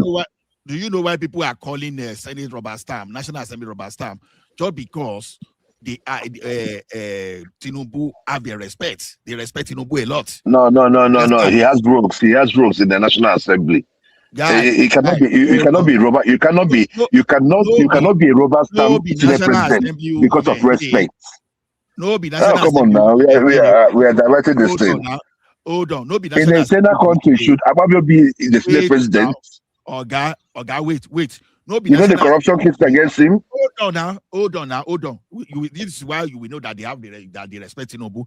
Now, Ondume, when they wanted to move a critical the monitoring unit of CBN back from Abuja, because they moved the monitoring unit from Lagos to Abuja, and this guy were throwing several billions every year, in excess of, I think, several tens of billions. When you should have stayed in Lagos and draw zero. This guy were getting a station allowance. So they were moving the thing, they now moved it back to Lagos because you want to monitor banks, and the headquarters of the banks are in Lagos. So what are you doing in Abuja? And Udume just was everywhere, media trying to run Tinubu down. All of that member of National Assembly, they were looking. Eventually, they found out that this guy was just lying because one of his children is there, and he would not like that child to move to Lagos. When they were doing all this tax bill too, where did we have the loudest noise? You understand? Borno, they were against, but just because this guy managed to have his own foot in the National Assembly, they were able to overrun all those opposition. But go back to Buhari, when Buhari was trying to repeal Land Use Act, what happened? They made sure that thing never succeeded. Water resources bill, they made sure they would not allow. Ruga, they stopped everything. You understand? So there were a lot of developmental projects under Obasanjo that the National Assembly did not allow. You can bet it to that it will be probably Lagos Calabar Coastal Road won't take off today. If it will not take off, so people will not take off because all this justification that a white elephant project is what you will be doing, and the thing will never take off. Then Murtala Mohammed the airport remodeling to make Lagos become the hub for Sub-Saharan Africa. You understand? Maybe that one will not take place. Will not take on that national center in Abuja that is generating money now under OB. Probably will not take on because they will justify. No, is that what they are supposed to be using money for? And those things are generating revenue now. So this thing my brother, see, my brother, see. That is the problem. That's the problem we have. You see, the issue between Tinubu and Obi is quite is straightforward. Their way of doing things are straightforward. My man, if you can just wait, I was addressing somebody. When they start hitting your my conversation, you won't like it. You can call Obi. We didn't pass the one where you don't talk before. Shebi, the be for every conversation. I beg, Shebi, that's your not where they take the make mouth today. Don't they see what they happen? That's what I said 2 years ago. You know, nobody they happen today. You go so you can happen for this 27.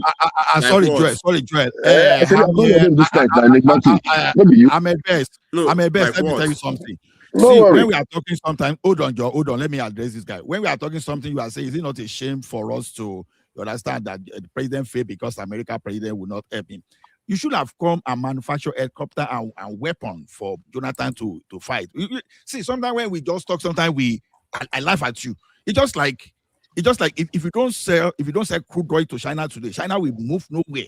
You should understand that. If you are not buying cars, let me give my submission from Russia today, you will not move anywhere.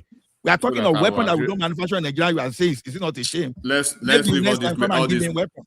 Let's forget this. Enigmatic, please go ahead. So what I want you, let me just say this, right? And I'll address this northern thing once and for all. People will know where everybody stands. Thank God that we have ADC now. They're supposed to be a coalition opposition, including the Peter Obi's group, who are confusing them. They are tired of those people already. And then, as we know that Peter Obi is still going to run away from that coalition anyways, by the time it's very clear to him. He's very clear to him that I think he had a deal, but he's so scared to tell his people, the deal is signed with Atiku to be the VP. But at the appropriate time, his region, who they've actually rested their presidential hope on him, because he's more or less like the presidential project of the Southeast. So they will call him Ogbeni. We don't want your VP. It's either you go and run on a different platform, and which is what is going to happen. So let's just cut to the chase of the matter, right? And I'm talking about APC's presidential political map I'm not talking about Nigeria map now. APC, presidential political map, right? The fact is that, and that people are really not getting the point, and that they seem not to be getting the point yet. And that will land me eventually at the point of the appointment. Because some people, right, they forget that Nigeria did not just start 2 years ago. This is same Tinubu and Southwest, right? Go back to 2011 election. Jonathan swept the entire Southwest because he made a deal with the Southwest leaders, particularly through Tinubu, right? They supported him wholeheartedly. They delivered him in the Southwest. If he did very well in the Southeast, he did very well in the South-South, and he did very well in the North-Central. That was why he was able to defeat, was it Jonathan then? Buhari, and he became the president. And you guys could recollect as well that even when it was very clear that, what's his name? The ex-president, Yaradua was dead, and the Yaradua's wife, Ture Yaradua, and the former minister, Abba Ruma, right? If you guys remember, Abba Ruma was the head of the Yaradua's cabal in Aso Rock then. He was the minister of Agric. When they were trying to play a game, hanky-panky game, not to relinquish power to Jonathan, it was the same Southwestern leaders, led by this same group of Tinubu, that went all over the place until the doctrine of necessity was adopted and Jonathan was made the acting president and eventually the substantive president, and he was able to run for his second term for 2011 election. So I'm trying to have this abstract clear to a lot of people, how Southwest helped and was instrumental to Jonathan, becoming an acting president when it was very clear that they were playing game against him. Number two, how the Southwest supported him with Tinubu's efforts, right? Coalescing the Southwest leaders to ensure that Jonathan became a president, substantive, and the 2011 election. Eventually, what did Jonathan do? When he came to office, he abandoned and reneged on all the efforts and all the agreements of the Southwest, right? He compensated, the most compensated region of the country was the Southeast. The most compensated region of the country, right, was the Southeast. They had plethora of high-profile cabinet positions, both at the executive level and at the legislative level. And at that time, they had this deputy senate president for almost solid 8 years non-stop. They had the deputy House of Rep. They had Minister of Works. They had CBN. They had everything. Everything, they had it. And Southeast, they gave unalloyed, loyalty to PDP since 1999 up until 2 or 3 years ago, when it was very clear that Southeast, the PDP was going to throw them under the bus. So if Southeast want anything politically, or if there's any political party they should be having issues with, it should be with PDP, not APC. Ab initio, they never loved APC. They never accepted APC. They never allowed APC. They never gave any APC chance. And the few leaders who tried to preach the gospel of APC to them, ab initio, right? They threw them under the bus. When APC was being formed, it was supposed to be formed by regions. Southwest was coming with Tinubu's effort, right? With the ACN then, metamorphosing with the CPC of Buhari coming from the Northwest, and the ANPP, right, of this Shetima Alimodu Sheriff coming from the Northeast, right? And the North Central was having, I think they were part of that ANPP as well. And then there was this man from what's his name? From Abia State, Ogbonaya Onu, right?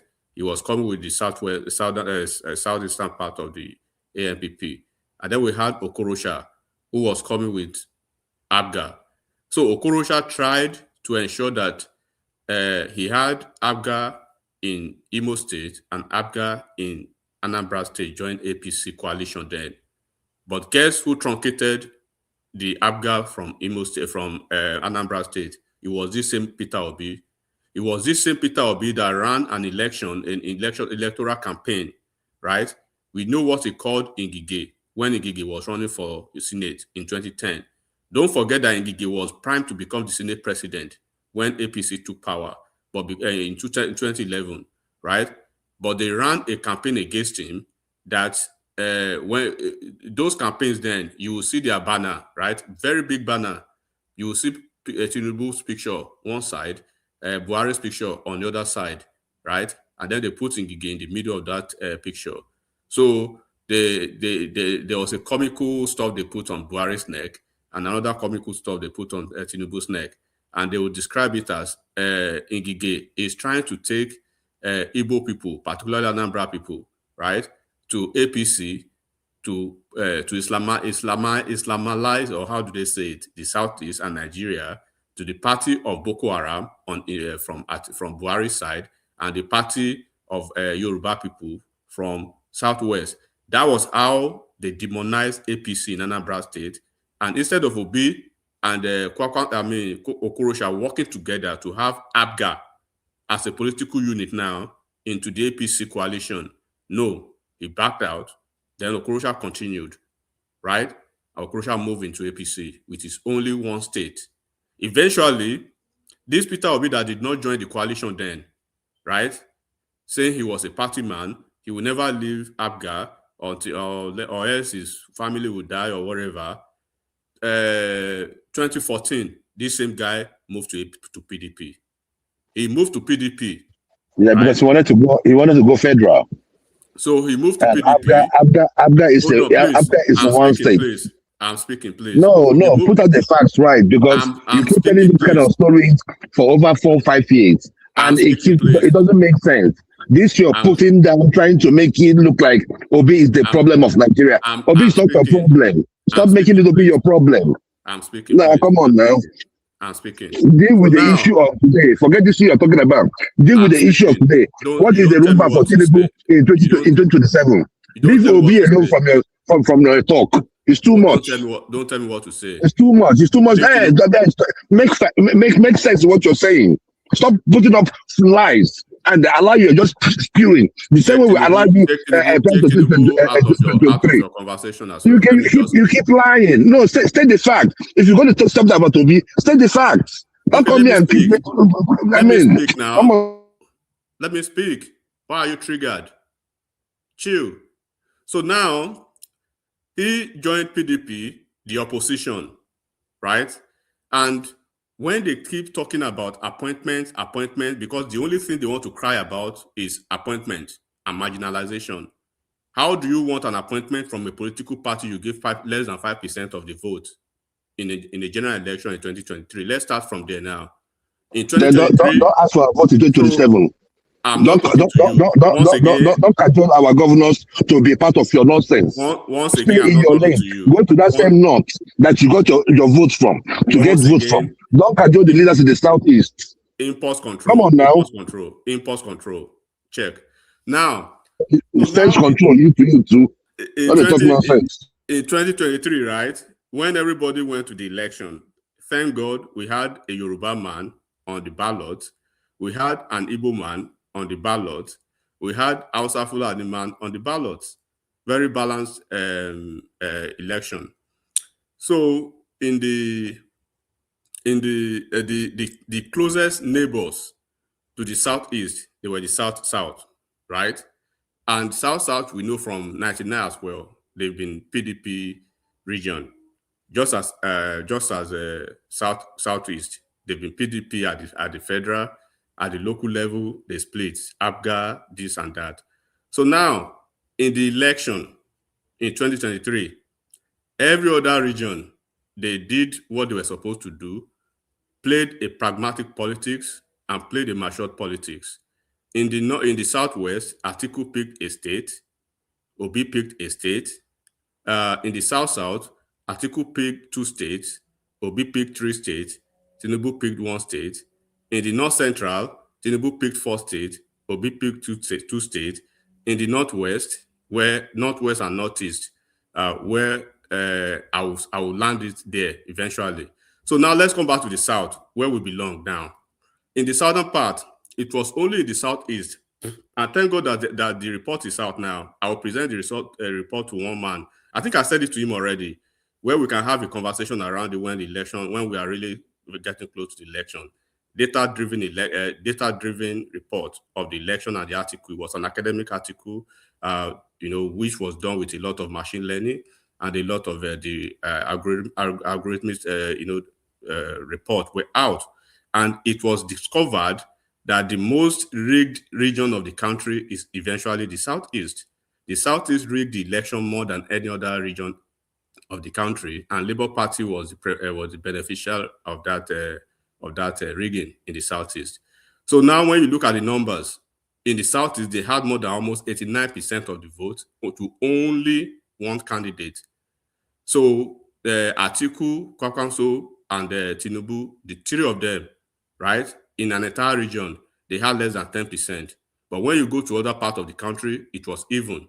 So now when you look at the numbers again, in the South-South versus Southeast, South-South, regardless of the fact that they've been PDP leaning for years, they found a way to play a very long game political pragmatism.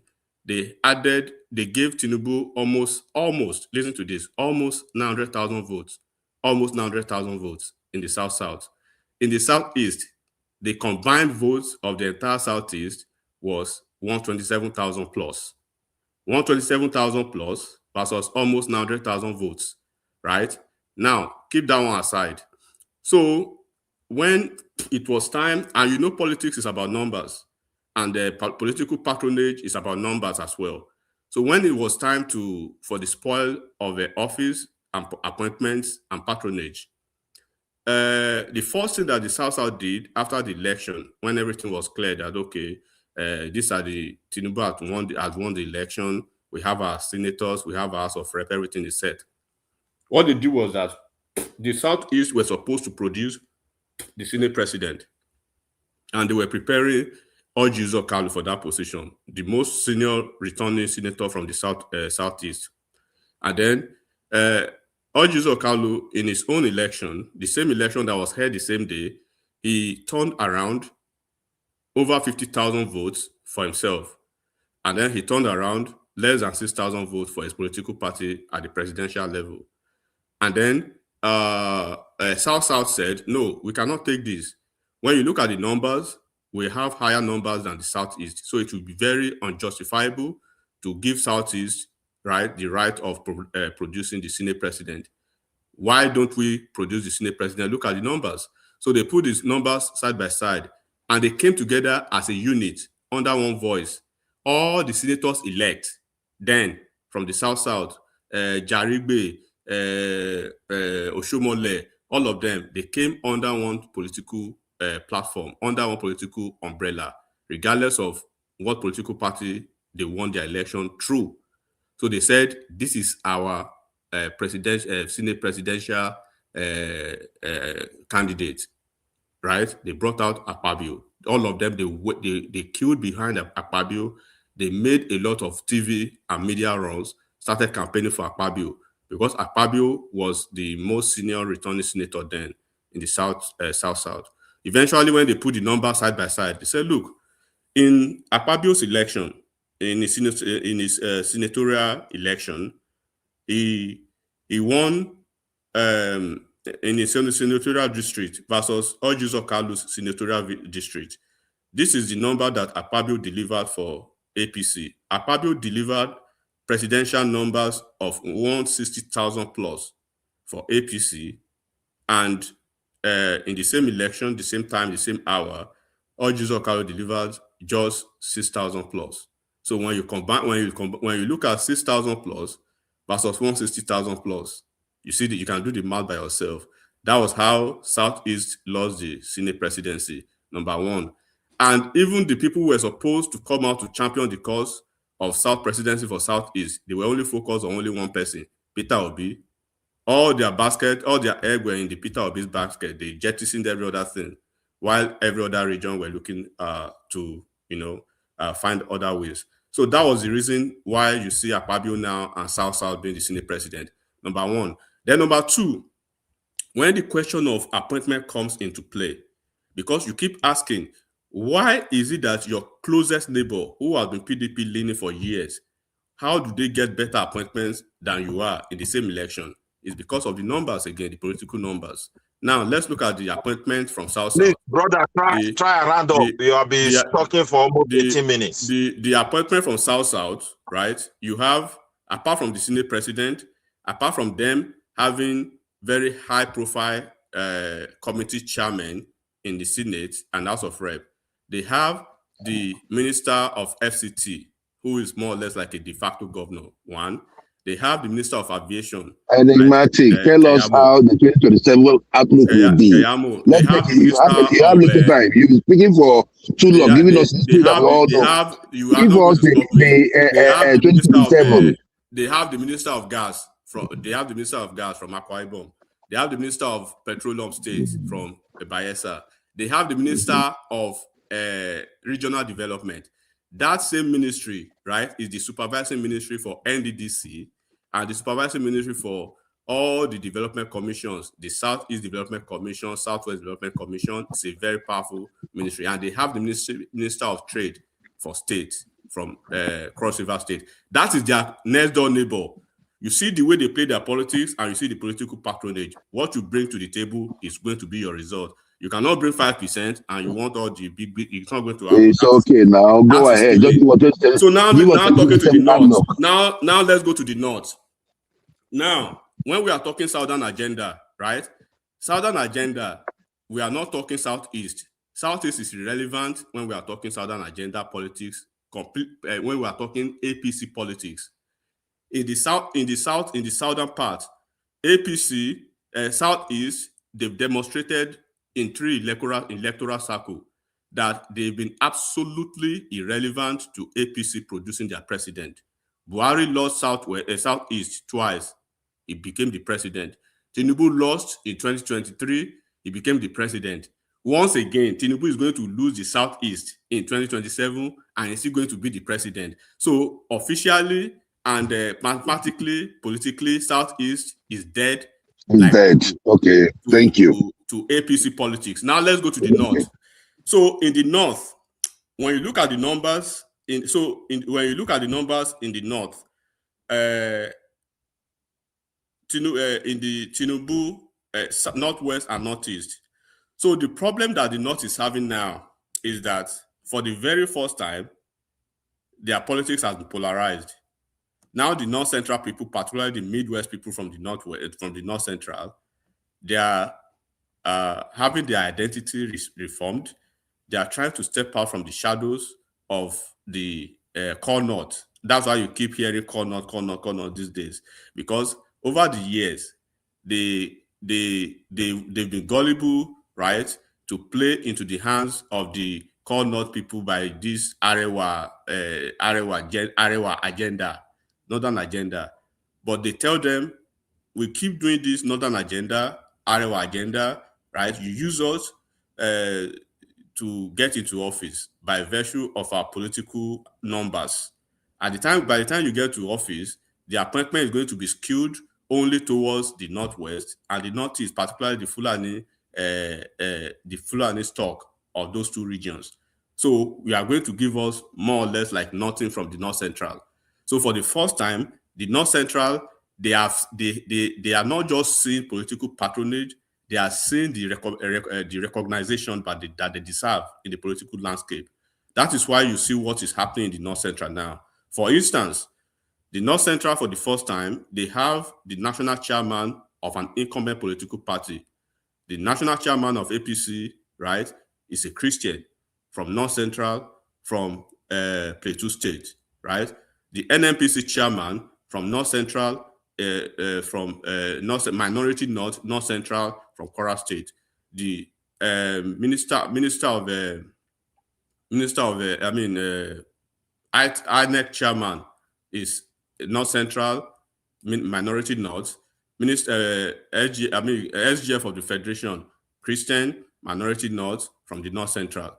The Chief of Army Staff from North Central from Kogi State. The DSS boss, North Central from Kogi State.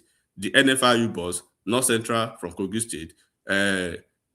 So they have a lot of appointment now going Minister of Defense. Minister of Defense. So they have a lot of high-profile, appointments that they've never had in the past, because usually the appointment will just go to the Northeast and the Northwest people and the Fulani people, basically. And that's why you see when this appointment happen, you will never see the Fulani people or the Northeast or Northwest congratulate them. Instead of congratulating them, they will tell them you are not northern enough. If the appointment does not come from the Northeast or Northwest, it is not northern enough. So now they've realized, and this is why they are even pushing now, even that we even have a chance even to be president in 2031 when Tinubu is, bringing back power to the north. We can even challenge for the northern president as well, instead of going to the Northeast or the Northwest as it used to be. So typically, the entitled hegemonic power of the core north, so to speak, has been broken. So now they have their own university. They have a lot of things going for them.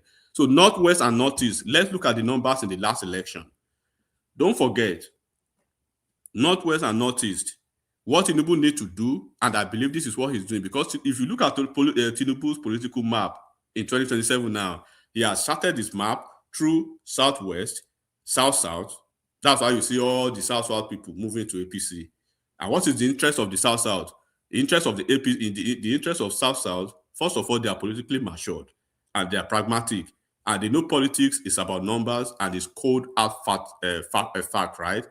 They know that they did very well for Tinubu in 2023. Tinubu compensated them very well. So they've consolidated on that. They've built on that. They've moved to APC because they want to be VP in 2031. By the time Tinubu is leaving office, power is going back to the north. By the time power is going to back to the north, the VP is going to be a direct fight between the South-South and the Southeast, because Southwest will be out of the equation. We are just leaving presidency after 8 years. So it's going to be, so now who has gone well, or who do you think has done a very good political job now to play the VP? It is the South-South. So they can say, okay, in 2031, that is their interest. They want to be VP. Maybe 2031, they can lay claim to the presidency. So they are doing very well on that. So now in the in the Northwest and the Northeast, Tinubu had 30% in those two regions in the past election. So what Tinubu needs to do is sharp now is that South-South, Southwest, North-Central. Then be extremely competitive as you were in 2023. You will see that in 2023, go and look at the numbers. In the Northwest and Northeast, the core North, out of 13 states, listen to this, out of the 13 states in the core North of Northeast and Northwest, APC lost 11 states. APC lost 11 states, but Tinubu still won the election by this formula. Where you are not winning, be extremely competitive. If Atiku is winning the state, stay behind Atiku, not far off a margin. When you look at the number, and don't forget there are some certain factors that played out in 2023, because you all know that the Aso Rock Aba, they internally sabotaged Tinubu very well. They worked against Tinubu and they derailed Tinubu's political capital in 2023, right? The likes of Malami, the likes of Amechi, the likes of all these people you are seeing now in the opposition and ADC, they all work against Tinubu from within. The monetary policy was there. The petroleum policy, scarcity, artificial scarcity was there, right? And even Tinubu had to yell at the time, if you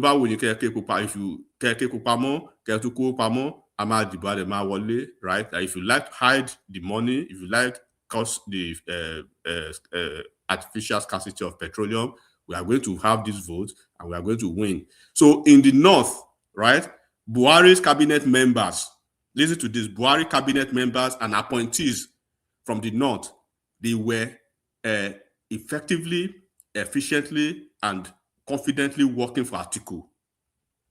And that was what gave Atiku all the confidence and the belligerent arrogance to think he could do away with the southern caucus of the PDP, led by Wike, when the likes of Bode George and all of them were telling him, "Guy, you are cutting the southern part away from your political equation." He was so arrogant. He had the chairman of the party in the north, the party's director general of the campaign in the north, the candidate in the north. Almost everything took it to the north because he had the political backing of the cabal from the Aso Rock, led by Malami and co. So the entire cabinet of Buhari from the north, they were working seriously for Atiku. When their plan, right, to supplant a candidate in APC primary failed, their primary candidate was Lawan, it failed. Their second candidate was Amechi, it failed. At that point, all of them coalesced to work for Atiku in the north. Then in the southern part of Nigeria, all Buhari's cabinet members, right, in the entire southeast, they work for Peter Obi, led by Ngige. All ministers from southeast, they work for Peter Obi. All the people in southeast that were supposed to do stuff for APC, they were looking away when Obi and Labour Party were doing their own thing. And there were so a lot of sabotage here and there. So there is not going to be issues of sabotage. It is part of that sabotage that made APC lost their traditional states in the north. It is not by coincidence, right, that an incumbent political party that had a president, an incumbent president, would lose 11 states out of 13 states in the core north. In the core north, you lost Yobe State, you lost Kaduna, Kebbi, Kano, Katsina, Buhari State. You lost all those states. But the only saving grace for Tinubu was that he was very competitive behind Atiku. So the thing is that Tinubu is going to replicate the same thing because we know for a fact that the northeast and northwest, they are going to go the same route of voting for their own person, which will be Atiku. So what Tinubu needs to do in the northwest and northeast again is poll effectively behind Atiku, maintain the 30% in each of the region, right? Then go back to the north central and cushion your numbers from the north in the north central. Tinubu did very well. Tinubu was able to cushion his effect. He was beaten. He was seriously sabotaged in the northwest and northeast. But when he got to the north central, he won 4 of those states. Obi won 2 of the states. Atiku did not win any state at all in the north central.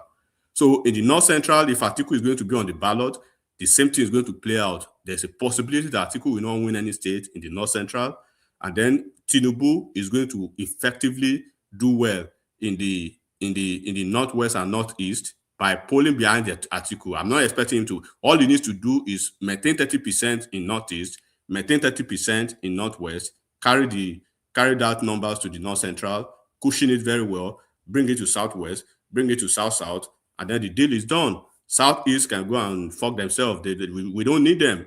They don't need to threaten APC or Tinubu. They should go and give their vote to Atiku or give it to Osama bin Laden or give it to anybody. Tinubu doesn't need their vote. APC doesn't need their vote. So they can give their vote to Obi or Atiku or anybody. This is Tinubu's map, and you can write it down today. All Tinubu needs to do in the corner, and that is why Mr. Mamazita is saying the north, right? The north, we have to be careful when you are saying north these days. Ensure you say call north. Even when you say to people from the Midwest now, if you tell them north, they are going to probably slap you.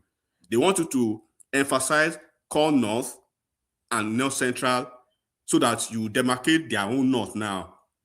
When you are talking about south now, right? Talk about southwest, south-south, and southeast. Don't lump everything together because we know any day, anytime, no matter what Tinubu does, no matter what APC does, southeast, they will never vote in.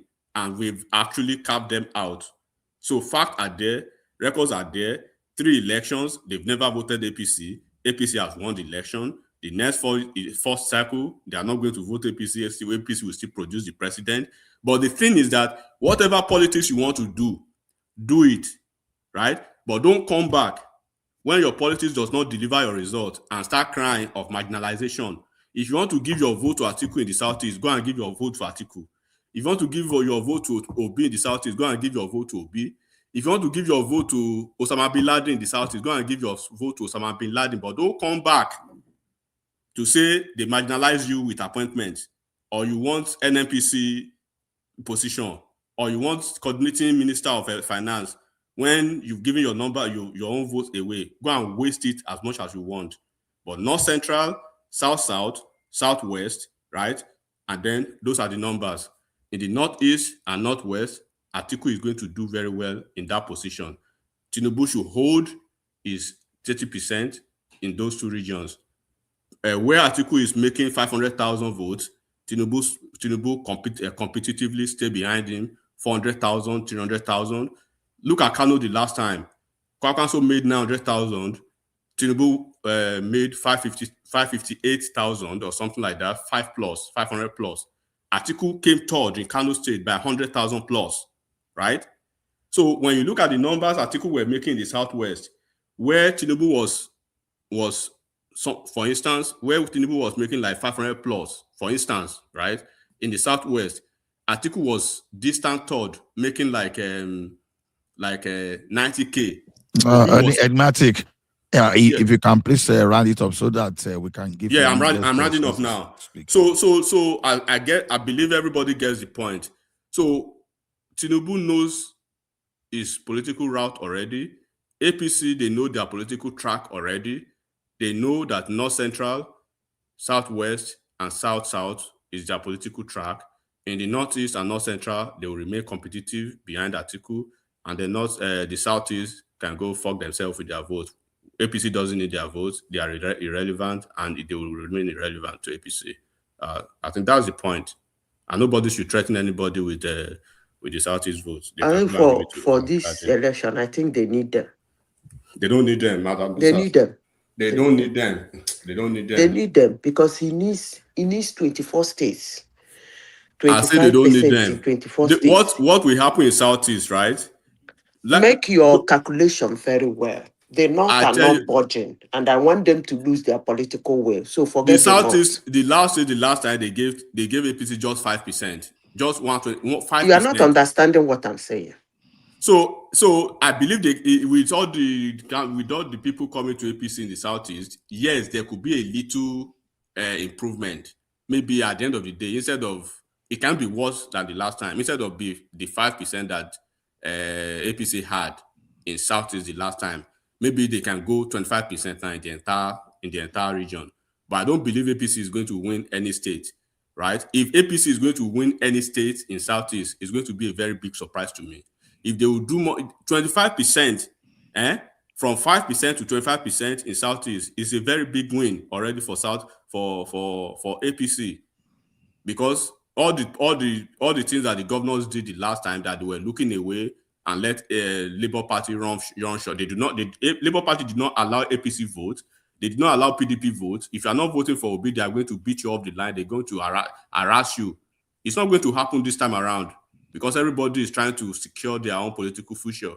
So this will count for the maybe improvement in the percentage, maybe from 5% to 25%. But I'm not expecting APC to win Southeast. If they win any state in Southeast, I'll be very, very surprised. They're gonna win Ebonyi. They're gonna win Ebonyi State. I can tell you right now, they're winning Ebonyi State, and Imo. They're winning Imo State. And of course, like I said, I will be surprised, bro. I just want to be conservative enough with mine. See, they might win the whole of Southeast if Obi become vice president. It's going to anger a lot of people. Madam Zita, you'll be shocked. Now, me they tell you, a lot of people will get angry. Nothing. Okay, all the Jews now. What can make them change their mind to vote for AP? Nothing. And that's a lot of them like that. That's why I say, look, yes, I understand you guys are being bullish, but I don't want to be bullish with Southeast. I will just, instead of being bullish, I will say, okay, maybe 25 at most, 25% in the entire region. That would be my conservative level of being bullish, right? That would be my conservative level of being bullish. But like I said, people have been saying that Umar is going to deliver a Ebonyi State. If he does, that would be a very big bonus. In fact, that would be the big win of the election, I must tell you. With the hatred that these people have for Tinubu already, wow. See, let me tell you something. I was saying something before all of them jumped in and say it's their time to speak. When they tell me like that, I knew they didn't like what I was saying. But I will say it anyway. Why am I saying that they need Southeast? Is what I've been saying. I said I want the North to lose their political goodwill. And I'm still saying it, and I will continue saying it. I want them to lose that political goodwill they've been enjoying in Nigeria for so long. So I want Tinubu to win like maybe 14 states and gather his 25% in all the states and win the election. Why am I saying this? I made an illustration. Baba was saying that, hello, are you there? We can hear you. I said Baba was making an illustration that is the time of the South. And the North are making noise, telling us that they are the Alpha and the Omega. They decide who wins an election in Nigeria and who does not. They are the deciding factor. And every day they keep bringing out one thing or the other. Why they can incite their people not to vote for Tinubu. But let me say this. Somehow they are right. Because Edlimatis, if you watch what happened in 2015, I said it here, they want to take their position to speak because they don't want to hear it. In 2015, when they said it's the turn of the North, they wanted, what's his name, Jonathan, not to contest for a second time, or a third time anyway. Jonathan insisted. Atiku contested in APC, went to PDP, Pankwanzo APC. When Buhari picked the APC ticket in 2015, Atiku was not allowed to pick the PDP ticket in 2015. They gave it to Jonathan. What did the Northerners do? They came together and joined force with Buhari. Why was it so? Because they believe it was their turn. So none of them ran to any other party to pick ticket, which they would have comfortably do. They have ACN, they have SDP, they have Labour Party. They have a lot of parties. They would have run to pick ticket, but they didn't do that. What was their mission? Their mission was, it is our turn. If there's anybody who has to contest for this election, it must be Northern versus North. When it came to 2023, what happened? The same scenario played itself again. It was the time of the South. Are you there? We are here. It was the time of the South. Tinubu picked ticket. Another Southerner went to PDP. It's the time of the South, or it's the time of the South. Wike lost. Peter Obi lost. What did Wike do? Wike went about dancing. He didn't run to any other party. What did Peter Obi did? He ran, went and picked Labour Party to distort the election. He stifled that vote from the east, from the south, from Tinubu. That's why I say they are political savvy. And that thing is about to play his head again. Obi is aligning with Atiku. When he knows it's the turn of the South, according to you people, South must do his 88. He's going to align with a Northerner. to fight a Southerner. So that's what I'm telling you. They are more political savvy. In 2019, what happened? Everybody gathered behind Atiku. They said it's not North. Let the North go and fight it out. Did any Northerner go and pick another party in the North and start fighting them? Or did any Northerner do or did any Southerner pick any? I beg, leave that, it's not by mouth. Southerners need to show that they can tell the North to give up. It's not by mouth.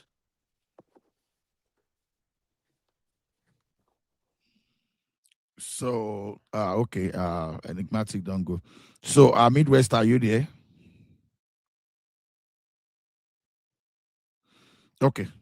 So, Madam, one thing I've seen about this is that people don't really understand the danger we are facing in that country.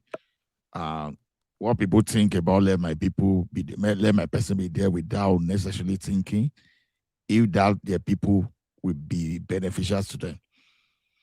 Now, look at what has happened in that country, because I could not control myself when I read that a state budgeted for... Look, let me tell you something, enigmatic. No, enigmatic has gone. This is Ola.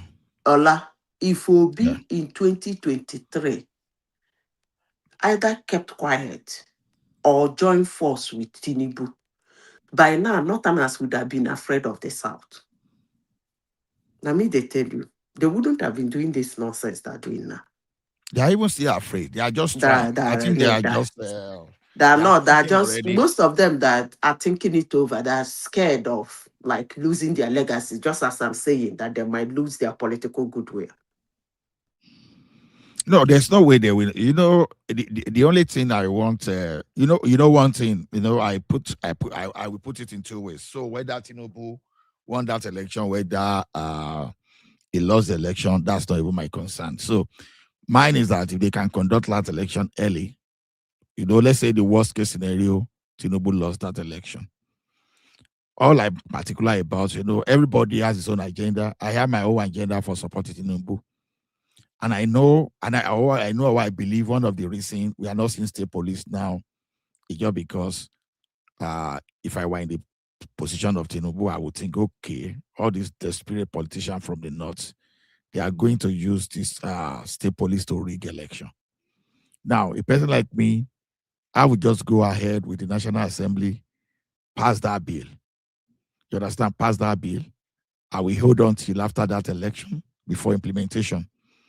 If Tinubu, if I lost the election, I will fast track the implementation in such a way that it's no longer reversible. If I want to do regionalization, that okay, all this geopolitical region to have more bite so that they can control the region more, I will accelerate. Those are the things I'm expecting from Tinubu. If I want to accelerate recruitment of National Forest Guard and harm them with proper rifle, and even in the future, if it's possible, they can buy helicopters they can install camera in the bushes and do all those stuff. I will accelerate the framework. So to me, I'm not totally do or die on Tinubu becoming the president in 2027. I'm more particular about what happened, how we can protect ourselves post 2027, because I've looked at these northern leaders. It seems as if they are very comfortable. As a matter of fact, not to be just too liberal with my word, I think they appear to be sponsoring and they love terrorists very well. You understand? That's just imagine you keep your population unproductive. You don't want some breweries like a beer, alcohol to be sold within your region. You are assessing the VAT. You are assessing the money from oil and gas. You make your environment so difficult for people to mine mineral resources.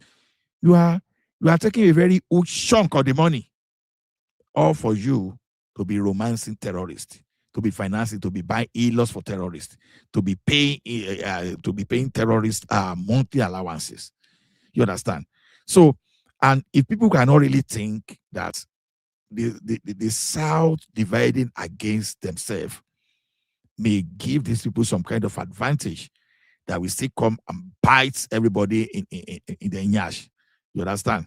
If they are not looking at that, it's unfortunate that people still people are still engulfed with this idea of just because it's Yoruba, Tinubu is Yoruba, even if he's doing anything very good, you have to dismiss.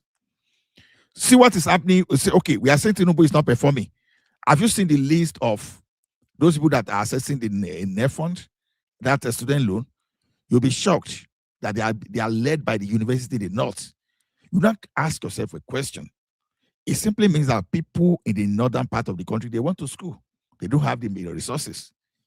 You understand? They are leading in applying for that. So that's to the shame of the northern leaders. To the shame. You understand? Your people cannot school there. You cannot even get money to even pay them benefit to school. But you have enough to pay bandits. You have enough to sponsor to sponsor arch and all those stuff. And your people are becoming nuisance to other part of the country. And this is where I have problem with my southern part governors. I think we have timid one because I said someone here the other time that said, is this Oriowo or Oriade that was saying that nothing will happen if they push Yoruba out unfairly in 2027. I think it does not really understand Yoruba. It should have gone back to 1963 to see, and to see one of the excuses that led to the 1966 Igbo coup. It should go back to 1983 to go and see what led to 1983 military takeover. Should go and look at, I should go back and look at what happened during June 12th. You will know that a lot will happen. The only reason that things just appeared to calm down and people were pursuing a Sunday Igboho, you understand, easily, was just because of Tinubu's ambition. If there was no Tinubu, honestly, the thing would have been tougher for Buhari. It would not be funny. So saying that you can just come and bully Yoruba there and be joking. And unfortunately, I think our brothers in the Southeast, they worked against their fellow Southern brothers more than even necessary. So to me, if Tinubu fail to win in 2027 and it goes to the North or whosoever that the North can control, good luck to you. You'll be there. You did it in 2015. You understand? You did it in 2015. You hated Jonathan so much, you push him out. We're suffering it today. You were lucky that the country did not crash eventually. Most of you that you are talking, you are blaming grammar now. You have lost your investment in Nigeria. Just imagine investment you put millions on in Nigeria, and that investment just worth like a few thousands. I think many people do not really understand the decision they are taking anyway. What can we do? It's still going to be majority decision. That's just the point there. So that's my own story I want to talk. Midwest, are you still there? Okay. Prince Daddy, are you there? Okay. Maybe I'm going to shut it down when it is a 5 hours mark. It's like once there's nobody to talk, I think everybody is tired for the day. So, but if anybody want to come in for background discussion, I put the link here, so you can still join. So I'll be in the background for you for the next 15 to 20 minutes. So if anybody want to have chat anytime you want, you can always come in. So I'll be here for the next 2 minutes. So anybody that want to come in can come in.